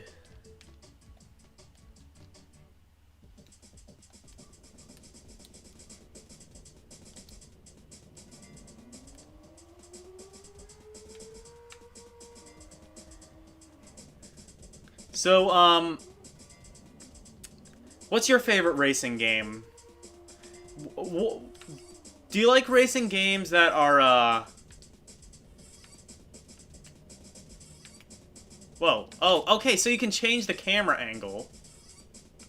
Kind of.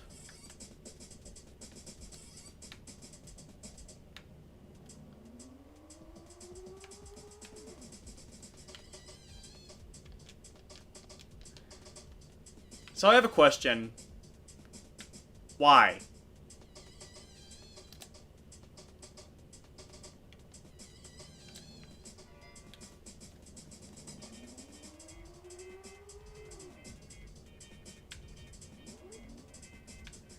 This is like the pre-alpha of a game.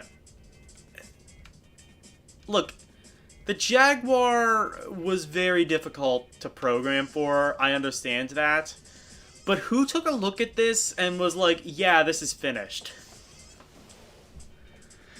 Yeah, happy birthday. I'm playing fucking this.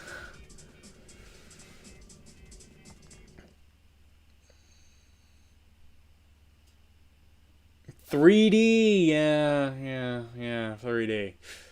Racing game, Gran Turismo 2, I guess. That's the only racer I play.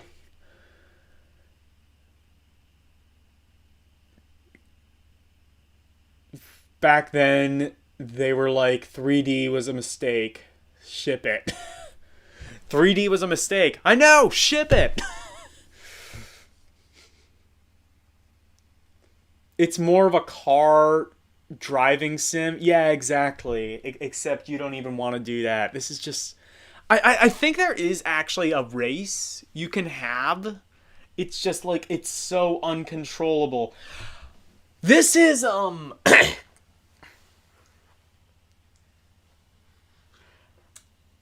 was the story? I want to, Okay. No, I remember the story. So... legend has it that they showed this game off at, I think it was like, it was either like CES or it was like the very first E3. They showed it off, like they were doing like a presentation, like the Jaguar is our future and we have stunning cutting edge games, and they showed off Club Drive, and the audience was literally just like, They couldn't contain themselves. They were just laughing at it. And I think that was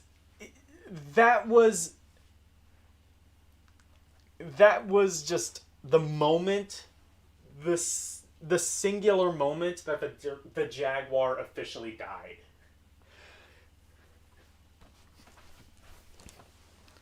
It was either that or it was Checkered Flag. I think it was Club Drive, though.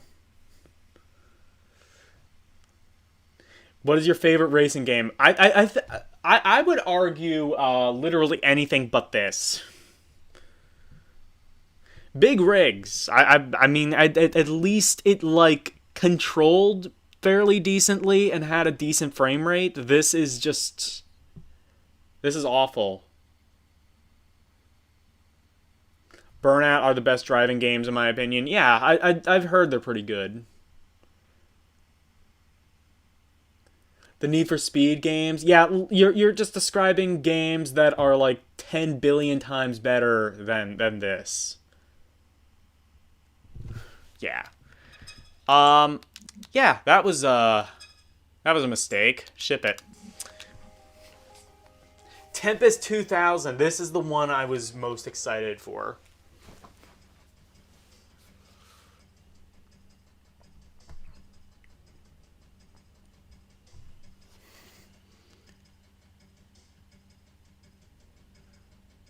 Tubin, yeah.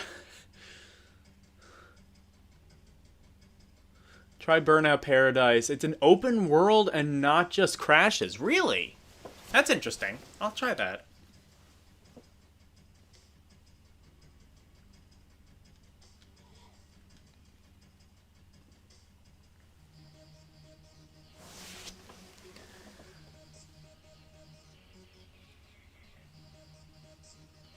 It's a good volleyball game.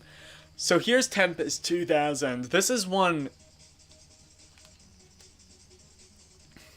So this was done by Jeff Mentor, who was a very unique uh, type of game designer. This game, you can play it on the PlayStation. It was released as Tempest.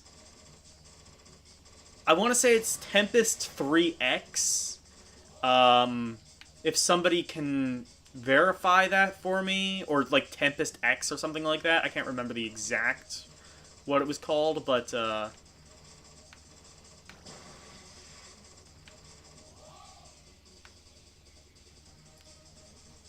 I'm pretty sure it's like Tempest X3 or something like that. Or Tempest times 3, maybe. There was actually a Tempest 3000 too, and it was, well, Tempest 3000 as well. And it was released... Oh, you have like power-ups and shit too? That's awesome. And it was only released on the Nuon system, which was basically a system that was built into a couple select DVD players in the early 2000s. And there were like 8 games for it, and Tempest 3000 was one of them. And it was basically the only game worth playing. There was also a game... I think it was like Billy the Wizard or something. No, I'm thinking of something different. There was something like Wizard Racing, like Cool Wizard Racing or something like that. It's kind of like a low tier Mario Kart knockoff. Actually, the most fucked thing about the new one is that they shipped it with like a joystick, but they made the plastic so that like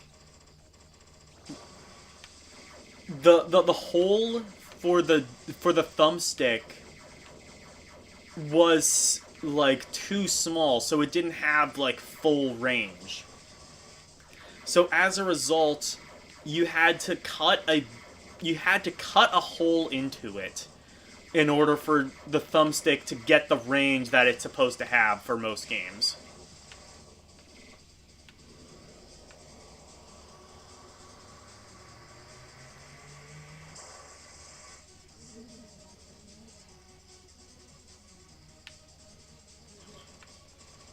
This also has a really good soundtrack too. There's I think there's actually a soundtrack CD to this out there somewhere. But yeah, if you want to play this game and you don't feel like trying to figure out how to get a Jaguar emulator running, which, I mean, fuck, I can't. This is on the PlayStation.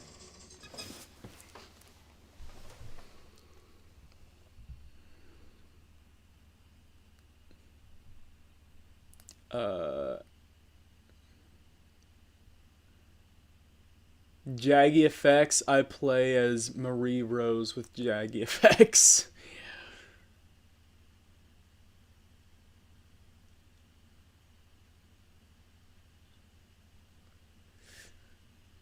Wait, hang on.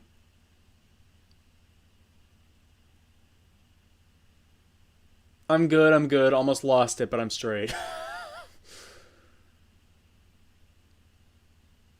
Tempest 3000. Yeah, Tempest 3000 was the and actually I think they might have a Tempest 4000 now, and it's on the new Atari VCS system, which this game was released for the Atari VCS. The new Atari VCS system. I almost lost my cool for a second. What did I miss? I'm sorry. Tempest 3000 was also available for some LG DVD play. Yeah, probably the ones with like the new one. Probably the ones with like the new one technology.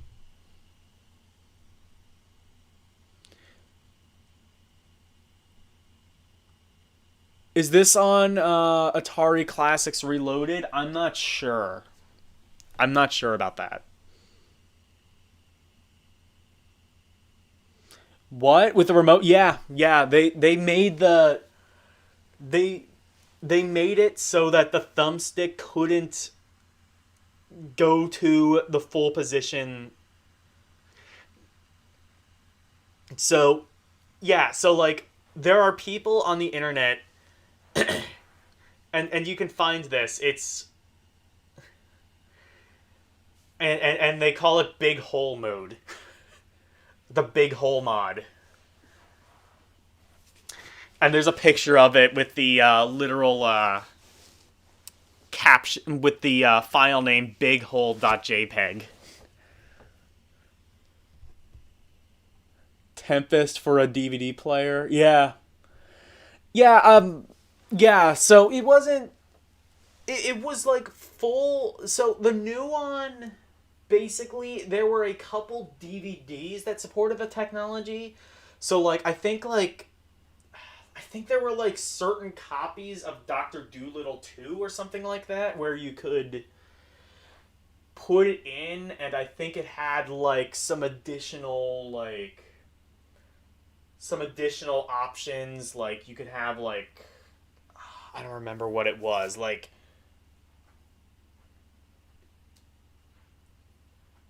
you had, I don't remember what it was. It was like, I think it might have had like a more interactive menu and might have had like a more advanced DVD game or something like that. I don't know, might have had like some additional commentary tracks, but like you could just do that with a regular DVD. Like all DVDs have commentary tracks.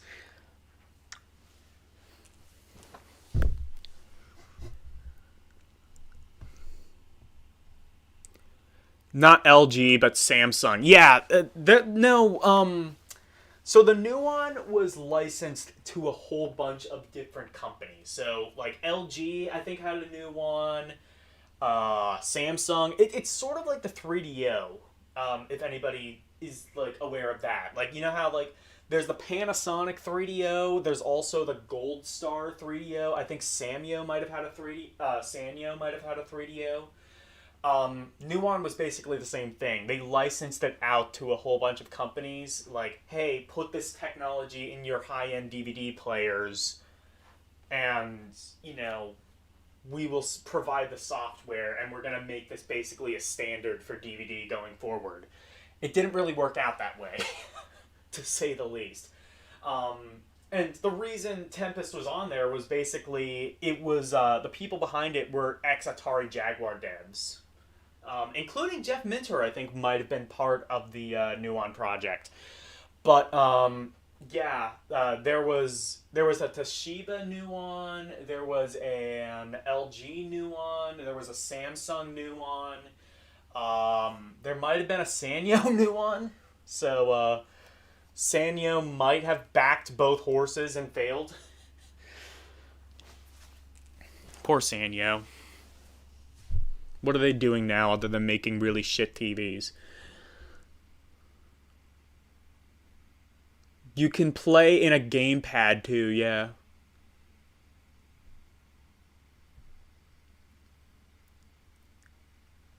That's actually pretty nifty, even if it failed. Yeah, there were a couple. Rerez did a video on the new one. Fuck Rerez. Watch. You know what? I will never pass up an opportunity to name drop these guys. Retro Pals.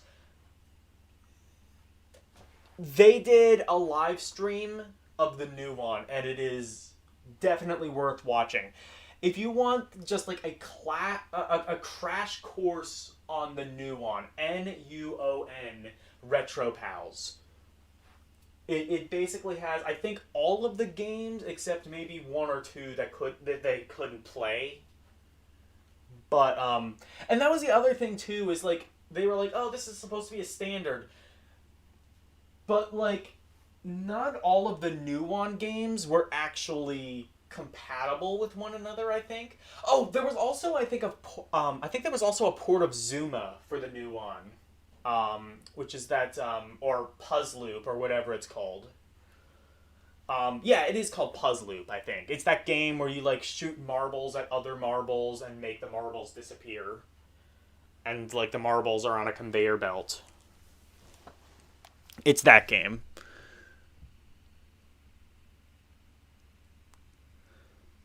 What's new on?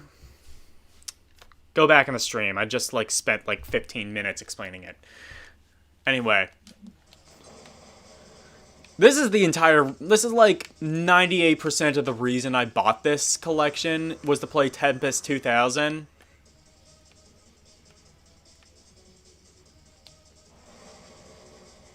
So I'm gonna just do that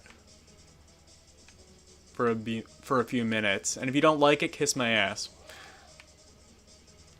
Okay, you know what? Never mind. How many more games are? Oh, they have Atari carts. This is actually, I don't think this was ever officially released. Or was it? I can't remember. Froggy shoots stuff. Yeah, basically. Oh, it was also called Ballistic. Okay. But yeah, I think the original version of it was called Puzzle Loop, and there were, like, a whole bunch of different... Everybody had it on, like, their mobile phones back in the early 2000s. Kart Racer? Yeah. And it does have Bentley Bear in it, I think.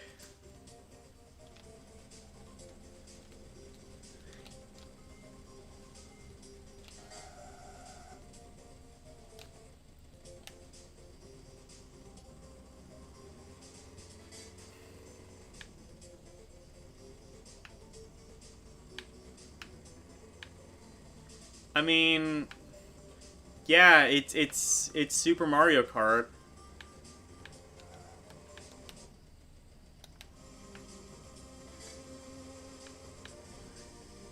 Yeah, I can't really play it too well right now, but it's Super Mario Kart. Missile Command 3D. Oh yeah, that's a thing. What other games are there? Ruiner Pinball. I don't even know what that one is. Super Asteroids and Missile Command. Oh, that's Atari Lynx. Fight for Life! Oh god, that's the game that's... Yump. Wait. Released in 2007? Oh, it must be like a homebrew or something. And then we get into like the, okay. Let's play Missile Command 3D. So, there were a lot of games like this on the Jaguar. There was a... In fact, I think this game might have had a VR mode, and... They released a VR headset for the Jaguar. Well, I don't know if they released it, but, like... There are definitely prototypes floating around there. I think Octavius showed it off. But this would have been one of the games compatible with it. They also had, I think, like, 3D Breakout. They had... I think they had, like, some Asteroids game.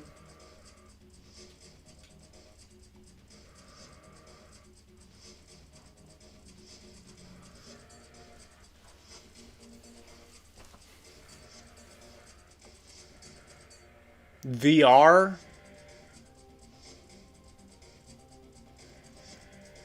Maybe like stereoscopic 3D glasses.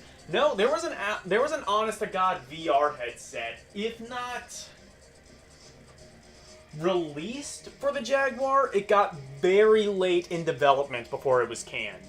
I don't remember if it was ever officially released. If it was, it is either way, prototype.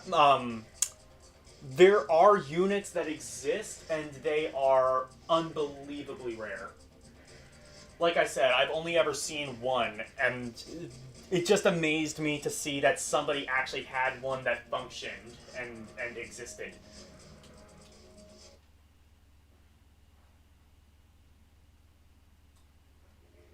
I mean, like, it didn't have, like, motion control or anything, like, like we would, think of VR today, but, it was kind of... I think it was sort of, like, meant to be, like, the Virtual Boy, but, good. Um,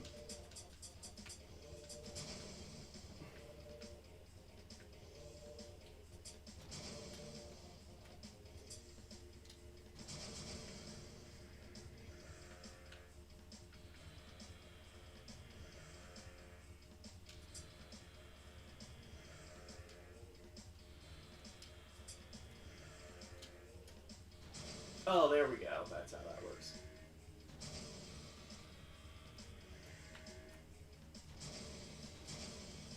Oh, wait. Oh, I see. That's how the... Oh, so that's how they get the controller to work. You just do it with the thumbstick. Or the right thumbstick.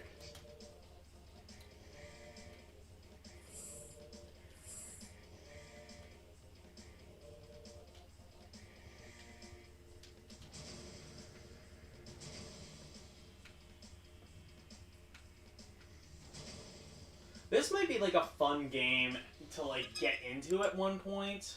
Honestly, it's kind of getting late and I kind of want to end the stream, but anyway, Ruiner Pinball. I'm guessing this is pinball. If anybody has any reason to believe it might not be pinball, speak now or forever hold your peace. Speak now or forever hold your pizza. Speaking of Virtual Boy, there's an actual game called Virtual Girl. That's great.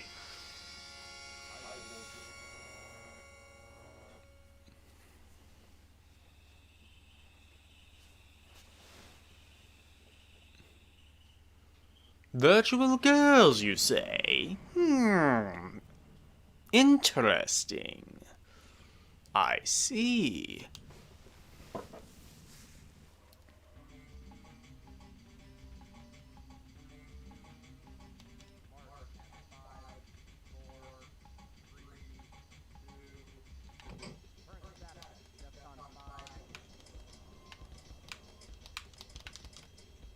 Well, this is kind of cool. I love the aesthetic of this. It's very, like, Soviet nuclear, like, 1950s, 60s feel to it. I like that.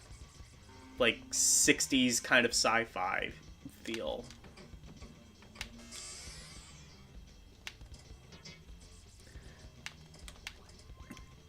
I mean, I can immediately, like, list off, like, 10 pinball games that are worse than this.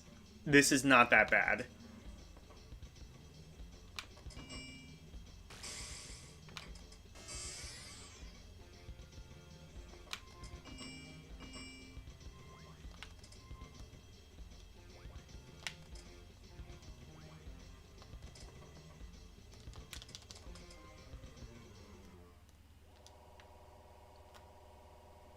Yeah, it's pinball.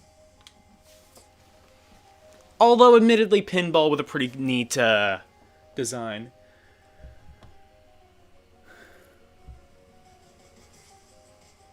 Services weeks later, looking... like, you've said that, like, so many times.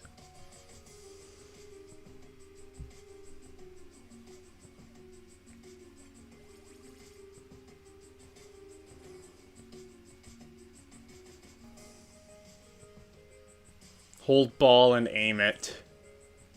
What year is it?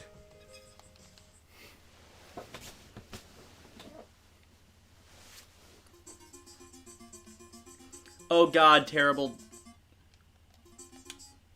Why is it the way that it is? It's Missile Command on the the links.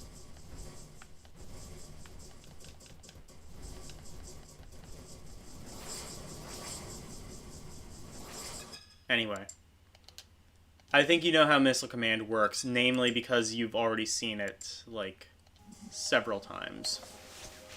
Fight for Life. So this is actually a fighter, and this one was actually released unfinished. Actually, wait, no, I take it back. This, you know what though? They might have released the finished version. I'll actually have to check.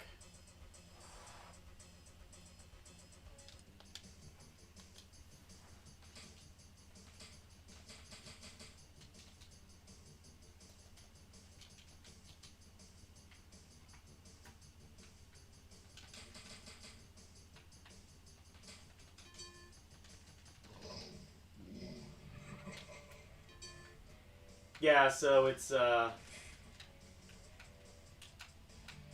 kind of like them trying to do Virtua Fighter. Yeah, figures.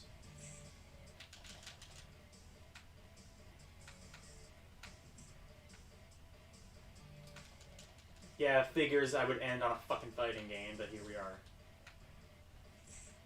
I'm pretty sure this is the unfinished version. Because it kind of controls, like, absolute ass. But yeah, basically, Atari refused to pay them. But, so they released this game unfinished, thinking Atari just wouldn't release it. Atari released the game unfinished, called the devs bluff, and, yeah. And then, oh no, wait, no, we aren't ending on a fighting game. Yay, we're ending on Yump! And really, what's better to end on than Yump? I just think that's a very good word.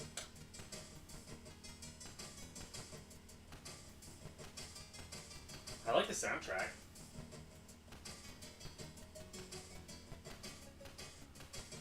You know what? I might have to request this in a future VGM stream.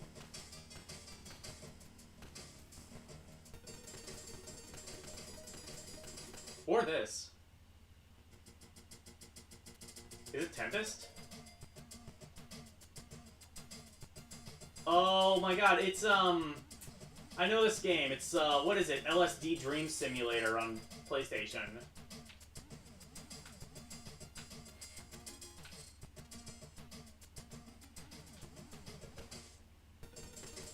Yeah, I know this game.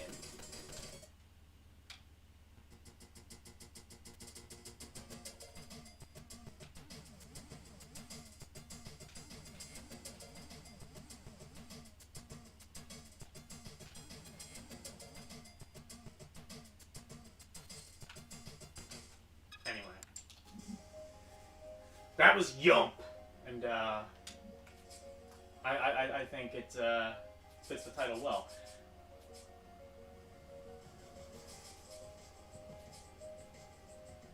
Wait.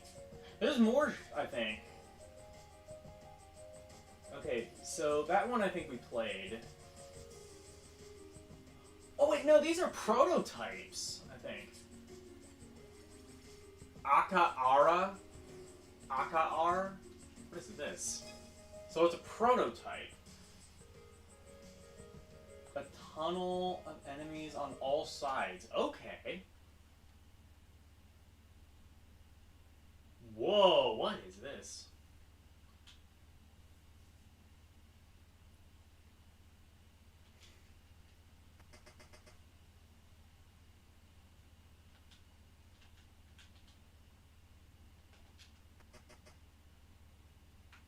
Okay, what is this?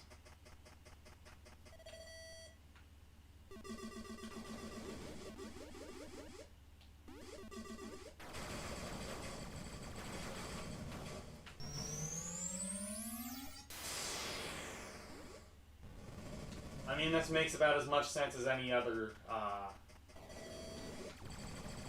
thing. Oh, actually, I think it's Gravatar, but just on crack. Actually, I kind of like this, though. This actually looks... I like where this might be going. Yeah. I can have fun with that. Okay.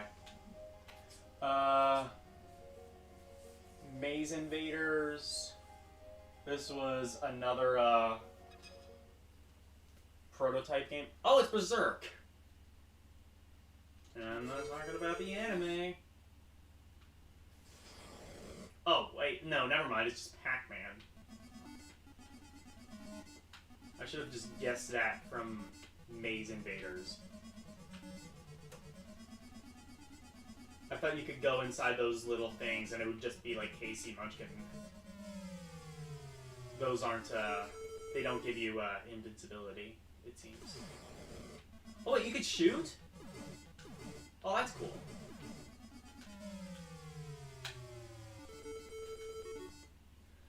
This is actually really cool. It's like Pac-Man, but just, like, better in every single way.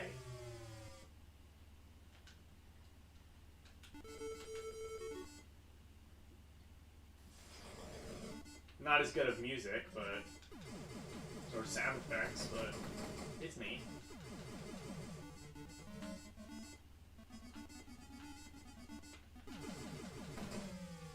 Anyway. Millipede on Atari 5200? I don't think we need to see that. Real Sports Basketball? I don't think we need to see that. Saboteur? I think I've heard of that. Oh, it's this! I know this game. It's that Atari game that makes no fucking sense at all.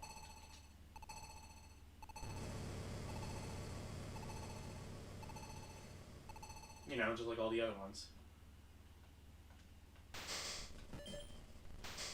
Wasn't this like... didn't this become like an 18 game or something? I think I remember this. Anyway. I remember seeing that.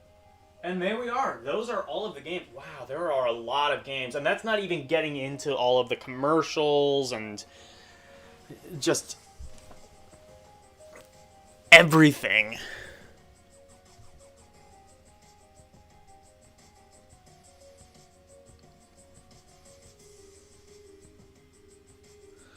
Oh god, have I, like, outlasted your stream? Better than Action 52. I mean, damn right.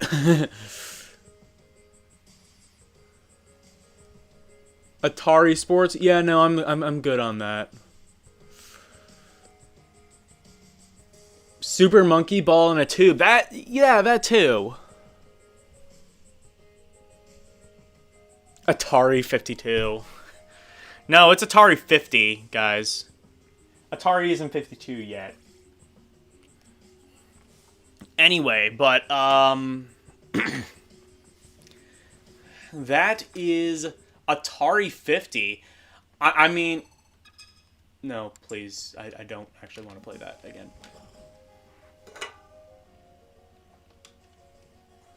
But yeah, that is Atari 50.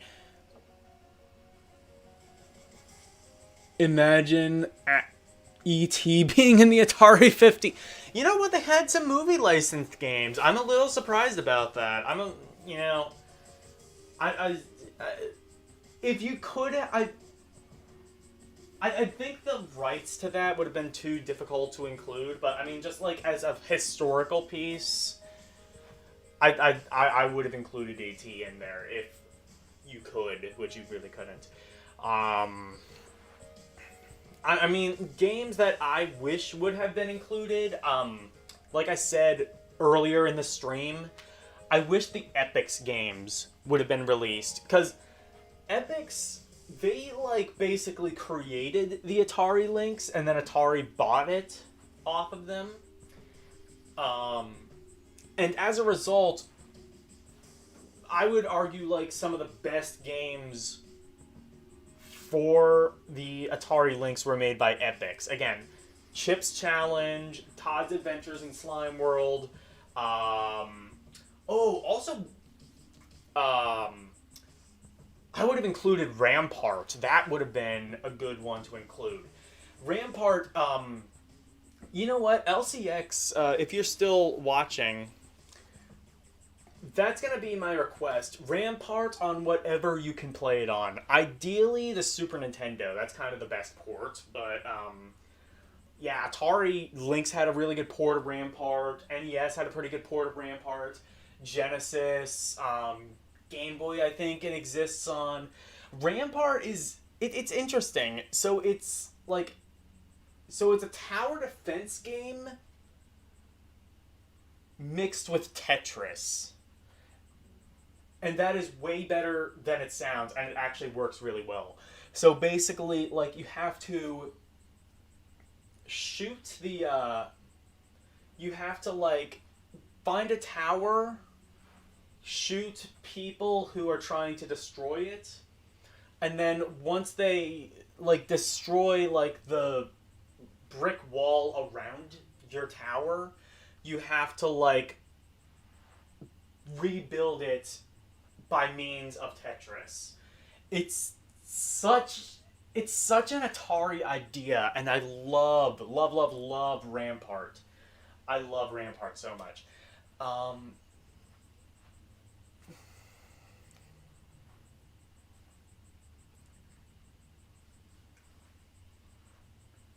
yeah, I love Rampart.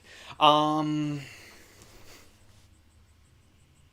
yeah, good arcade game. Mutant Penguin. Oh yeah, that would have been a good one. Yeah. Um, yeah, just include Rampart. I'm good at Tetris. Yeah, yeah.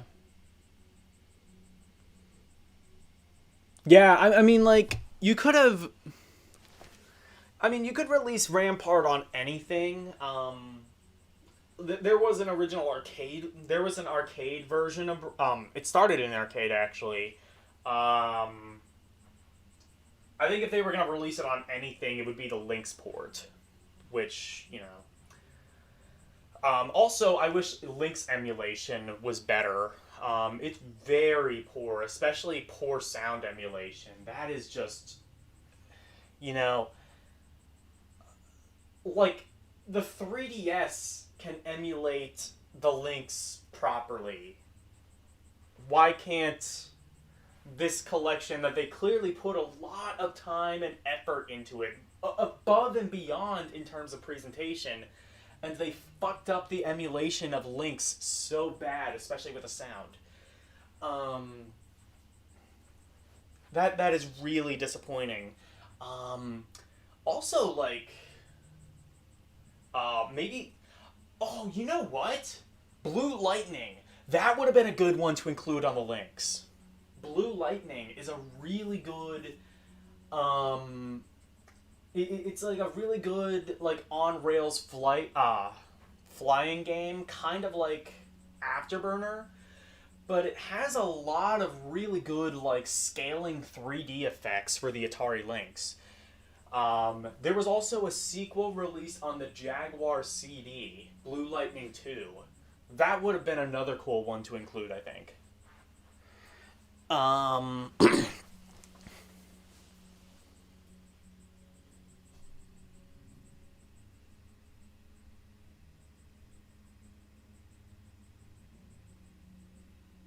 Night, everyone.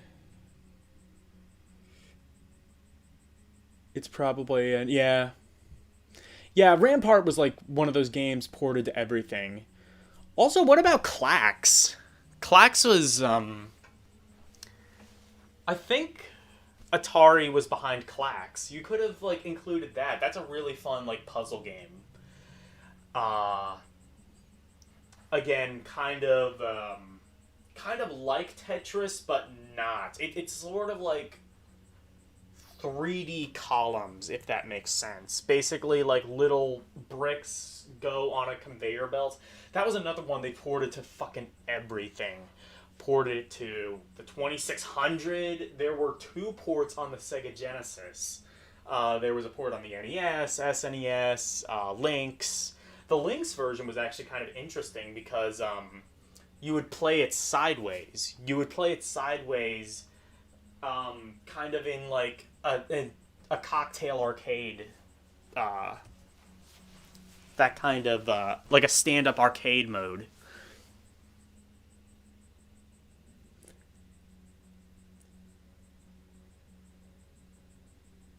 Conure belt columns? Yeah, kind of. Yeah. Yeah, Clax. I've heard people shit on Clax, believe it or not. I don't know why. It's a really good game. Yeah, I should probably. I think this might actually be the longest stream I have done so far. I started around 8:30.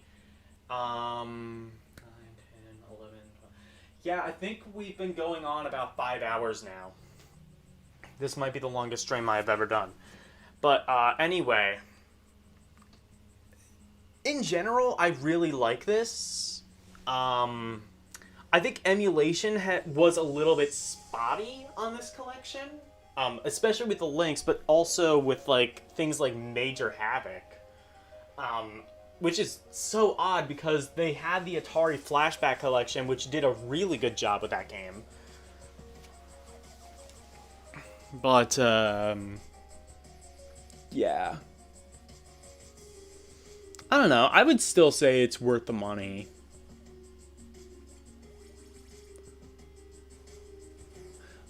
Oh yeah. Oh yeah, Clax was on Game Gear, probably, yeah. Well, LCX said he had it. Anyway. Yeah. So, that is it for the stream. Thank you everybody for coming. Thank you Retro Gamer Yasuke. Thank you Retro Gaming Levon 27. Thank you Dyer. Thank you Kaorumi or Yugo. Thank you GMC. Thank you LCX. Thank you Miku Miku. Thank you. What was it?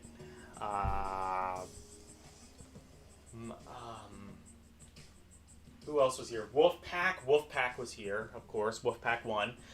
Great White North shared the stream. Thank you so much for that. Chad was here. That's always fun. I believe that is everyone.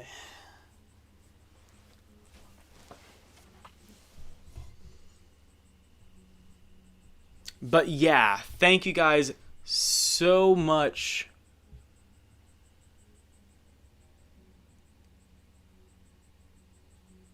Gunny? Wait. Oh, good night. Okay. Thank you guys so much for coming.